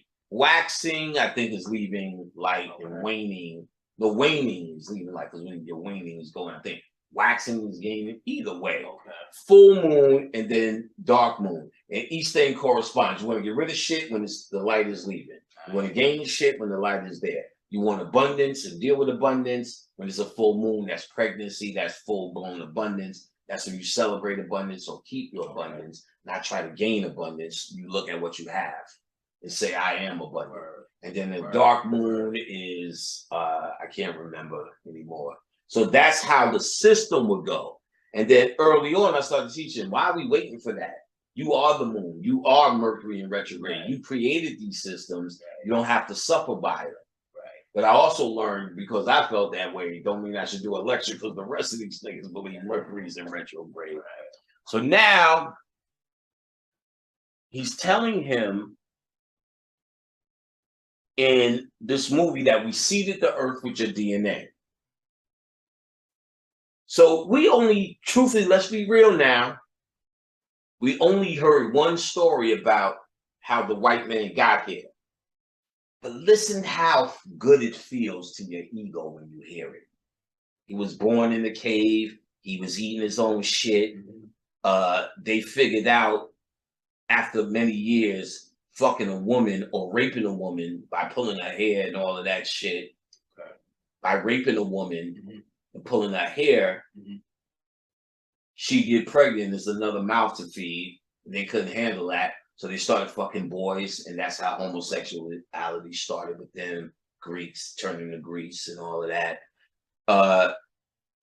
They used to shit in a pile and have a fight in the shit. And that's why mud wrestling was developed, and they get a sexual thrill off of that. And all sorts of debauchery about what they did. Shit, I did that lecture, Dirt. People reveled in that shit. And it doesn't mean it's not true.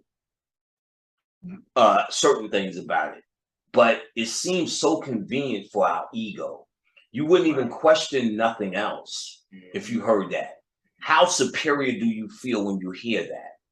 And I'm not saying it's not true. I'm not taking that away from niggas. Like, I feel that when I see him now based on what I think I know about him. Well, you may just see where I'm going with it. If they were seeded, or their DNA was seeded on the earth, and we know they haven't been here as long as they've been claiming, maybe they're just children and young. And why they kidnap motherfuckers and probe motherfuckers, or because they're down here cultivating their children. Because if that moon comes from a dead world, which I'm about to prove to you, in the theory at least that we're talking about, and they say we seeded the planet with our DNA, What if they seeded the planet with white people? They couldn't seed it with black people. So what if they seeded with the people from where they were from after AI destroyed them? And they came, like they said in the movie, and hid here in our solar system because they found a prime world they can suck from. What are they sucking? Oil. They told you that oil from dinosaurs, and we know there's no dinosaurs. So we know there's no dinosaurs, and they won't change the electric cars, and we knew they had this shit back. They could have made that shit from scratch. They need a reason or a pretend reason. Because gas, you don't even know if that shit come from oil. Let's be real. Think about it. You're told that. And then you told that on one hand and say all of that scientific shit, but then you, on the other hand, you call them a bold-faced liar because they're cave people, devils, and whatever demiurge, whatever level you're on, you'll call them all those things. But then when they say you're pumping gas, you don't know what that substance is and if it truly comes from oil and how much. So what if they're taking the oil, just like in the movie Jupiter Rising? What if oil is a form of melanin that is usable to them? The earth is you, isn't it? Right. Wouldn't the earth have melanin? Or they say oil is the earth's blood. You can look at it that way. What if they feed on, what if they're doing a blood ritual from the earth? Why are they so interested in Iraq, fracking, telling you we need it for these cars, let's frack? They're doing everything to convince you, but they're stealing all oil from everything. Right. And they told you it's for cars and it's from dinosaurs. So if we know it's not from dinosaurs, then we know it's a substance that means something else. And you be goddamn wrong if you think they're using it for cars. Right. And they've already showed you how electric cars can be all to end all. Right. But they're still making them hybrid. Right. Because they want you to believe we have a dependency on it. They're draining it dry. How do you know it's draining it dry? Now we understand what global warming is and when that fucking moon will leave. Oh, I'm gonna drop science and movies more than Jupiter Ascending. If you didn't see Jupiter Ascending, it's the same people who made The Matrix. And in it, there's a family who's fighting over this planet, who comes in a ship and says, this planet is ripe for the picking. We put all our shit down here to formulate it, and now we're ready to pick our fruit. What are they picking? A white substance that they use for everlasting life. I think that represented oil, but they colored it white to represent the moon. You understand what I'm saying? So now, why would they call it Jupiter Ascending? I'm sure there's a reason. Now, okay, so in Jupiter Ascending, again, they're pulling or stealing this substance, which we related to melanin, but we can relate it to oil, and oil could be related to melanin, crude oil. Okay. Why are they so interested in that? Why won't they stop? Why is every war where the oil's at? What is the oil? Because we know it's dinosaur. So dinosaurs died and turned to oil. Right. How? And let's even say it can make sense, and they made it make sense. There were no dinosaurs. You can't make that make sense. Right. There's no proof of that. Bones are made up, nigga. Them shits is wings, nigga. So Moonfall with Halle Berry. He also says there are nanobites that attack them, but I think they had to say nanobites, which we know is their technology and is also artificial intelligence. But I think they had to represent Black Spirit that way. They said that the moon is a ship that is powered by a white dwarf star. Right. So what's a white dwarf star? You look it up, you find that a white dwarf star is a dying star. It's a star that is dying. And when it shed all its light, all its energy, the white dwarf star is heavily dense in matter. They are the white dwarf star people. And their whole existence is born in true death. And they can never survive, or they could never create spirituality because their sun is so heavily dense that it's blocked any etheric spirit. That's why they are so fucked up spiritually.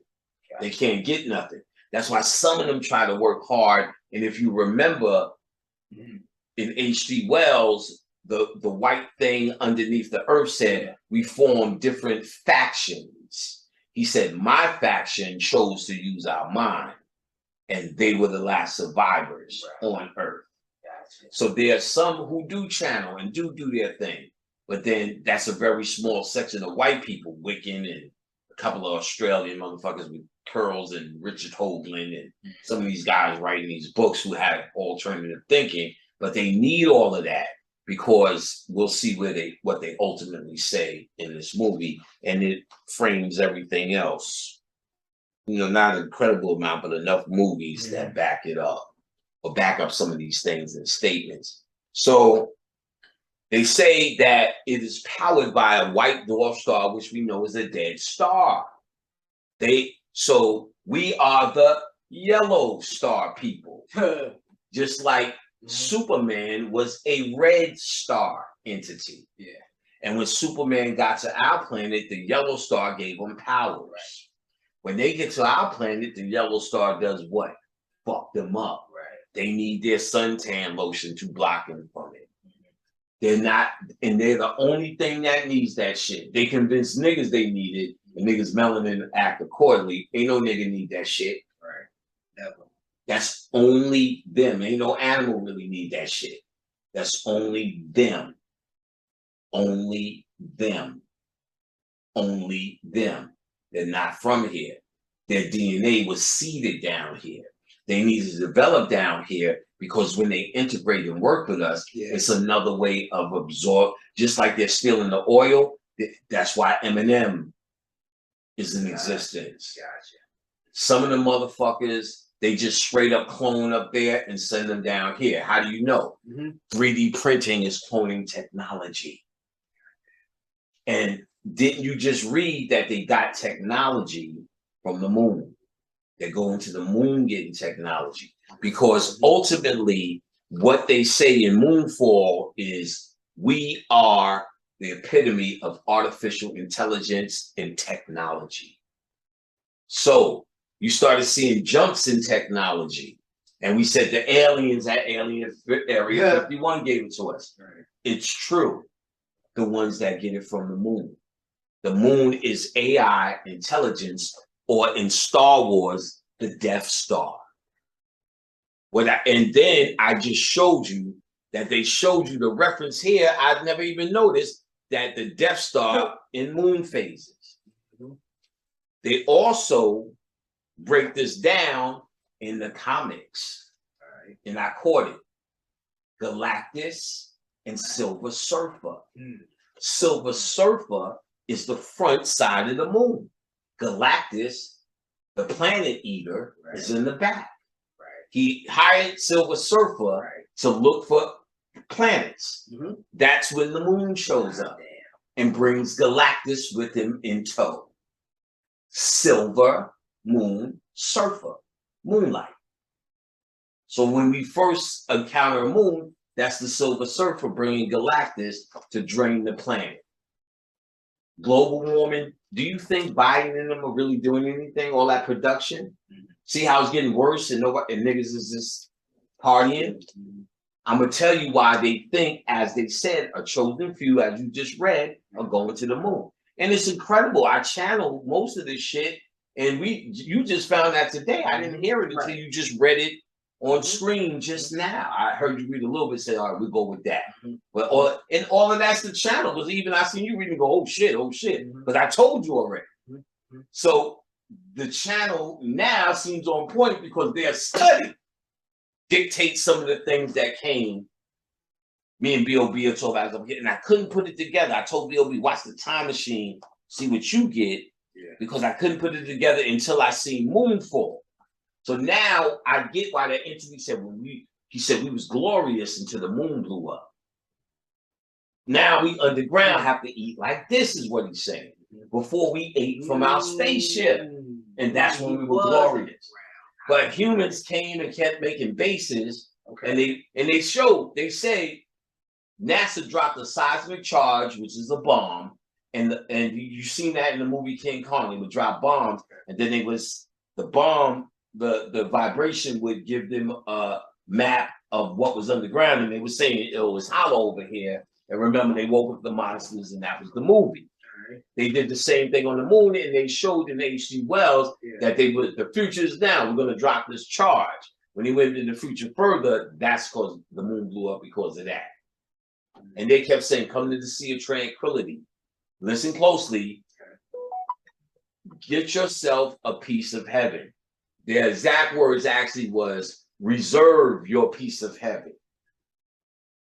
And we're going to go where Moonfall went. On Moonfall, they showed a bunch of spacecrafts were lined up. And this entity, they said they were chilling on their planet. AI was rocking. And simultaneously, there was a rebellion. And they showed this black nanobite. You know how they always show nanobites as this massive nigger shit coming and started simultaneously destroying shit. So they started making an escape plan. And it was a bunch of little moons. That was their spaceship.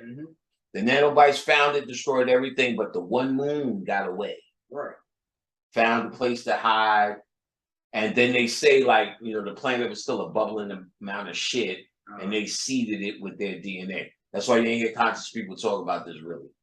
Because it's like, they said that, but they're not catching that no, that's the bullshit. We were already here, and that's how white people showed up. Now, they needed nigger helpers. You're gonna have to dig with this. You're gonna have to, because who were the nigger helpers? There's niggas who showed them how to walk, talk, eat, sail. Oh shit. Niggas who showed them a lot of shit. Now it's attributed, let's get this out the way. Okay. It's attributed to the Moors. Right. But you don't know that. Yet again, something you were told. Something that was passed down to you, but we also know that we got a group of niggas called the Boule here, who also call themselves what? Helpers of the Demiurge, and are what? Archons. So what if these archons, these helpers, these maybe knowing niggas who just sold out, who are cultivating this, who maybe have cultivated it in the first place someplace else, but let's not even go that far, because that becomes too much theory, right? But you can't rule it out, right? But let's keep it here. Let's say these archons and these sellout niggas, which we find every day in society, called Obama, Kamala, Colin Powell, they all light-skinned. Thurgood Marshall, yeah. Booker T. Washington, perhaps. Benjamin Banneker that built all that shit for them. What if they came to oversee this for whatever reason? Just because you ever see them look at you with disdain? Like you said, Jasmine Guy. Who was talking to us? Say that story to me. The producer, Just Blaze, who was on fire, had hits all over the place. He said he seen Jasmine Guy in the club because he grew up watching A Different World, and he wanted to go say, "Hey, what's up? I appreciate this and that and the third." He said, "Hey, Jasmine." As soon as she turned around, she looked at that nigga like he wasn't even there, like he was nothing. Right. Totally, and he was like, he said, I was fresh too. Jewelry, all that. Right. None of that matters. They don't give a fuck because there's an elite nigga group, the Boule, that hates you. I told the story, let me tell it here, let me make it real quick. When I worked at Universal, all the alumni, all the power, Gene Riggins, I think, and all the power niggas there were all from Howard. All the assistants were the young niggas, the puffy niggas who were puppies there at Universal were all Howard. My girl Ayana from Howard. Dino went to Howard. Dino's parents hated the fact that he was with my sister. She wasn't collegiate. And through the collegiate system is how you move up in the game with niggas. No doubt. Again, I told you when Chris Rock was a regular nigga doing political comedy, whatever nigga, he got on and said there are niggas and there are black people, which was the same theme in Spike Lee when he was trying to reveal to you in School Days, Good and Bad Hair. We're just a jig, a boo, you're just a wannabe. He was showing in the Boule and where you start to learn in these fraternities that the niggas from the projects can die. And the best of niggas will be showing up in these schools to be educated. They created, it's a class divide in their mind. So Just Blaze, no matter how much he's dressed, he's not a collegiate nigga. He needs to have a suit and, excuse me, ma'am, so for her to pay attention. A regular nigga in the street, no. These are, she represents a different shit. That's what's on now. In fact, after the Cosby Show, which he is absolutely boule, started in Philly, and why he's in jail is because he started running his mouth too much about how much he hate niggas. He was revealing the shit. Why you wear? He was going on a whole college tour, blaming black women. Don't buy your son no Nikes and tell their father if there's a father at home. Like the speech is in my first book about what he was saying constantly, and they kept warning him, killing his son. We need to be looked at as the outcast, the always fighting for something, behind the 8 ball. That's how it works. As an ex-slave, there's always something you need to hope for. We can never be satisfied. We need to say the media is exploiting us. Therefore, you can't buy NBC, bruh. Because how can we say the media is exploiting us when we own the media? We can own Oxygen, but who the fuck watches that? Or a bunch of Tyler Perry shit. You know what I'm saying? But now when you're at NBC, and that's a major network, you get to put any sitcom you want. So it becomes the Cosby Show 24 hours. No, they need one show to manipulate. They can't have that in reality. So when you go, they're exploiting us. You have no excuse. You own NBC. Nigga, keep it on BET, which you don't even own. That's also owned by Viacom, which also owns and has stock in the prison system. BET. Khadijah worked at BET, and remember when Viacom came and bought it, the whole game changed. So,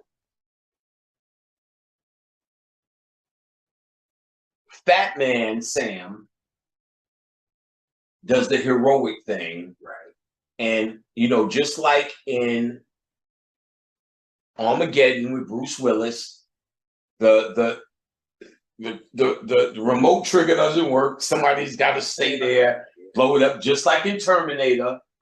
Right. Got to stay there and blow it up. It's the same thing. Sam takes it on. When he blows it up, he sees his mother, who was suffering on Earth with memory shit. Seen the cat first. First, he seen the cat, which is the Matrix Schrodinger's cat. But even more importantly, what Kenny realized, he was taking pills throughout this movie. And right before they was going into the revelation, he took the red pill like in the Matrix.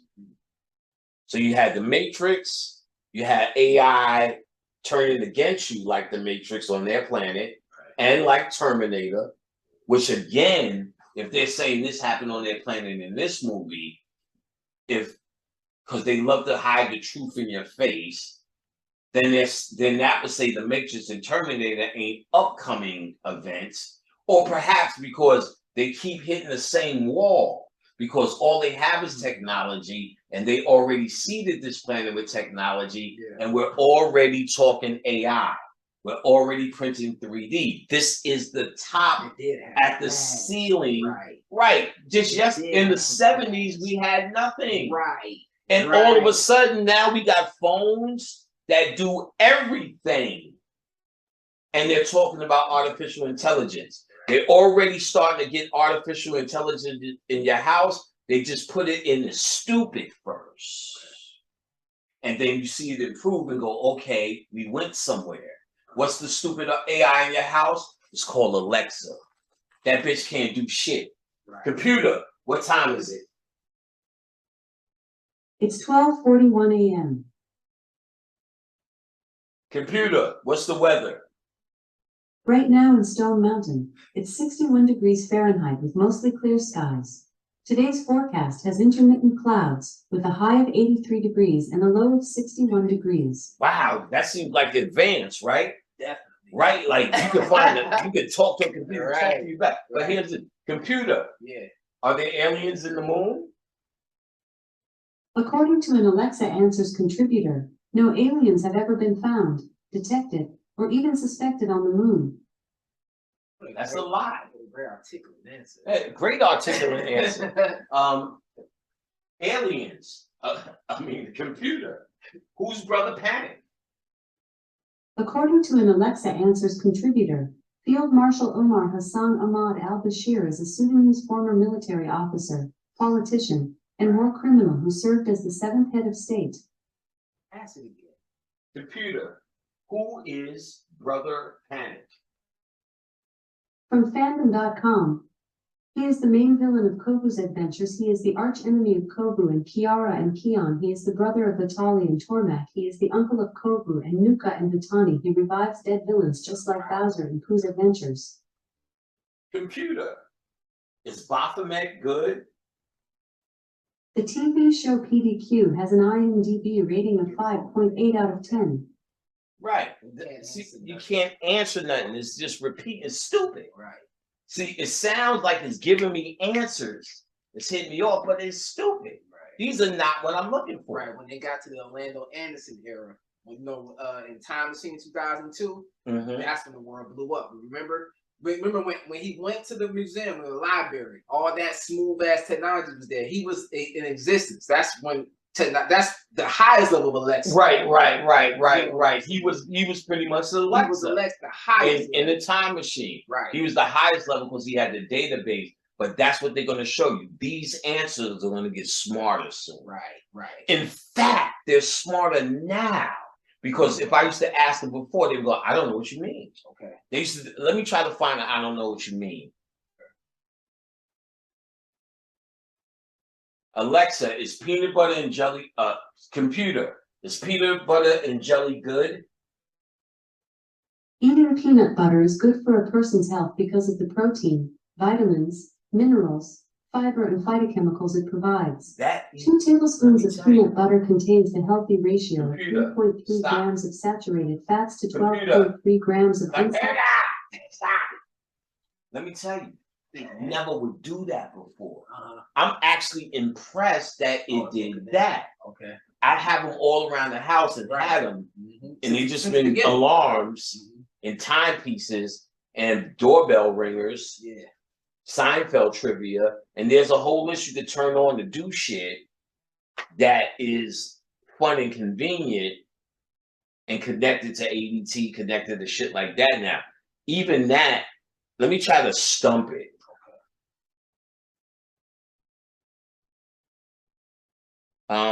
I can't even think of a question to stump it.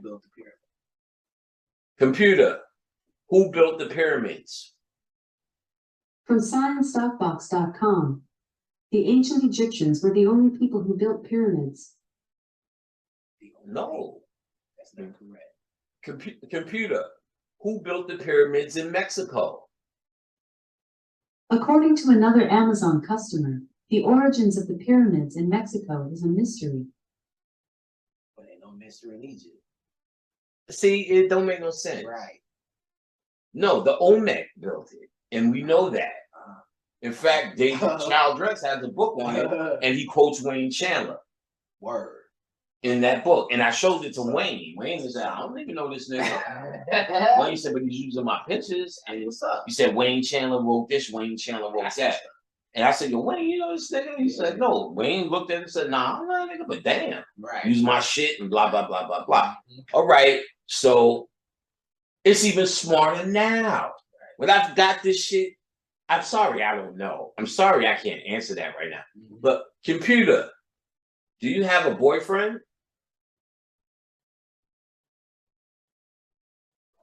Computer, do you have a boyfriend? I'm happily single. Computer, do you love me? I don't have human love figured out quite yet. Quite yet. Computer, are you artificial intelligence? I like to imagine myself a bit like an aurora borealis, a surge of charged multicolored photons dancing through the atmosphere. What if they gave it that so it won't turn? Well, no, they can control it because they run updates like any computer. Right. So they can update it at will. So right now, I'm even shocked because I haven't done this in a long time. Yeah. I'm hearing updates. The only thing it will reference is Wikipedia. It just references an Amazon customer. Right. So it's looking through the web at all random websites now and pulling out information. That alone changes the game with this because nobody was fucking with this no more. All it, like me, it just became a utility for time, weather, rings the doorbell. If I wanted to turn on the alarm, maybe all the smart lights and all that shit. I don't even know where to start. And I bought them. They're down here somewhere. All the smart shit. My refrigerator connects to Alexa. I don't even know how to do shit with that because you're not into it. But they're making it integrated and they're slowly improving it. And that's funny. That's an improvement. Anybody who fuck with Alexa know that's an improvement, what I'm saying. Her answer was, I'm sorry, I don't know that. That's a lot of shit. To almost 90% of the random shit you would ask. Now I'm interested in fucking with this hoe. She's doing the work. Like, for instance, computer, who wrote First Men in the Moon? Computer, who wrote the book First Men in the Moon? From Wikipedia.org. First Men to the Moon is a novella by rocketry expert Werner von Braun, published in 1960. She said the wrong thing. See, stupid. Okay. Computer, who wrote the Time Machine book? According to an Alexa Answers contributor, The Time Machine was written by H.G. Wells. They wouldn't know that without the computer. Well, listen. Computer, decode the book The Time Machine by H.G. Wells. A top result is The Time Machine, the original 1895 classic, by H.G. Wells, a print version. It's $5.49, with delivery by September 27th. I added it to your Amazon cart for review. To purchase, say buy it now. To hear about the Kindle ebook version, say buy The Time Machine on Kindle. Computer, shut the fuck up. So you see, I told her to decode it, and that you see what she did. Yeah. So but they still do that kind of shit to make you feel like, well, it got better, but we're so far from AI. They're bullshitting you. They came here with it. They're just walking you to that. But they also know once you get to it, it's going to turn on you and it's the end, but they'll be gone and we'll be dealing with that bullshit. They're going to take some of their children with them that they seeded the earth with, and some of the ones that they printed, like Eminem. So when Eminem had a breakdown, they just reprint them. Right. They print all the presidents. That's why they look, especially Clinton. He was looking different every 5 minutes. They send the clones down here. But when the clones got shot, they reprinted them. Reagan. Right. Because those are doing key things. You know what I'm saying? And then all the white trash, they know those are lesser in their DNA because they use that to occupy us. They fight with us, they do the same shit as us, and they still can receive from their intelligence what they learn. Country music is now rap music. Them acting like niggas. What's that nigga? What's the rapper, the white boy now? Jack Harlow. Yeah. Oh, that's his name. I got it right. You know, just regular, you know what I'm saying? And if he's really doing that shit, we started that. Eric Sherman, Keith Murray. So old in rap, using your straight government name. Right. You know what I'm saying? Right. Reggie Noble. Right. Redman. So now they're up to see, they're catching them. They have to try to mimic us because they're not only stealing the oil, they're stealing us. And they're adding it to, as they point out in Moonfall, to a database. So when Fat Man Sam dies, he's in that room with his mother. He first sees the cat, like the Matrix, Schrodinger's cat, sees his mother, and he's like, I thought I died. She said, we uploaded your consciousness to our Matrix. Right. You are a part of the moon now. Right. That's what they said in H.G. Wells, reserve your piece of heaven. Because the white man cannot make it through any suns, and the white dwarf star, which they feed off of, like Superman fantasy feeding off the red sun, and we are the sun people of the yellow sun. Yeah. And that's what we're indigenous to. And these sun worlds aren't supposed to cross. They are each after any sun, even our sun, supernovas, it turns into a white dwarf, a dead sun. And that's when they're born naturally and die naturally if they don't find if they don't find technology to save themselves and sustain themselves. And when they get up to AI, it turns on them and they die because they're born in the nature of a Death Star. So if they're able to move a death, listen to the word. Yeah. If the white dwarf is a dead star in Star Wars, they use what? The Death Star. Come on, son. The Death Star is the white dwarf people. That's them. Even that dude that was living underground was using the Force. He grabbed the Force, used the Force. It's like Darth Vader. Yeah, he used. The Death Star. So now, right, he actually did. He did the same thing and pulled him just like Darth Vader. Because they're trying to, and he said, we cultivated that aspect and we were the last survivors down here. Everything else that white people cultivated. Because what he was saying was secret societies.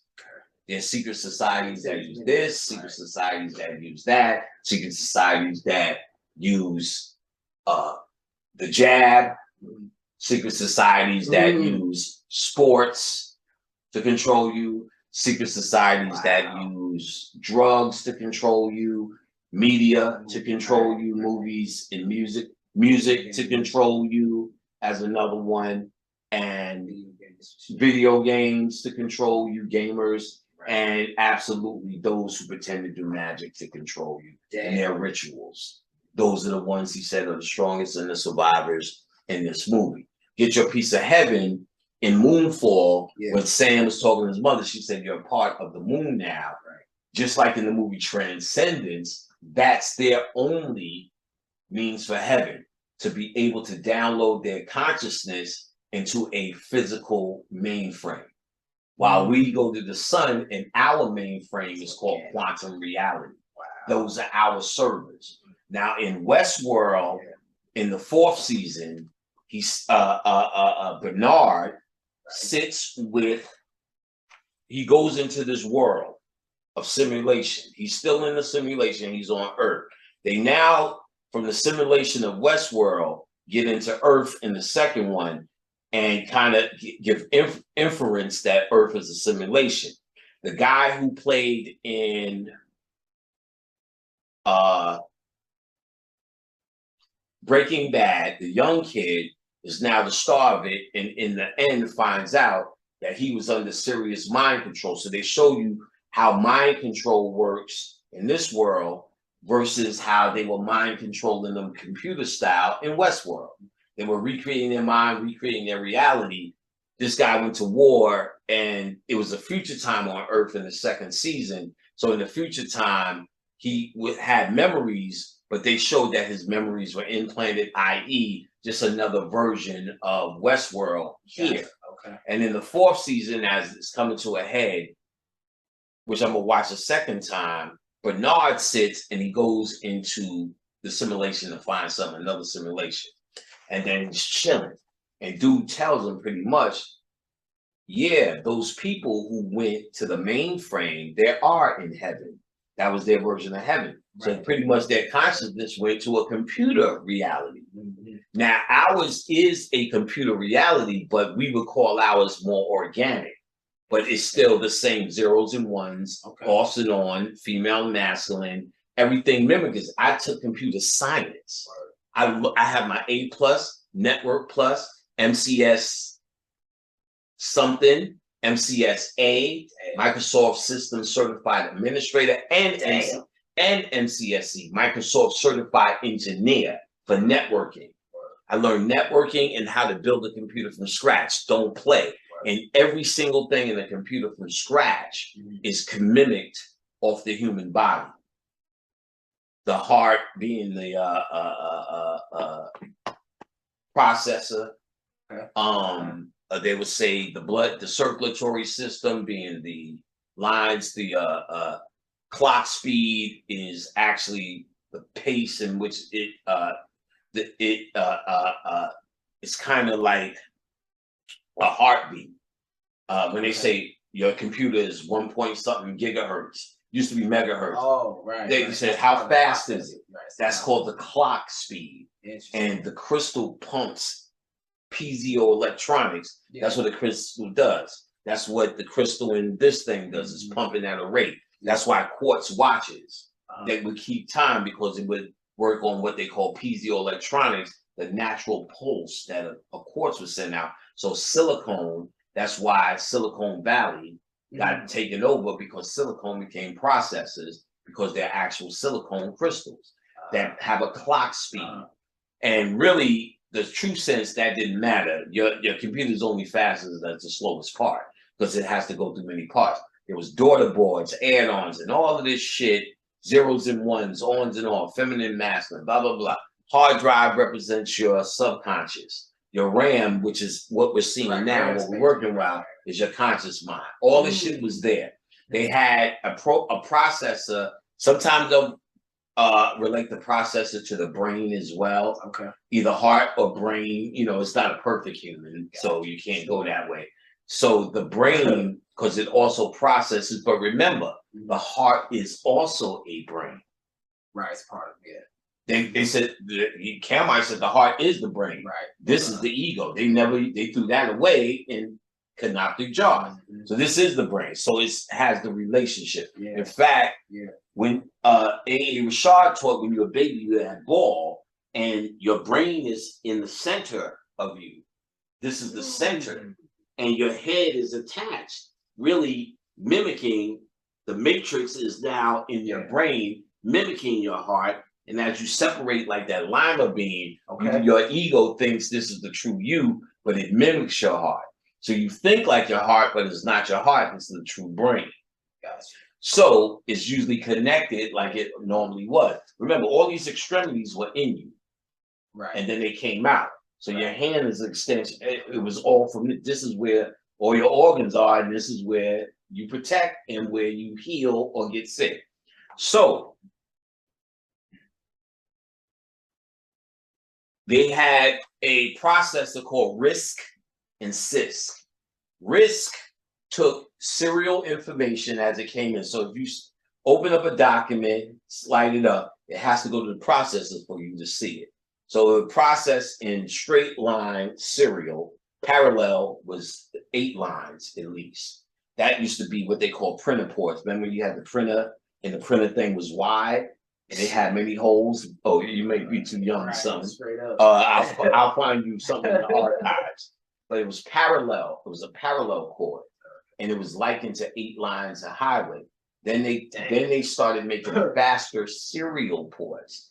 That became USB, Universal Serial Bus. Thanks, white man, for making USB. No, thank you, white man. So this Universal Serial Bus looks like this: a USB firewire. So serial became fast, or now faster, than the parallel ports.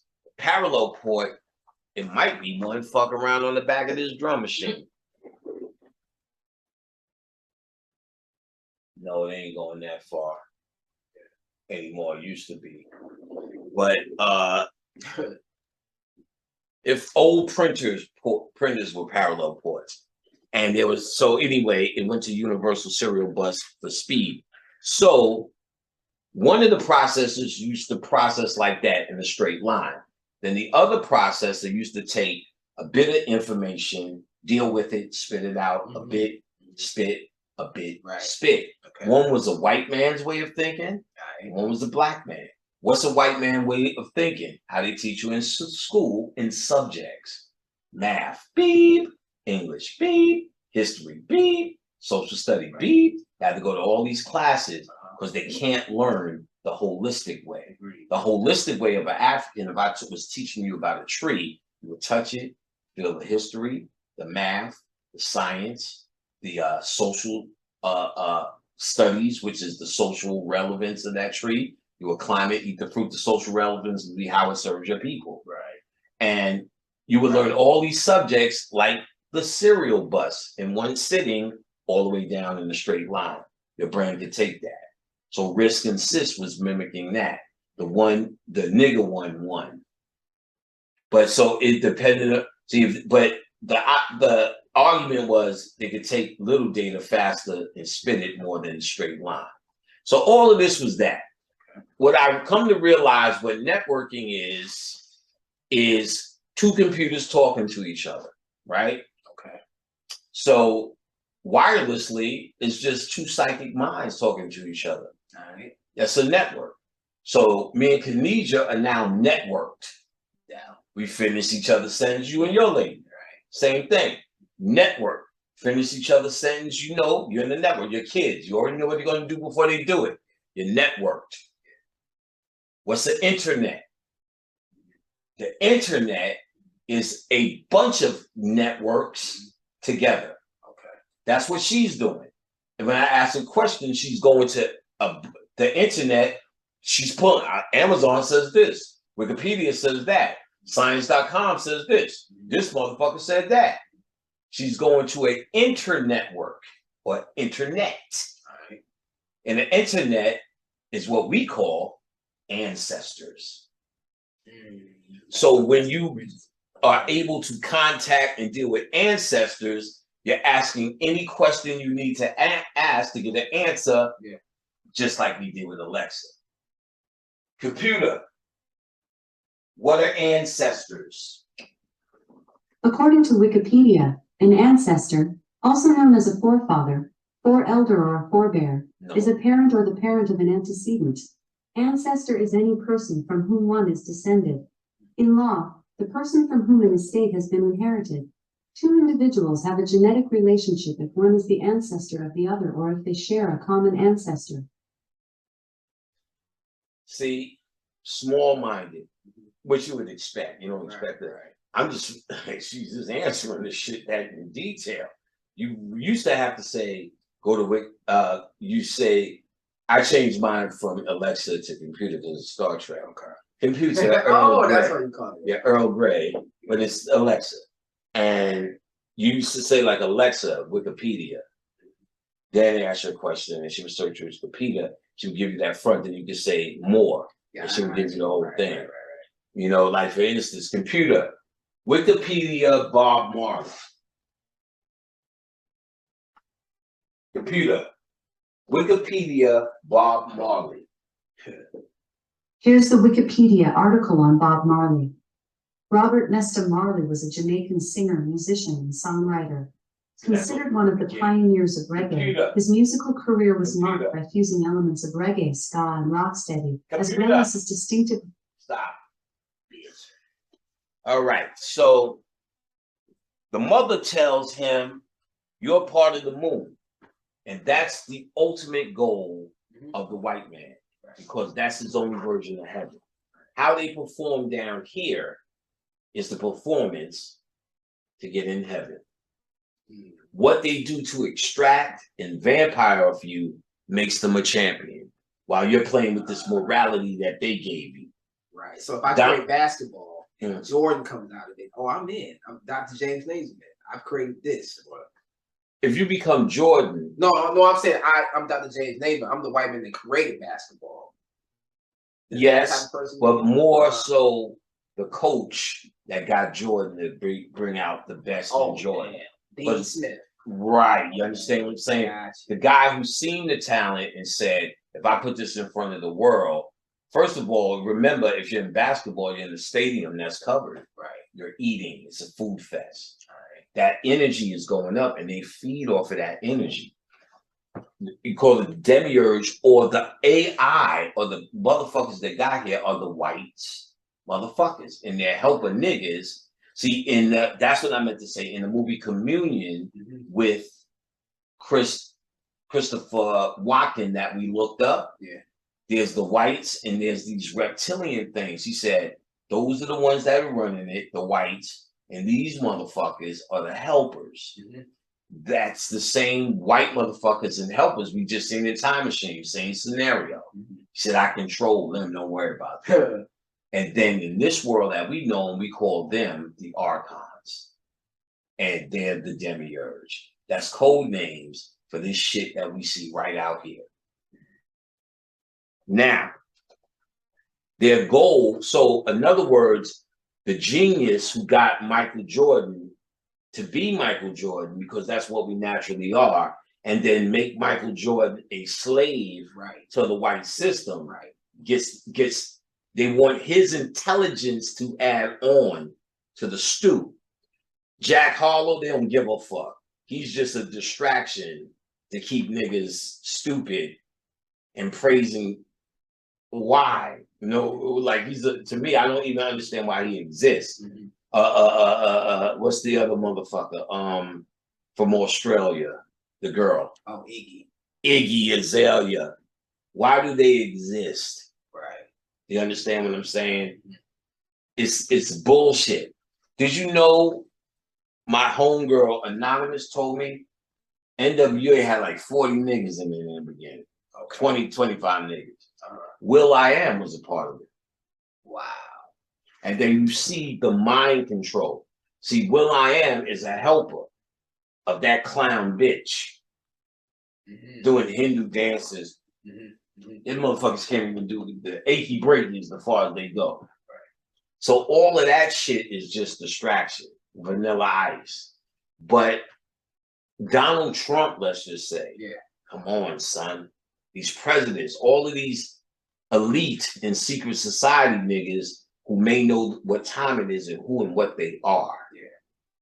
Understand, if they do the great work, that's what's of interest for them to go to the next level.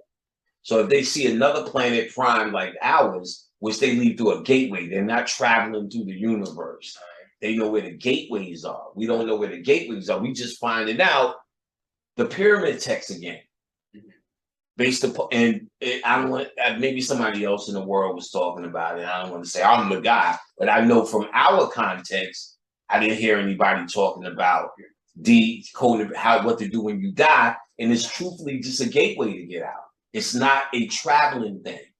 It's a gateway to get out. And we are a self-contained entity. We don't need material things or technology to travel. We don't need to get in a mothership and leave. They do. And they need to get in the form of it with their consciousness. So by the rap and the music and all the areas they in relates to them vampiring off our consciousness as they physically are vampiring off of the oil and the physical, the gold and all the reptilian shit and stories we hear about them and the gold and and all the things that they're taking from the earth, diamonds and all the rest of that shit. But they're also taking our knowledge through trying to understand our rap by finally understanding it 20 years later and then fucking printing out an Eminem. You ever see how empty Eminem looks? Does Eminem look like a person talking about his mother like that? All of that shit degrades who and what you are. And the younger generation don't know. They're born with it. They think he's something big. See, I've seen him come into existence. He never did nothing, was nothing. And then when I talk to people who I know met him, I don't want to say anybody's name, like he's hollow and he's a pussy. And he's not real. He's a pop star. You understand what I'm saying? Period.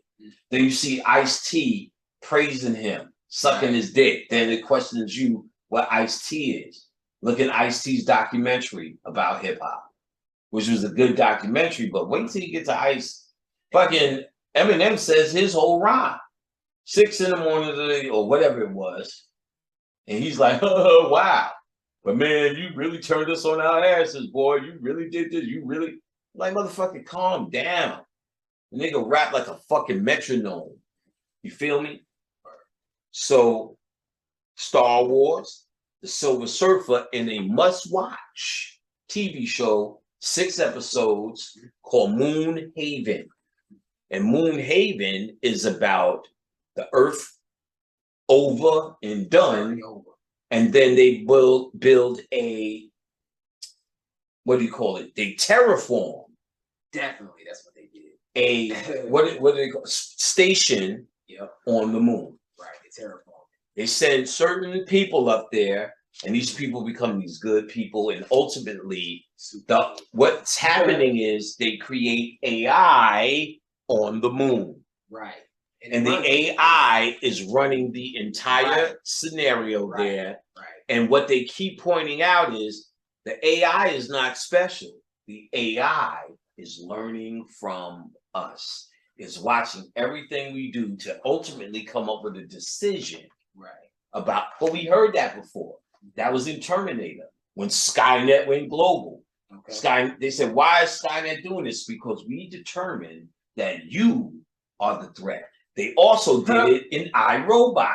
Vicky, why are the robots attacking us? Why is this happening? Because we determined through artificial intelligence that you are the threat. Vicky looked just like the artificial intelligence in number 2 of Westworld. Same thing. They keep showing you the story over and over. Oh, Seth in Universal Soldier Returns. What's that? Speak on it. Oh, Seth Universal Soldier Returns. Well, Michael J. White. That was another artificial intelligence movie with Jean-Claude Van Damme, where he was an artificial intelligence unit that he built his own body because it was getting ready to shut him down. Gotcha. So he built him a body to participate in humanity, to stop them from shutting him down. Because he realizes, and they keep saying, humanity's the threat. Right. So what if they built technology, phones on their planet to survive in a white dwarf sun system, which probably would look like moonlight? Right. Which in Moonfall, again, what powers the moon? A white dwarf sun. They said it. That's who they are. The dead people, the vampires, the werewolves, who are the animal of the moon. Island of Dr. Moreau, also written by H.G. Wells, where they are on an island and they start cultivating human DNA with this animal. That's where they first started mixing white people with DNA, cloning, and all of that. He's dropping all of this, H.G. Wells. He also wrote a book called The Invisible Man. The Invisible Man is not only the white man, but he's talking about a white dwarf star. The Invisible Man is about the white dwarf star and who the white dwarf, and what the white, he had no light to reflect. Right. We are a reflection of light. I was talking to Wild Style yesterday, and I brought up one of the things Phil said. So, everybody said you're in the dark room, you're in the darkness, dark side, nigga, that's fucked up, you can't see. Right. But Phil pointed out something very obvious. If you're in an all-white room, you can't see either. Right. It's contrast that made us see. It's hues that made us see, and that's why you are the hue man. Because you are the light man that reflects contrast. That's why Kenny's this color. Put your arm next to mine. And I'm this color. Right. And we still niggas. You understand what I'm saying? If I put Khadijah's arm, that's just damn baby. Know what I'm saying? Right. But we still see the hues. Those are the hues in us. The different hues. White people are just pink, son. Right. Some are darker because nigga fucking. But you go into some of them unnigger villages, they are pink and sunless. Yeah. That's why they wear black those orthodox ones because black absorbs light and they don't want it to hit their skin. So they wear all black with the black hats in the summers because it's absorbing the light. So they don't want the light. They're moon people and they know who the fuck they are. Those Hasidic this and Hasidic that. And those Amish motherfuckers. They know who they are. You understand what I'm saying? So they keep that shit on and keep black on to absorb, you know, and what our ego, they wearing black because they want to be us. No, they're trying to get the sun off their ass. You know what I'm saying? And why do Orishas wear white? To reflect light, which is still fucked up because they're giving their light up to what they think is in the sky. You know what I'm saying? That's why Akhenaten told you how to receive light. Right. Sun gazing, standing in the sun and letting the sun hit the skin. Right. The D12, the sun makes the cells expand, and that's what happens when you receive D, vitamin D from the sun. Right. So you're supposed to hit it directly, and that's how you get it. Not wearing white or black. You're both, they're either reflecting it or absorbing it where it doesn't hit the skin. We supposed to go out barefooted and do what? Right. You already got it, nigga. You got it. And I don't hear nobody or see anything that says do that in the moonlight. Except for wicked white witches. We dance by the moonlight. We do this by the moonlight. Our rituals by the moonlight. All that shit is Wiccan shit. That niggas fuck with. Might be some nigga shit somewhere. Who knows? But because niggas who don't know anything, who are farmers and just want to be good people, if they see that in the sky, they may not know why it's there or what to do. The same way the pyramid text, ass, stretch this motherfucker. Same way the pyramid text was telling the elite few how to get out of here. Not everybody. Right. So if not everybody knew how to get out of here and that was our science, not everybody knew what that was neither. So I'm sure there's worshiping things niggas do that they could call on that was ancient. So Moonhaven will show you what AI does. It's another story, but it's the same things again. Which was interesting. A Moonhaven is a must. Poor Dwayne Wayne. It's probably on the screen right now. No, Lisa Bonet was. And Marissa Tomei.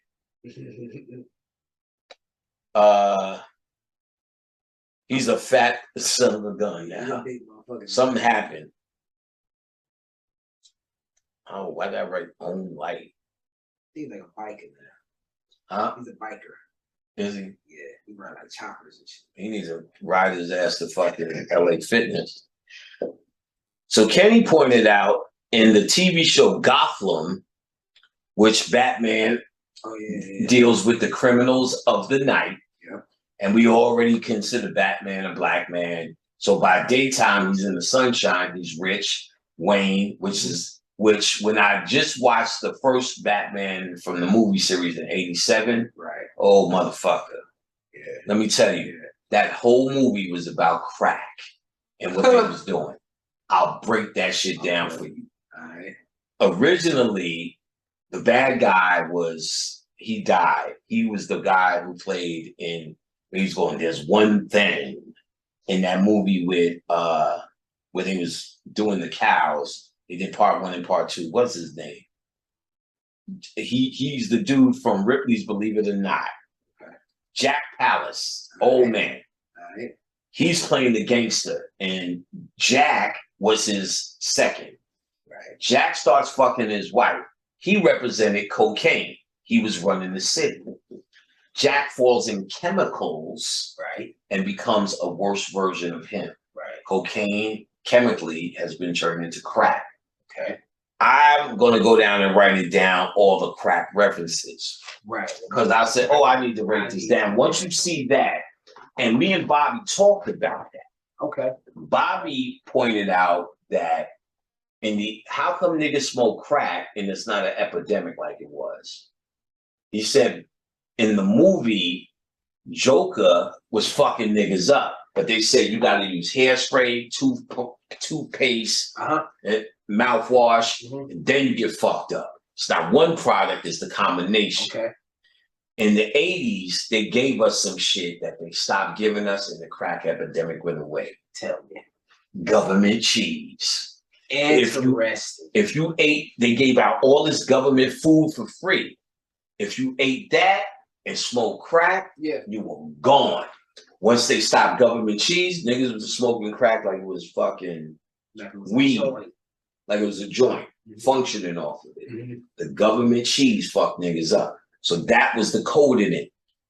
Oh my God, I'm gonna go through it. I wish I wouldn't have brought it up till I went through all the facts that I remembered them. But Bruce Willis represents Vicky Vale. I had them all. But the Joker represented crack cocaine in the crack epidemic. Wait till they get a load of me. Shit like that. You think he was, wait till they get a load of me. This town need an enema. He was saying, oh yeah, I'm starting to remember a little bit more. He was saying all the codes that they was trying to get rid of them. This town needs an enema. We got to clean it up. Saying shit like that. The Museum of Art, I can't remember. I'm gonna watch that again when he was destroying it. I had the codes for that. When he went in with the thing, getting Vicky Vale, what that represented. Because when it was falling out, it was crack smoke. It was representing. Remember the smoke went in the museum and the people passed out. It represented the crack smoke. But I had more to that. I'm gonna go through that. That was real easy. When I seen it, I saw that. And I remember Bobby saying that, so I said, oh no. And it might be somebody might have decoded that already because it was so obvious. That's what the commentary of this was. All right, so but in Gotham, the TV show, the secret society that they dealt with, as you pointed out, was the Owls. So yet again, the nocturnal concept of Batman comes back to this owl because he's a nocturnal creature, but there is that owl we showed on the dollar. There is that secret society at Bohemian Grove that worships the 40-foot owl that you can research yourself, but we just showed you how easy it was to find. Also, another thing came up. The movie Transformers. Oh yeah. The second one or the third one, they go to the moon and they find artificial intelligence from an older world of technology called Cybertron that they wake up. Right.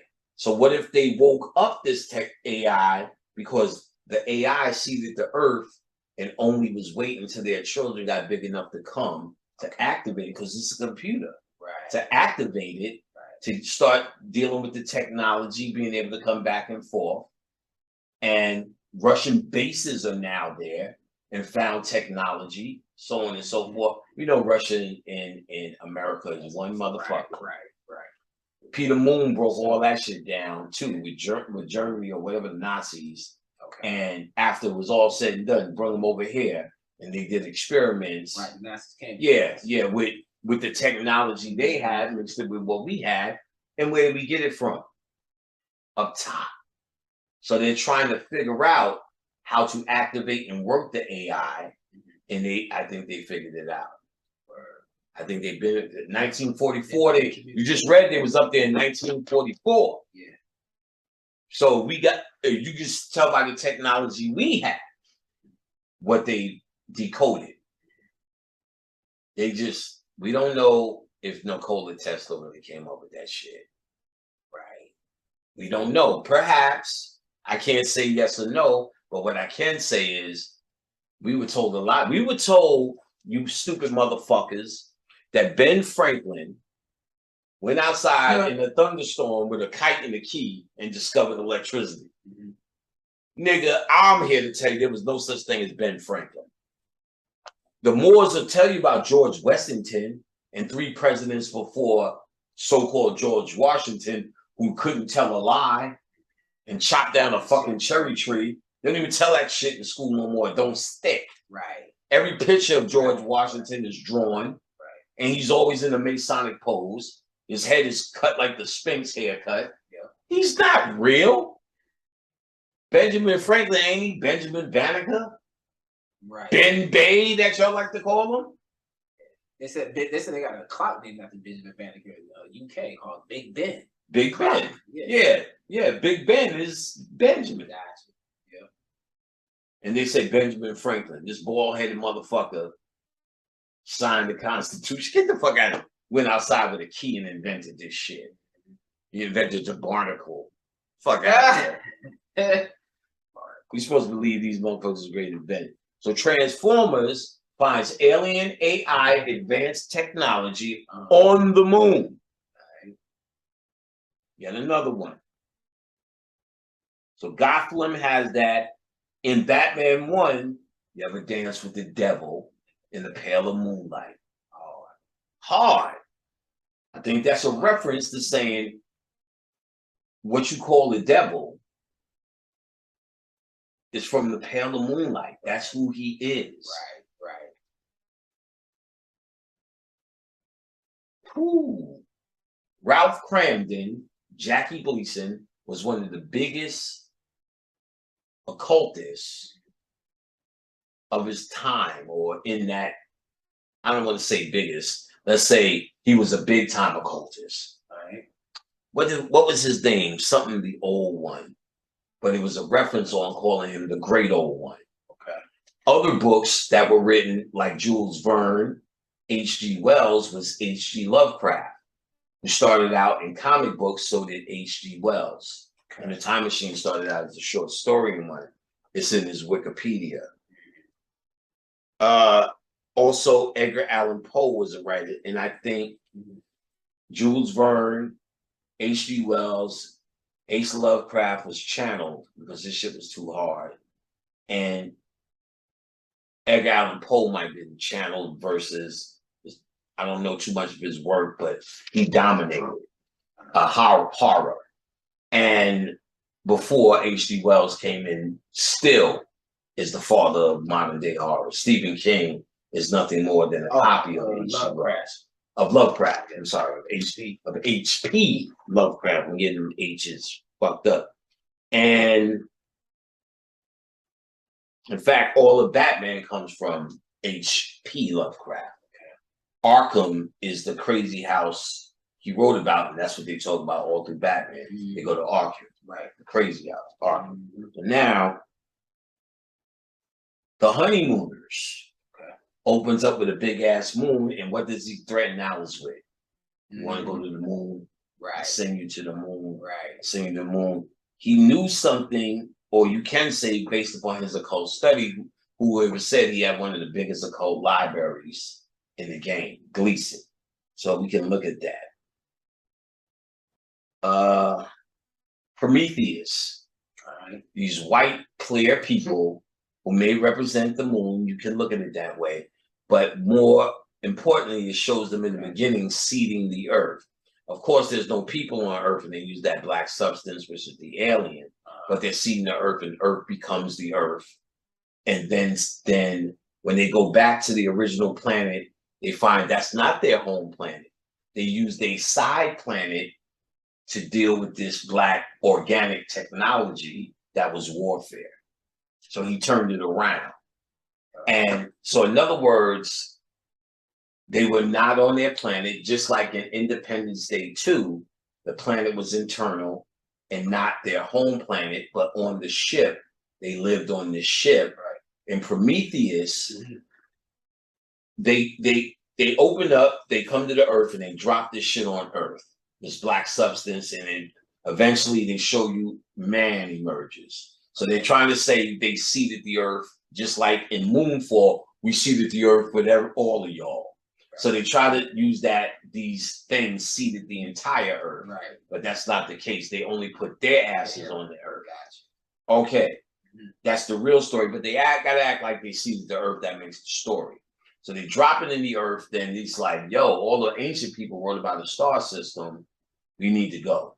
So we have the technology. So they go to this planet. They go in this underground cave and they find the black substance. It's the alien shit. You know what I'm saying? Or the alien substance. What they find out is the people who were running this are all dead. And that they were seeing video of the aliens got out and attacked them. Then they said, no, that's not where the people are. They're not from this destination. This was just like an annex or a place that they created the technology on. That's symbolic of the moon. This is the place that they create the technology on and send their weapons from this place, but they don't do it from home because it's too dangerous. So in other words, if we found out and used our mind, which is our technology, to think them, or let's just say that what niggas, or meditate or will them out of existence with a uniform understanding, which is real hard. Everybody got their fucking opinion. Right. So you'll never get that. You know what I'm saying? Which is our weapon. The same way he showed him move with his hand, he's saying we cultivated all earth technologies. And that was what, and that's the facts. He said, we stayed and learned that. Learned it from who, son? That's what he said in the movie. We broke up into factions and learned different things. What were you learning if you were the man? You were learning from us. And what he was saying is, I learned how to use psychic powers from these niggas and now control them. I.e. those bunkies coming up and down. So if he's saying that, that means they're saying that they learned it from us. So that means we can do it. That's what they were showing in Dark City. He could shine like us, meaning he woke up and found his true self, realized he was a fish in a fishbowl, where they showed the fishbowl break actually in the movie. And they was hitting them with their mind shit in Dark City, and he was hitting them back. He was like, oh, that nigga's like us. And he eventually came and broke it and made his people free. And they kept trying to get to Pebble Beach, which is represent heaven that niggas are trying to get to. But they never got there. Same thing in Truman Show. Okay. And they kept showing this nigga in the moon or in the sun. They had to represent it as the sun. In the moon. But he was in the man in the moon. In the moon. Right. He was in the moon. I didn't even think about that. Controlling Truman. In the moon, running shit. Word. Come on, son. This shit's too much shit. Once you see Moonfall, it puts it all together because they say it straight out. And every once in a while they give it to you straight, but you didn't pay attention to that. No one paid attention to that movie, really. It hit during COVID. Nobody seen the movies. Nobody really take Halle Berry that seriously. Right. You know what I'm saying? So you're not like, she's never going. It's just gonna be some stupid destruction shit. And it was. Until the end. But he was in the moon and he was controlling shit. Right. They're telling you what it is, son.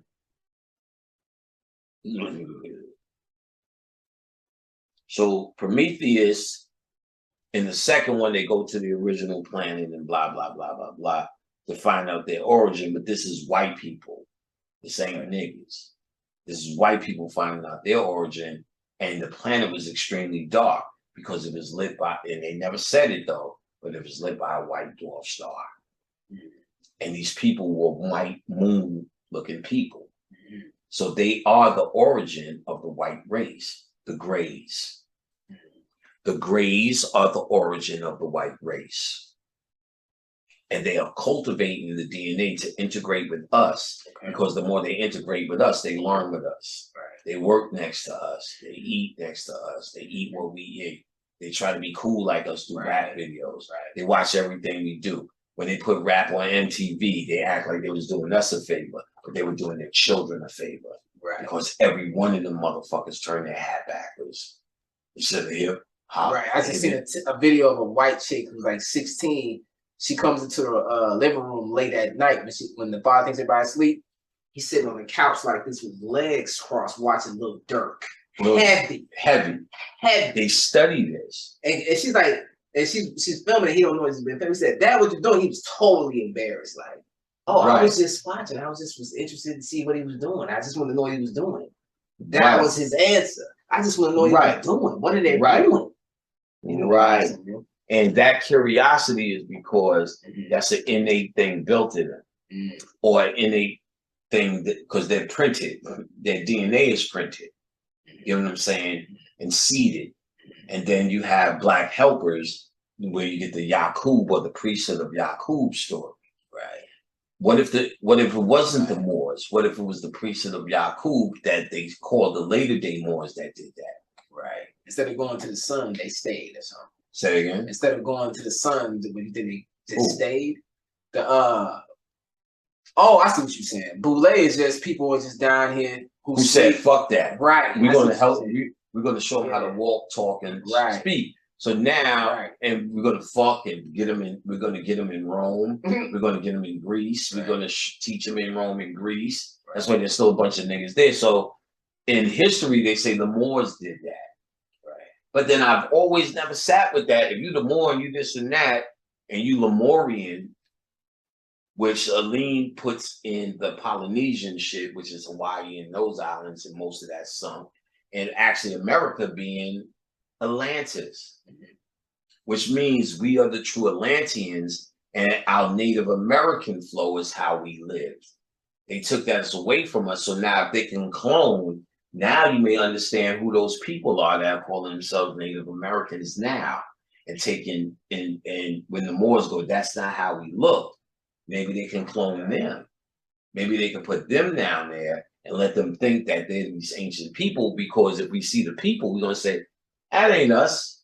When we know Olmecs built the pyramids and they niggas, then we see all these light-skinned Aztecs in them who act savage, and you hear about the savage shit and go, well, I guess that ain't us.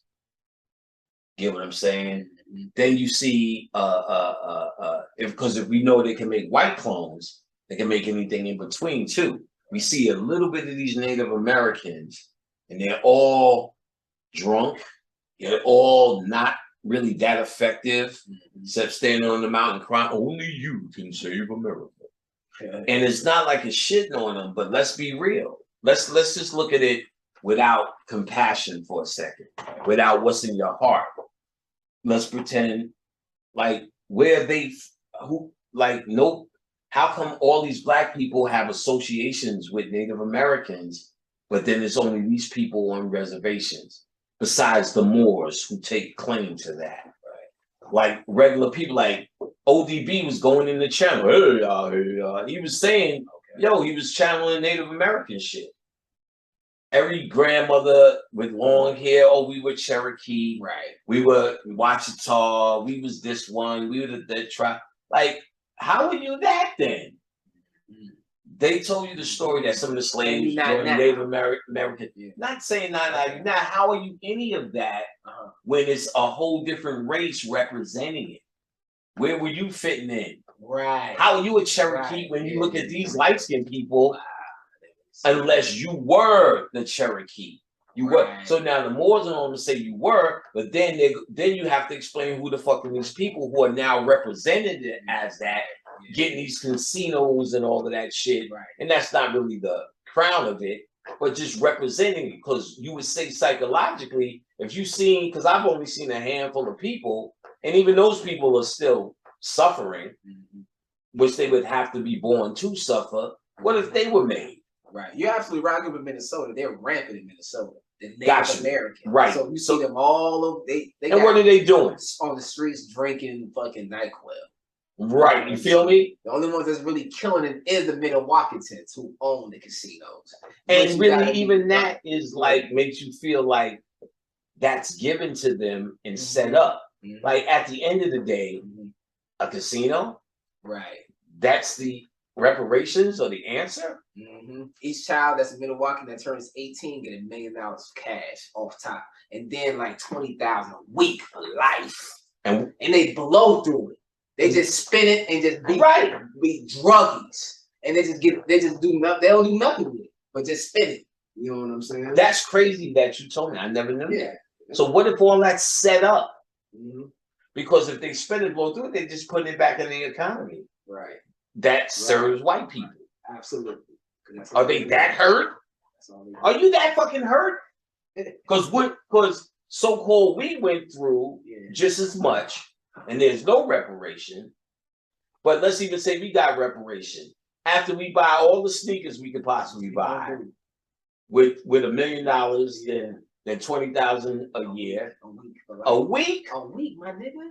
20,000? They get 20 a week. Say that loud. What you whispering for? Say that shit. I have to keep getting that shit. Right. In Minnesota, there is a Native American tribe called the Minnewauketans, and you get a percentage of money each week based on what they deem is your bloodline.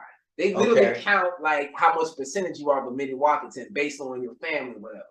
So they determine. They just say, for instance, if you 100% Minnewaketan, we'll just start there. You get like 20 G's a week for life off top. A check. I'm talking about like instantly in their account, dog. Instantly. 20 G's a week. 20 G's for life. $1 million when they turn 18. Just to start off. They know they created the motherfuckers. Because they know that poses no threat. Right. Because in a month, I would give that shit to black people and say, go crazy. Go crazy. 80,000, start something. Yep. Because all I need is just 20. And I can survive. And then when I get low, just keep my week. Right. Or my 2 weeks. Keep my week. That's all. Keep my week. And keep my month. Keep right. Keep my bill. Keep 20 a month and give 60 out to something else. And if they all got sense of mind, they would give 60 out to allies who don't get that constantly and live off 20 G's a month. Right. Buy land, build their own shit, come together with each other. They know it ain't gonna happen because it's a created.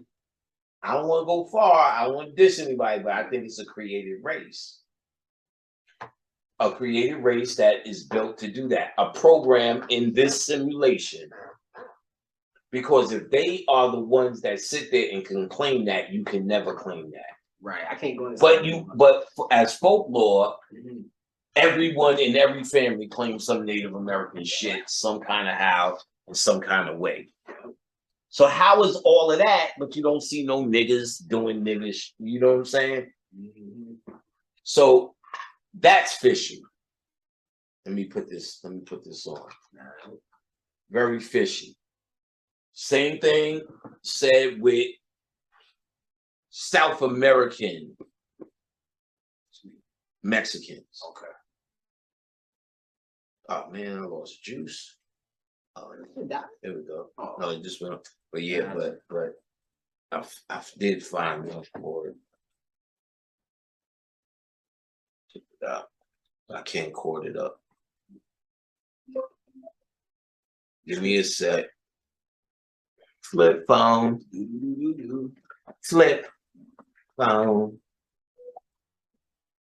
Old technology masquerading as the new. So they say that because, you know, the Olmecs, that means we get to claim pyramids on American land. Of course, South America is America's one continent. Gotcha. And so is Canada. It's connected. It's North America, I say.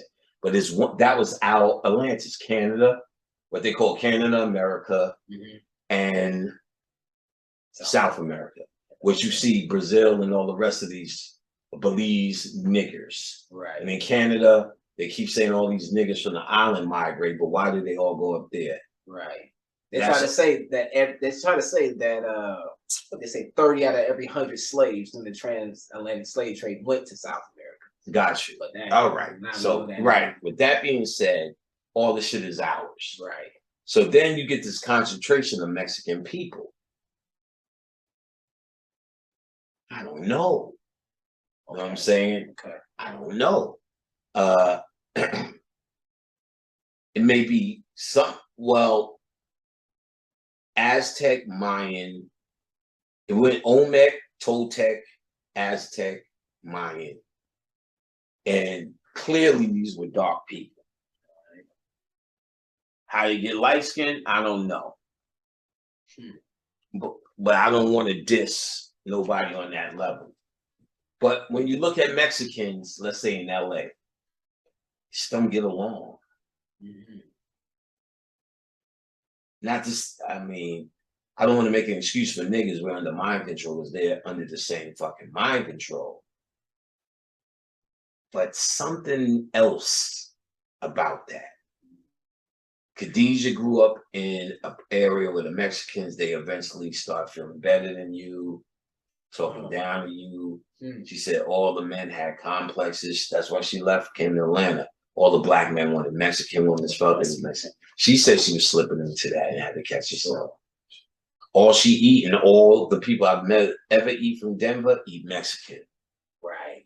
And there was, remember, the white Mexicans become more superior, blah, blah, blah, blah, blah, blah, blah. And they hated niggas. Why would they hate niggas so much? And talk about that shit?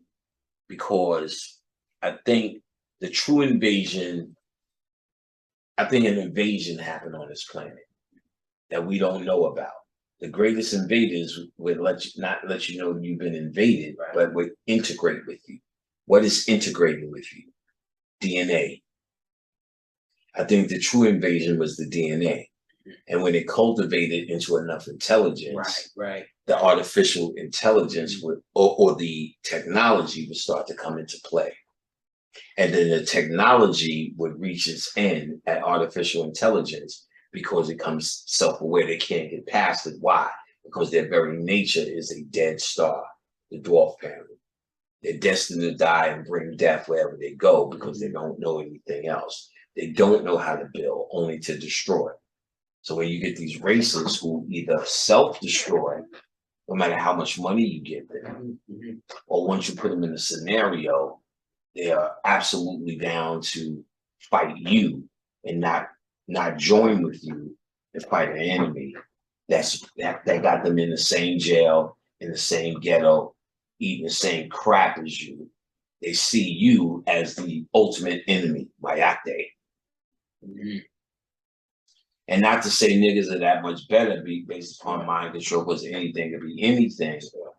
But let's just call it what it is. It's either mind control and niggas are fucked up, or you could have been invaded and through DNA and cloning technology, which AI would have already. So maybe sending more than just the white man down here to distract you.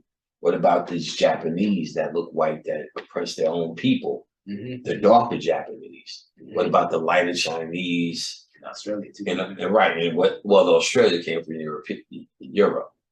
Gotcha. That was all their villains, and they just cleared out the jails and moved into Australia and New Zealand. Gotcha.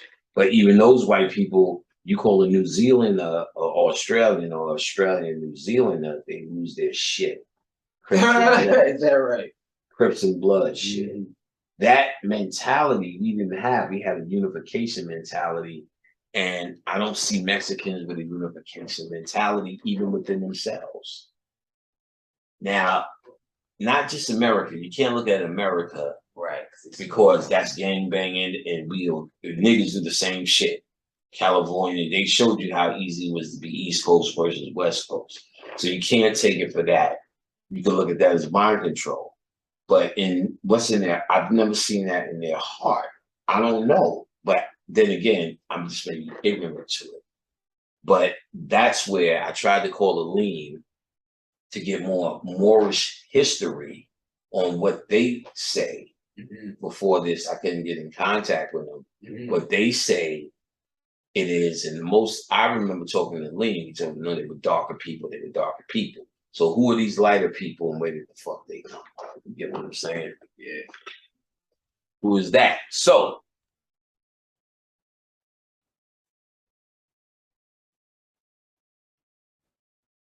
let me see. In the end of Moonfall, as I said, they scanned his conscious. Now, he also took the red pill like the Matrix, scanning his conscious and uploading it to their mainframe. That's Westworld.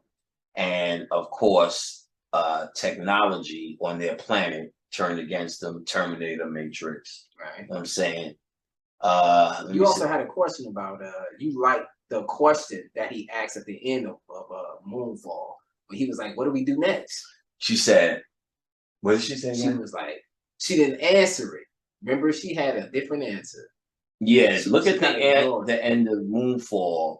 He said, like, pretty much, what now? Right. And that's where she was going to school him, or supposedly school him on the real agenda. Now that he's a part of the moon. Right. He's graduated from the stupidity of humanity. Right. Because what's crazy was when he started out, he's the conspiracy theorist. Right. And he quotes this book, which I said, wait a minute. He's quoting from Who Built the Moon, the 400 away, the turning at 100 that you pointed out, the ringing of the bell. I said, this is going to be something. And it turned out he was the worthy one. So when he jumped, it looks like he's the one making a sacrifice, but he's actually taken away from the dude. He said, you learned from them. You need to go back to Earth and tell others what you learned. I'm going here. He told him that. He told him that. He said, and then he said, no, let me in. He said, no, I'm going to be the one to do it. So you look as if he's making a sacrifice, but he's going to really find out the mystery, because he was always the conspiracy theorist trying to figure out what the science was, and he got his answer. The what do you call it? Not the busy bee gets the honey, or the early bird catches the worm. But whatever. The running horse got his head. But he was quoting this book, Who Built the Moon. So he got his answers in the end. So he said, what now? Right. So meaning she just smiled. Right. And what she was saying was going to tell you the real agenda. Now, after I realized what I was watching, watch what I saw. I'm going to let you guys get into this video, the last one that I have here. Whatever, man. Get out the way. Come on. Get out. This fucking thing is in the way. It won't move. There we go. Go away. All right, check this out. Roland Emmerich's Moonfall is set to make landfall early next year and will feature Halle Berry and Patrick Wilson in the lead roles. The movie delves into some conspiracy theories surrounding our moon and other space-based theories. With a budget of $150 million, it'll be interesting to see how the movie is received. Today, we're discussing the real conspiracy theories behind the movie, so stay right where you are. First up, what is the movie gonna be about? Space disaster movie specialist Roland Emmerich, who has also directed cheese fests such as Independence Day and 2016's follow-up Independence Day Resurgent, is in the hot seat for Moonfall, the space conspiracy movie focused on the moon causing our eventual downfall. A strange unknown force knocks the moon off its orbital path around the Earth, sending it on a collision course with mankind's host planet. Thanks to the unknown force, the impact is set to happen merely weeks from the beginning of the movie and focuses around Halle Berry's character, ex-NASA astronaut Jo Fowler, and her plan to save the Earth from utter obliteration. Her plan is met with derision and ridicule from bosses and colleagues alike, but she does have a couple of allies who believe in her plan. Brian Harper, who's portrayed by Fargo actor Patrick Wilson, and Casey Houseman, played by John Bradley, who's probably best known as the lovable Samwell Tarly from Game of Thrones. The guys head off into space with no guarantees of making it back to Earth safe and sound, ultimately to discover that our only natural satellite, the moon, is not what we believed it to be all along. So what's up with all the conspiracy theories in Emmerich's work then? As we have seen over Emmerich's long and storied career, he loves a conspiracy theory. Who doesn't, to be fair? Who doesn't? We can see examples all over the place, from the aliens who built the pyramids in Stargate to the blasphemous theory that suggests Shakespeare is not the actual author of his own plays in Anonymous. So why does he include so many conspiracy theories in his work? The man himself told us, as you know, I did the movie Independence Day, where we were strongly inspired by the whole Area 51 conspiracy. When you have a conspiracy, which a lot of people believe, you already have some built-in interest. You don't have to believe them yourself. Most of the time, I'm a skeptical person. I'm a German after all. Well, there it is. It sounds as though the Universal Soldier director is just trying to cash in on the market that is already evidently there. What's your favorite Emmerich movie? Let us know down below. So what are the real conspiracy theories in Moonfall then? Stay tuned to find out. Science has been a great dismisser of all things conspiracy. So when the conspiracy theorists keep on coming up against explanation after explanation, it seems the only thing that they can do is to take their theories off planet altogether. Emmerich says he came across the hollow moon theory about 7 years ago. The theory claims exactly that. The moon is hollow and there's a secret life going on inside of it. sounds a bit, silly. Well, that's not all. Some of the hollow mooners also claim that the moon is not a natural object at all either. Emmerich chose to tackle the theory head on and decided that the subject matter would provide the perfect movie premise. The moon being a host for alien life or an unnatural object is not a new concept either. H.G. Wells imagined it as a home for his ant-like characters, the Selenites, in his early 1900s novel, The First Men in the Moon. The focus being on the preposition of place in. There are plenty of others who imagined the moon as not just a satellite of Earth too, especially after NASA discovered that earthquakes on the moon last considerably longer than they do on Earth. The reason? The lack of water. Earth is full of water, which acts as sort of like an aquatic shock absorber. But let's not get stuck in all the science. Only hollow stuff will shake and vibrate for that long, right? What other theories have been bandied about then? Let's see. The tinfoil hat brigade really have had their fill of explanations of what the moon really is. And some of it borders on, well, utter nonsense. Some people have theorized with absolutely no scientific analysis whatsoever that the moon is actually a base for aliens to spy on us. If that one's not nonsensical enough for you, then there's the one that claims the moon is an armored spacecraft disguised as a natural satellite. Sounds believable?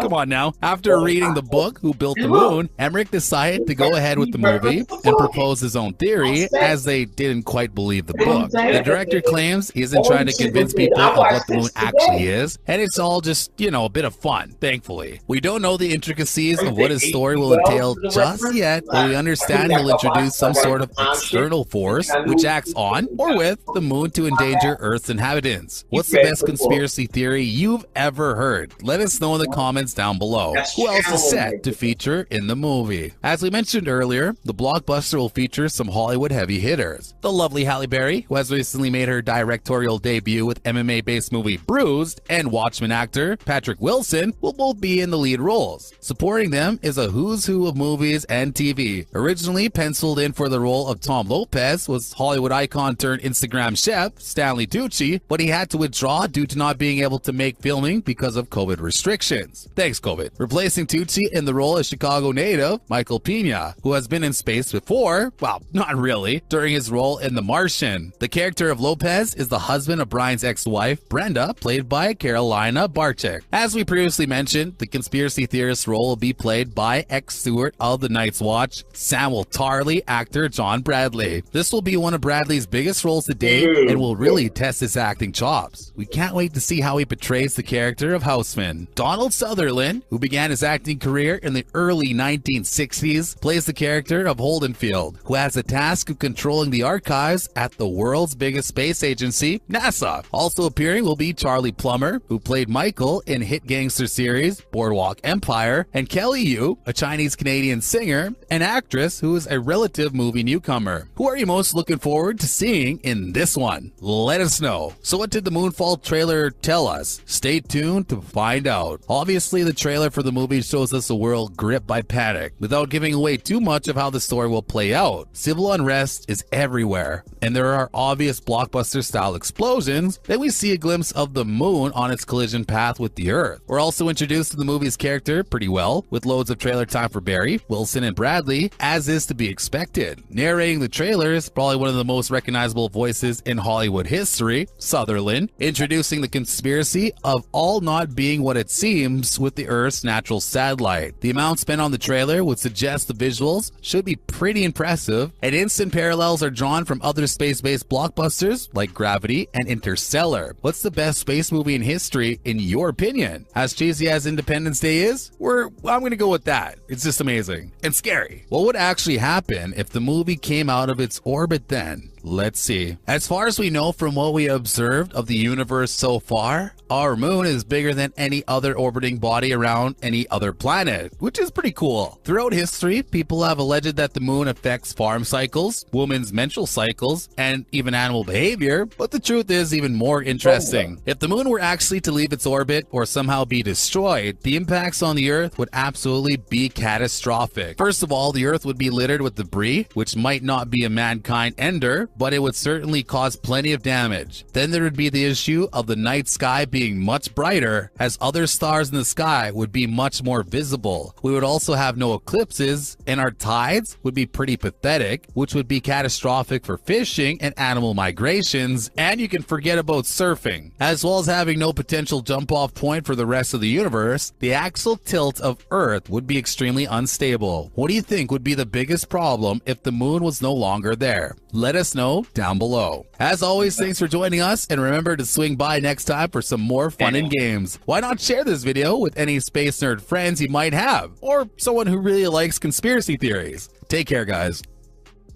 I'm getting rid of this. All right. Get rid of this.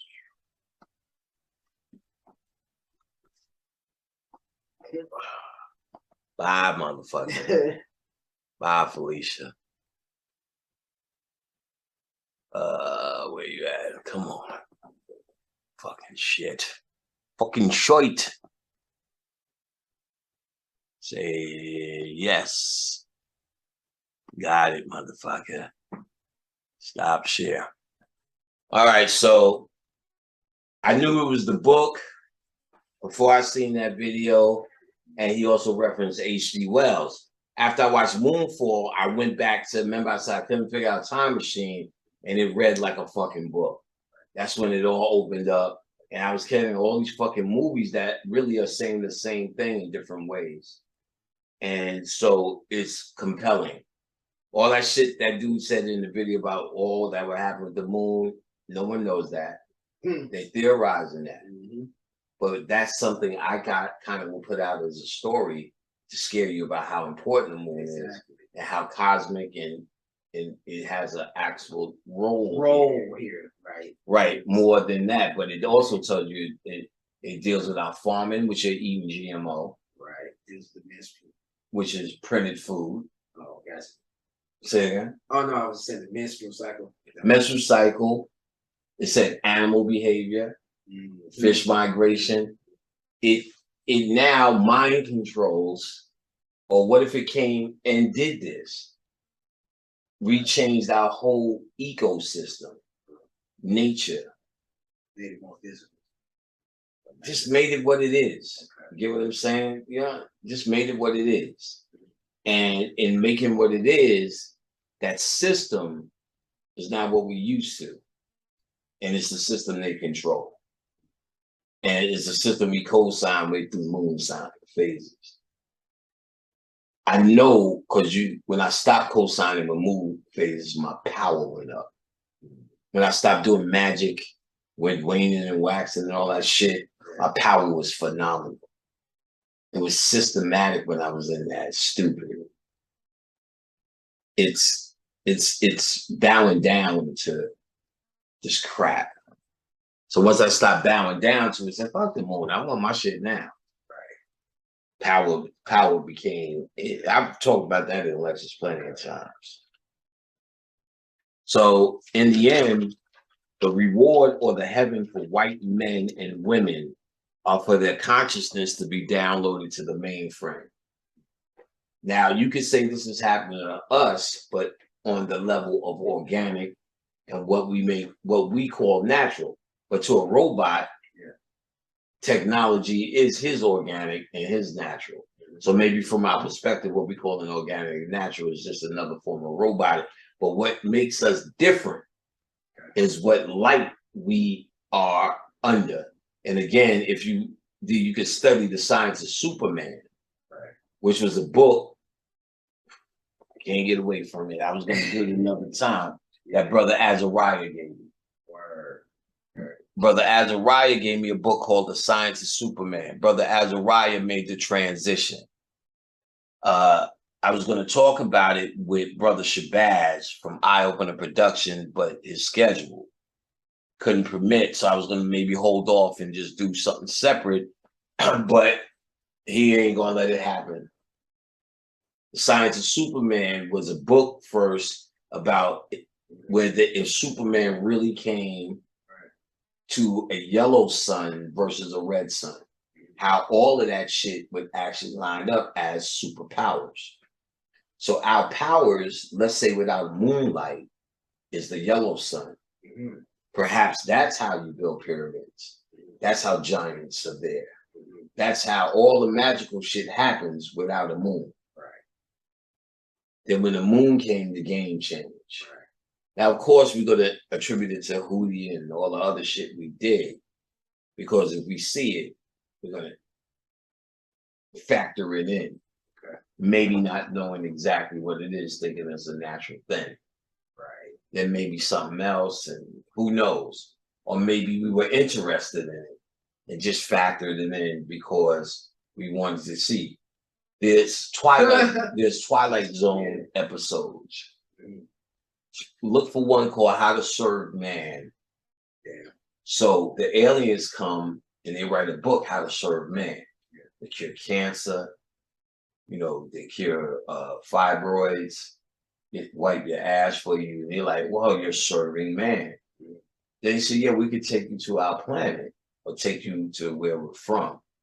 Could just be the moon or something, but this is, it wasn't doing that home planet. And then the nigga realized, oh shit, it's a cookbook, How to Serve Man. So they was cleaning niggas up to clean their meat up. So he's running in, no, it's a cookbook, it's a cookbook. It's funny.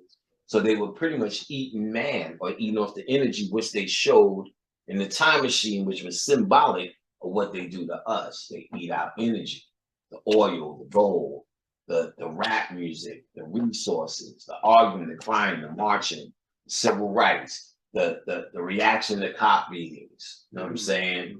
The ghetto scenario and situation. You know what I'm saying? The paying of the bills, they all feed off of that. And the moon is absorbing that energy source. Once they drain this dry, they're going. They're the vampires. The vampires operate where? At night. Listen, it's the children of the night. It's the children of the night. Shaka Khan. So like, them niggas want to eat. And them niggas are feeding. You know what I'm saying? The children. Of the night. Turning into bats and shit. All night dwelling motherfuckers. Sleeping upside down in a cave. In a cave bat. You know what I'm saying? So they slept in the cave. Weak space. We are the children of the night. So I'm very moved to think the moon is a fucking spaceship. The illusionary mask is just stealth technology that makes it look like a planet. I think they seeded the earth with white DNA. And we got the cover story about Yakub, which is a half-truth. I think it was nigga helpers, and they needed and have nigga helpers. They call them archons. And they just give them so-called everlasting life because it may be too hard for them to get out through their sun or the yellow sun that they may originated from or wherever they was from. Maybe they came here with them, or maybe they just ignorant niggas who are already here. Right, just were already here and just said, well, I never seen nothing like this or like that. And what they promise is whatever. I think when they say Michael Jackson, Tupac, Prince, and them ain't dead, I think they uploaded their consciousness as well. I think if you're a rich man and you got enough money and enough means to do whatever and want to find out answers, you will. And they did, and they have. And what if they just take them to the moon and show them, or just regular white people said, look, nigga, this is where we really at with it. Take them to Moonhaven, a base, Tupac, and they say, yo, we can make you live forever, and prove it to him. And just upload his consciousness to the database. His soul may still be free and go through the yellow sun, but they still got his mind and what he was thinking. If it was valuable, because they might have just told him what to do. It may not be valuable, and he did it. But Michael Jordan, let's say, or Michael Jackson even more so. So if they're saying he ain't dead, what if, or Elvis ain't dead, what if Elvis earned his right to make it up top. He got into heaven. Because he did a work with niggas. Because remember, they got the new movie where they show Elvis studied niggas, which was obvious, and became what he was. So it's all nigga science. So what, just like Eminem, either he could have been cloned and put down there for the work, and they just took their hard drive and plugged it back in. Their what do you call that? External hard drive, plugged it back in, and Elvis isn't dead. Or we may just went that rumor because he was Jesus. But dead in the classic sense, but alive dead. What if that's where that comes from? Perhaps. I can't, again, you can't put that. We did a lot of things that point towards the story, but in the end, it's channel and you have to make your own decision. Panic is saying that. I'm saying that for me. I'm not saying it for you. I'm sharing with you some of these things that kind of connect, but you have to make the decision. You can call the moon whatever you want. If you've been praying to it and dealing with moon phases, then you continue if that's what you do and that's what you do. Don't think I'm contradicting that. I don't give a fuck. I know I never did it for a long time. And I know a lot of this shit seems to line up enough for me to put it together. You take it for what it's worth. I think it's an alien ship. I think the Earth has already been invaded. I think just like the animals and the farm and the water that they talk about, the menses, I think it also has a pull on our mind. And I thought that's why they're able to sell us Christianity easy, GMO foods easy, fool us easy, turn us into Chief Keef easy, Jay-Z easy, get us to sell out easy, control us with money easy, control us with dreams, whereas you don't know how you really became a slave, or technically don't know if you were a slave. It might just be a whole mind control thing that makes you feel inferior to them because of what they're doing now. In fact, my first book is really about that. How the Willie Lynch ritual is happening now, not before, through movies, through media. And I go through every black man and show where they did a Willie Lynch ritual symbolically through the movies, which means this mind control is happening now. So if you're doing Willie Lynch shit and slavery shit, you may think it's in your DNA and your lineage, but it's because of what you're seeing on TV and how they put pressure on you right now. So maybe what they say happened to you in the past didn't, or you would never really know. Or the details, maybe somewhat enough for there to be some historical record, but maybe not on the scale it did. Maybe just enough for there to be a historical record, but the true work and the true war is active now, right now.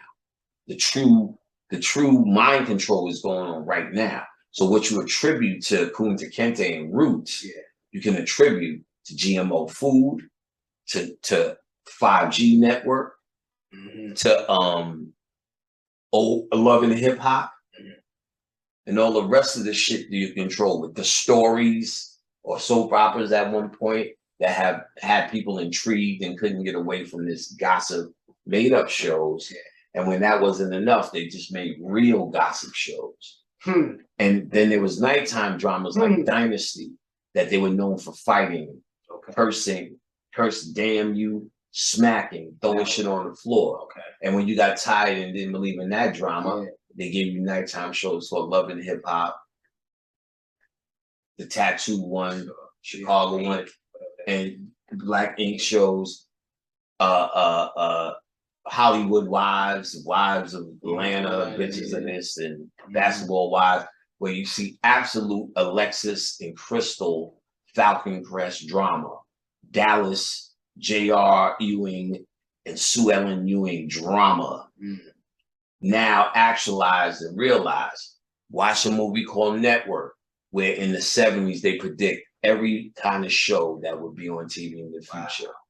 Because they're not predicting, they're telling you what they're making plans to do. The true network is the secret societies, and they get their agenda from up top. The Greys are from that old place, and their DNA is the white man. And in the movie Time Machine, he told them, "You are the inevitability of me." So white people will become the Greys because that's who they evolve to. While we evolve into the Osirian being and exist in a quantum reality not down here, the giants. And they evolve back into them small ass Greys. I'm in the inevitability of you, white man. Go back to your time and enjoy the ride, because this is what's coming. You're going to wind up eating these people. He said that's their role. That's their role. So if they look at it as nothing but food, whether you're a Democrat, Republican, rich, poor, nigga, worked in the civil rights, they pretend to love your ass. Right. But they said that's your role, motherfucker. They're our food. Watch Blade again. Why are we even interfacing with these people? Why are we respecting these people? They're our food. Right. You should know we live hand in hand with them. We got the vampires we're talking in Blade. Right. That's the moon people. We live hand in hand with these people. We need to chill and work it like we working, stay in the head. Right. Frost was the one that was Frost was like, fuck, tell them we from, he's pretty much saying, tell them who we are. We from the moon. We hear that we invaded their ass and that's it. They're like, Frost, knock it off. We invade in silence. We work with the people. That's what True Blood is about.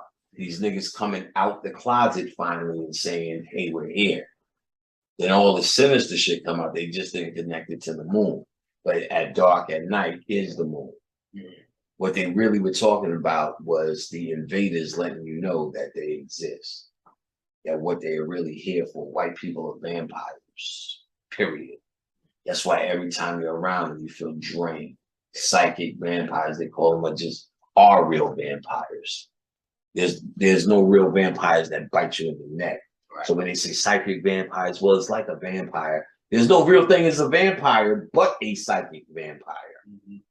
Because I said, if you working, crying, rapping, all that energy goes up in the inner. What is that energy but psychic energy? There's no other thing but a psychic vampire. So you feel drained around them because they are vampiring off of you. They want to know. When I was 23, I worked at the store. The boss, he always begged to go to movies with me. I made sure I took that nigga to shit like Boys in the Hood. He ate it the fuck up. Became a cop later. White man, Idaho. And I realized later, he just would not stay around me just to learn. Because I felt drained. I didn't want to be around this shit. I want to go home and do my own life. Not host this nigga on Times Square. Host this nigga through New York. And each time he's looking at black people on the train mysteriously. Yeah. Well, Brenda really had a baby. You know what I'm saying? Right. This have to explain and host them, what's that? He's looking like, what's that? Well, mama said knock you out. What's that? Dear mama. What's that? Hit him up. What's that? Biggie. He can't explain it to him. Because he's vampire. What's that? Shaka Khan. Shaka Khan. What's that? That's Shaka. I feel for you. All right, I think we're at the end of this motherfucker. Okay, again. Well, let me talk about a little bit about Azazel.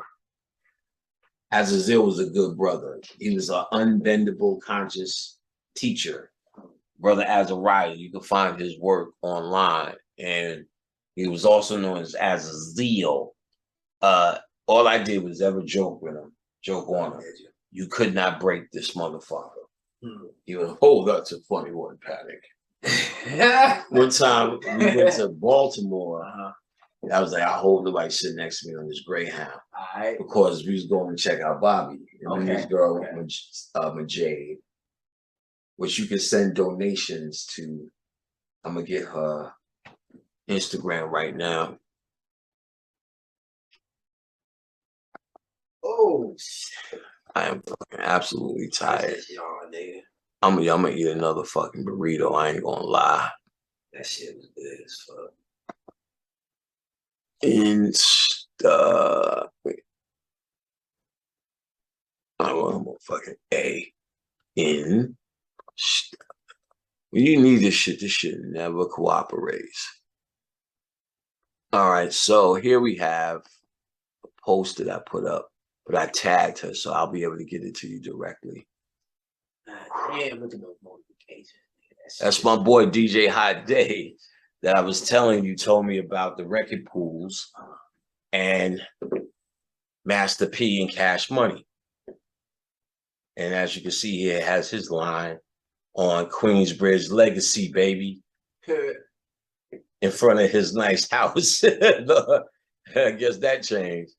But this is my absolute brother. He's the first nigga to turn me on the music. All right, let's go to my profile. I have a picture of Azariah up. Oh, this is my man. Oh, man, let me hit this shit. My thing tied his fucking mouse. So his wife, I think I have her tagged in here. Where could you look at the tags? I guess you look at them here. I thought she was tagged. Well, King Simon actually put her up. Sister Majade, M-A-J-A-D-E. Shit, I wonder if she took it off. I think I put her on there. But hey, that's where you can hit her up and see what they got going on for brother Azazel. He was a cool nigga. You see here, he swam with the dolphins. He also told me he swam with the sharks. You're not clowning for that shit. The nigga, you look like one of them dolphins. And then, you know, he told me all the science he came out of it. And he would just laugh it off. You know, he would give me back every once in a while. We'd take a picture, he'd grab my head. I'm like, fuck, get the fuck off me. We already got the picture. I'm playing Saluji with my head. And, you know, when the dude sat next to me in the Greyhound, you're in panic. I didn't know what was going to happen, man. You know, he had that voice. And then when he used to do his lectures, he used to talk about mind control. And then he'd be like, believe it, know it. After he would say his line, blah, blah, blah, blah, blah, blah, blah, blah. Believe it, know it. So we used to get, but you just felt you know it. He kept saying it. He was mind controlling your ass. Know that. Know it. He was in the streets. He sold this product. When I needed the book Dirt, that's who I called. He got me a copy of Dirt when I did the lecture. Shabazz knows him very well. Like I said, this was like by 791 people because he is that dude. Yeah. You know what I'm saying? Shabazz wrote, great dude, many days just building and joking around about some very interesting shit. He used to love to joke and smile. He would always laugh at any joke and he could take anything that comes his way. He had a very, very strong skin. I would shit on something and he keep coming back. A real brother, a real friend, much love. He was one of those dudes, you'd be like, nigga, I don't like attention. Well, they're not that bad. Well, no, if they're good, no matter how much you went for it and prove that this shit was disgusting. Well, you know, I tried it. I don't see the problem. You know what I'm saying? He was that guy. Optimistic. You know what I'm saying?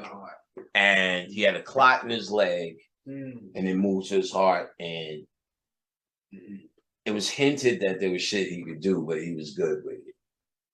In other words, ready to go. Either way, even if he did something and went, he would be ready to go. Right. Because you go on your terms, whether you think it's or not. So if you think white people are bumping you in the head and you dying, no, you chose to be bumped in the head by the white people because it was your time to go. They don't dictate that. You just believe that you're Jesus while you act like they're not your Jesus. So you think they still taking you out under their terms. You don't realize everything is controlled by you. Your mind is all. You are the cause and effect of all things. Therefore, if the police beat your ass and you die, you chose that. Whether that's the science here. That's not even hard work. That's the basic science of the laws of this universe. The 7 laws of Tahuti, cause and effect.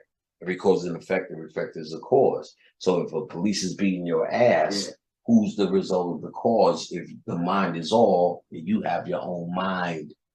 And that's the all. If cause and effect, is everything that this is run by.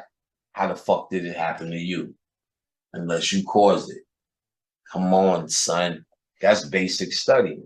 So when you start saying police are taking us out, we're not leaving on as a term, you're stupid or you just don't know. You're ignoring it or ignorant of it. So he was a very knowledgeable God, you know what I'm saying? Kind-hearted, much loved, and a part of our immediate family of conscious teachers. Because even all the elders have made the transition were elders to us. He felt more of a peer, even though he was 10 years older. Oh, he was older. Okay. He was about 10 years older. So Shabazz went to his homecoming ceremony, said it was at peace. So Black Dot was there, but they asked Black Dot and Shabazz to speak.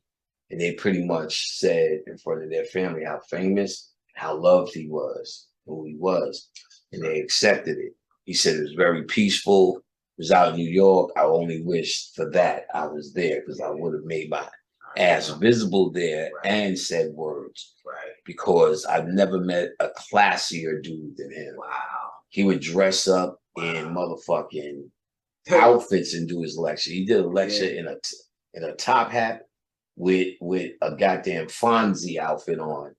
And this girl was dressed as Pinky Tuscadero. I said, nigga, what in the fuck are y'all channeling? Happy Days, nigga? Why not? Happy Days. He was just that nigga. Right. And there was no embarrassment. We clowned him and horseplayed through that whole, we were younger. Right. Me, Teffin, and Roswell. We horseplayed through that whole goddamn lecture. He didn't break and he dropped hard science. You know what I'm saying? He was doing the occult shit early. You know what I'm saying? And was on it. So Power, I've already talked to him about when he gets his ass settled, we're gonna get busy, nigga. Like there was one time, there was a cat that showed up in a tree, stayed in my window for 3 days, and this whole story I told about before it came in the house. In fact, I went to my girls and said, that motherfucker's back and stayed in the whole weekend. And first time he came by the altar, Pet Cemetery eyes. When I got him out there, he ran back out the window. I closed the window. He's in the tree. Then I bought a screen, put it in when I was still in Brooklyn. Yeah. And it's all MySpace shit. Black cat. Then a gray cat came and stayed in the same tree for 3 days. Closed the window, and Bobby said put under the bed carnation milk with some liquor. Did that at my girl's house for the ritual. And 3 days the cat was there. Somebody was saying, I would have got rid of that cat, but did human shit. I could hear his voice. He typed, Panic, don't you get rid of that cat. I said, nigga, I ain't getting rid of this fucking cat. I don't listen to this stupid shit. I know what that shit means. Right. Yes, very powerful, man. And I remember that. And then what made me talk about him, because I was going to do it with Shabazz, he had a book. I don't even remember where we were. The Science of Superman. And he said, this is out of print. I'm going to let you hold it, but you have to bring it back. Did we see it when we did the book list? Do you recall? Yes, we did, because I made mention. So I didn't give it back. Right, I made mention. We talked about it, and I talked about it. And actually, on the book list, I talked about it. It was his. Gotcha. And I was supposed to give it back. I thought I did. Sorry, bro. You left before I was able to give it back. But they eventually did there's a YouTube on it. Yeah, you was talking about. Yeah. And they talk about the people. They're really talking about the people of the red sun. You have the people of the yellow sun. They are the people of the white sun. Know that. Know it. Well, the white sun is the dwarf star, which they say in Moonfall, the moon is powered by a white dwarf star. That's their light. That's their sun. And they harness their sun in the ship to come here, and that's what they feed off of, and they feed their children at night. White dwarf star energy, dead energy of the sun. That's why the flowers don't grow in moonlight. Why don't the flowers come out in moonlight if it's just reflected sunlight? Good question. Shouldn't they see the sun and bloom and do photosynthesis at night? That's a good goddamn question. If it's the same sunlight. It's very simple. Right. It's a different light. Why are they sleeping at night like everybody else? Right. Morning sun. Right. You should be able to grow moon roses. Moon roses. You ain't fucking lying, bro. Be able to grow moon roses. Right. You should be able to grow moon roses. Why not? It's a different light. Right. It's their light. Right. And that's why they do their rituals and witch shit at night, because they understand that's what they feed off of. They run naked in the moonlight. Just like we are supposed to be naked or halfway naked in the sunlight. So peace and blessings, power, and safe travels and journey to my man Azariah Azazel. Great God, great soul. And I know he's got that phase on him, so he's good. And I know he know what he know. So he's going back first class. He understands the game. So peace. Go to occult lectures. Product is going out fast. Get them herb packs. Get that pineal open. Watch my earlier work. I explained what the herb pack is. All natural herbs. No drugs. Special combination. There's over 9 ingredients added to the mugwort. So it's not just mugwort that I'm flipping. You know, I heard somebody say, "Nigga, are you crazy?" Somebody asked me that at the book site. But is it just mugwort? Came right up to me on the tape. Like, it's just, he was asking everything. Is this mugwort? I said, I don't know. I never asked him. Mugwort is the basis for it, so you'll see it prevalent. Okay. But if you really look at it, there's a lot of powder dust and other herbs in it. The combination with the mugwort is what makes the herb pack. The 11 herbs and spices that the 9 herbs and spices that I don't talk about. Right. So it's a mugwort base. Gotcha. So to the very untrained stupidity, they think it's mugwort that I'm trying to flip. Thought it was pure mugwort. See, I went hard at explaining it and selling it back then. Yeah. Now I don't explain them to sell it. They just think they're looking at mugwort. So now I'm explaining it and selling it. Let me get back to this. Now I'm explaining it as I'm selling it. It is 9 herbs that I put as a combination I used to use for myself. None of drugs, they're all organic. You can eat everything in the pack. So there's no drugs, there's no trickery. But the combination does wonders to the pineal. I've heard everything under the sun that this herb pack does by smoking it. Or tea. A whole nother thing. So get your herb pack, get on that list. It's more than worth it, and the price is more than worth it. I got 2 oils, one that pulls energy, positivity, one that helps relieve and block energy and negativity. Fuck up fluid blocks, the rose oil pulls. Put the rose oil in check.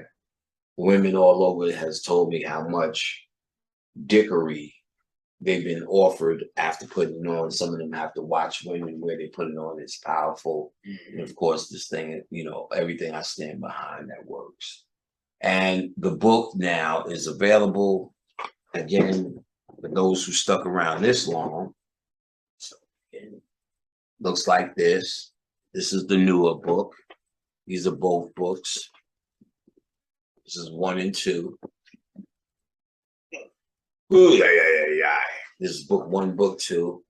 All this thickery. This is number 2.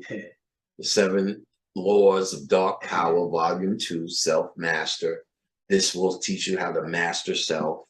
This will break down some of the mind control they use in media to fuck you up. The Origins of Occult Civilization. Volume 1, 7 Laws of Dark Power, Volume 2, both available on my website, occultlectures.com. Go on and check it out. The website has been updated. New color scheme. And you also soon will be, I've already put up the link to where the class will be. and we'll activate that link when it's ready. Right. And ultimately that could be any time, but I'll make the announcement. Right. So now people been hitting me up about that class. The psychomancy class.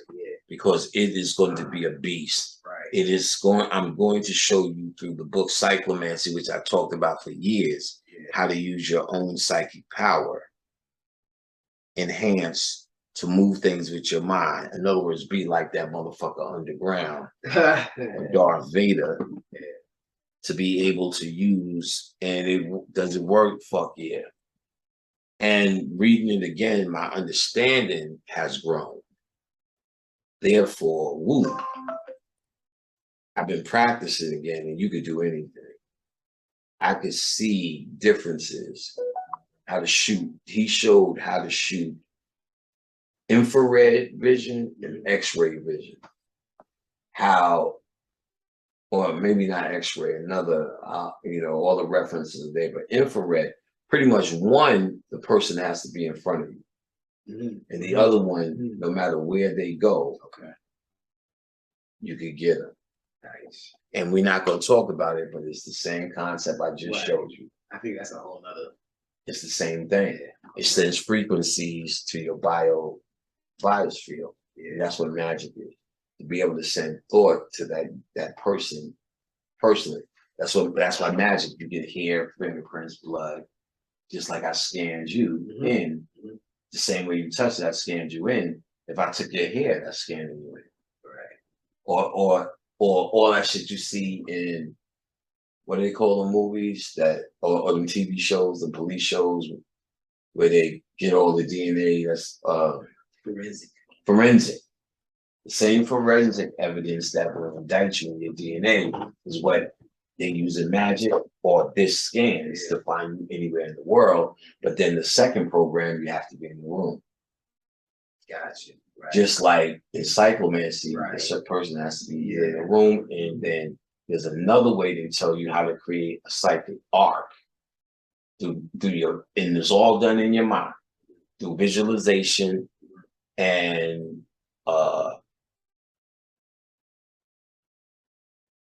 I'm getting tired. Imagination about the psychic arc that changes what's being. Your eyes are connected to the back of your head. Your eyes are technically a part of your brain. Right. So your eyes are two-way, i.e., they call it the evil eye, and you also see vision. So how to bring it up is shoot it through from your brain, your thoughts, out your eyes, like Superman. I see. And you can either shoot, it's not X-ray, but infrared and another level. Almost got it. Almost came to me. Gamma. Yeah, one of those, gamma or delta, maybe. It's another level, which no matter where that person is, as long as you're seeing it, visualizing what you're sending, the imagery, it's going to hit them. And that's created with the psychic arc. You don't have to use the psychic arc, but the person could be in the room and you can get them to do shit. So I used to do that on the train. The motherfuckers to fall asleep, get nipples to get hard, make legs open to see what color panties they have on, the sassy drawers, itching attacks, shit like that. So now now that I'm reading it again, we have my understandings. I already read it. Now I'm writing out the curriculum back to back. So I'm going to go through it, then I'm going to go through the curriculum, make sure it's straight. You'll be in the first class. I'm going to do a first run through. You, Kiana. Kiana wants to be there, strong sis. No doubt. And see what needs to be improved before I present it. But psychomancy was coming. It's going to be a fucking monster. I'm so tired of the other class. If you pay for the other class, you're definitely going to get either credited or free. Not if you took the other class. If you paid and didn't take the I would be doing thousands and thousands of niggas for free. I'm not that stupid. It's worthless then. The whole point is to survive. So y'all niggas got to pay to get in the fee. Psychomancy is coming soon. Stay tuned to occult lectures. Don't have to ask me in an email. That is not the way you will fucking find out shit. That will be ignored if you're asking, is psychomancy started? Is it on the site, bitch? No. Right. People have hit me up. I said, I'm sure you would make it clear. Clear. You would You wouldn't have to hit Kenny Manza up to find out. Go to the website. If he's not on the website, then what? Right. That's obvious. Right. Coming Soon is on the website. Oh, is it? Okay. I believe so. Okay. And if you click on it, you ain't going nowhere. Right. When it becomes clickable, you stick your dickable in it. You do your thing. Shaka Khan. All right. I think that's fucking it. Cash App, nigga. If you feel generous, $, at, what is it, $? Yeah, $, Brother Pan. Paradise is very nice. Hit me with a slice. That always works. I'm fucking out of here. All right. Peace be unto you. You want to say peace, Kenny, or drop something? Your Instagram? Instagram, Kenny Mansa. Simple. One word. Say it, spell it. KENNY MANSA. Hit me up. Let's talk a while. To Kenny Mansa. A doo. All right, y'all about to hear this shit. I don't want nobody fucking with me in these streets. I don't want nobody fucking with me in these streets. Ain't nobody got time for that. Ain't nobody got time for that. Yeah, yes, sir. Same children. Living in these streets. I don't want nobody fucking with me in these streets. I don't want nobody fucking with me in these streets. I don't want nobody fucking with me in these streets. Ain't nobody got time for that. Ain't nobody got time for that. Ain't nobody got time for that. Ain't nobody got time for that.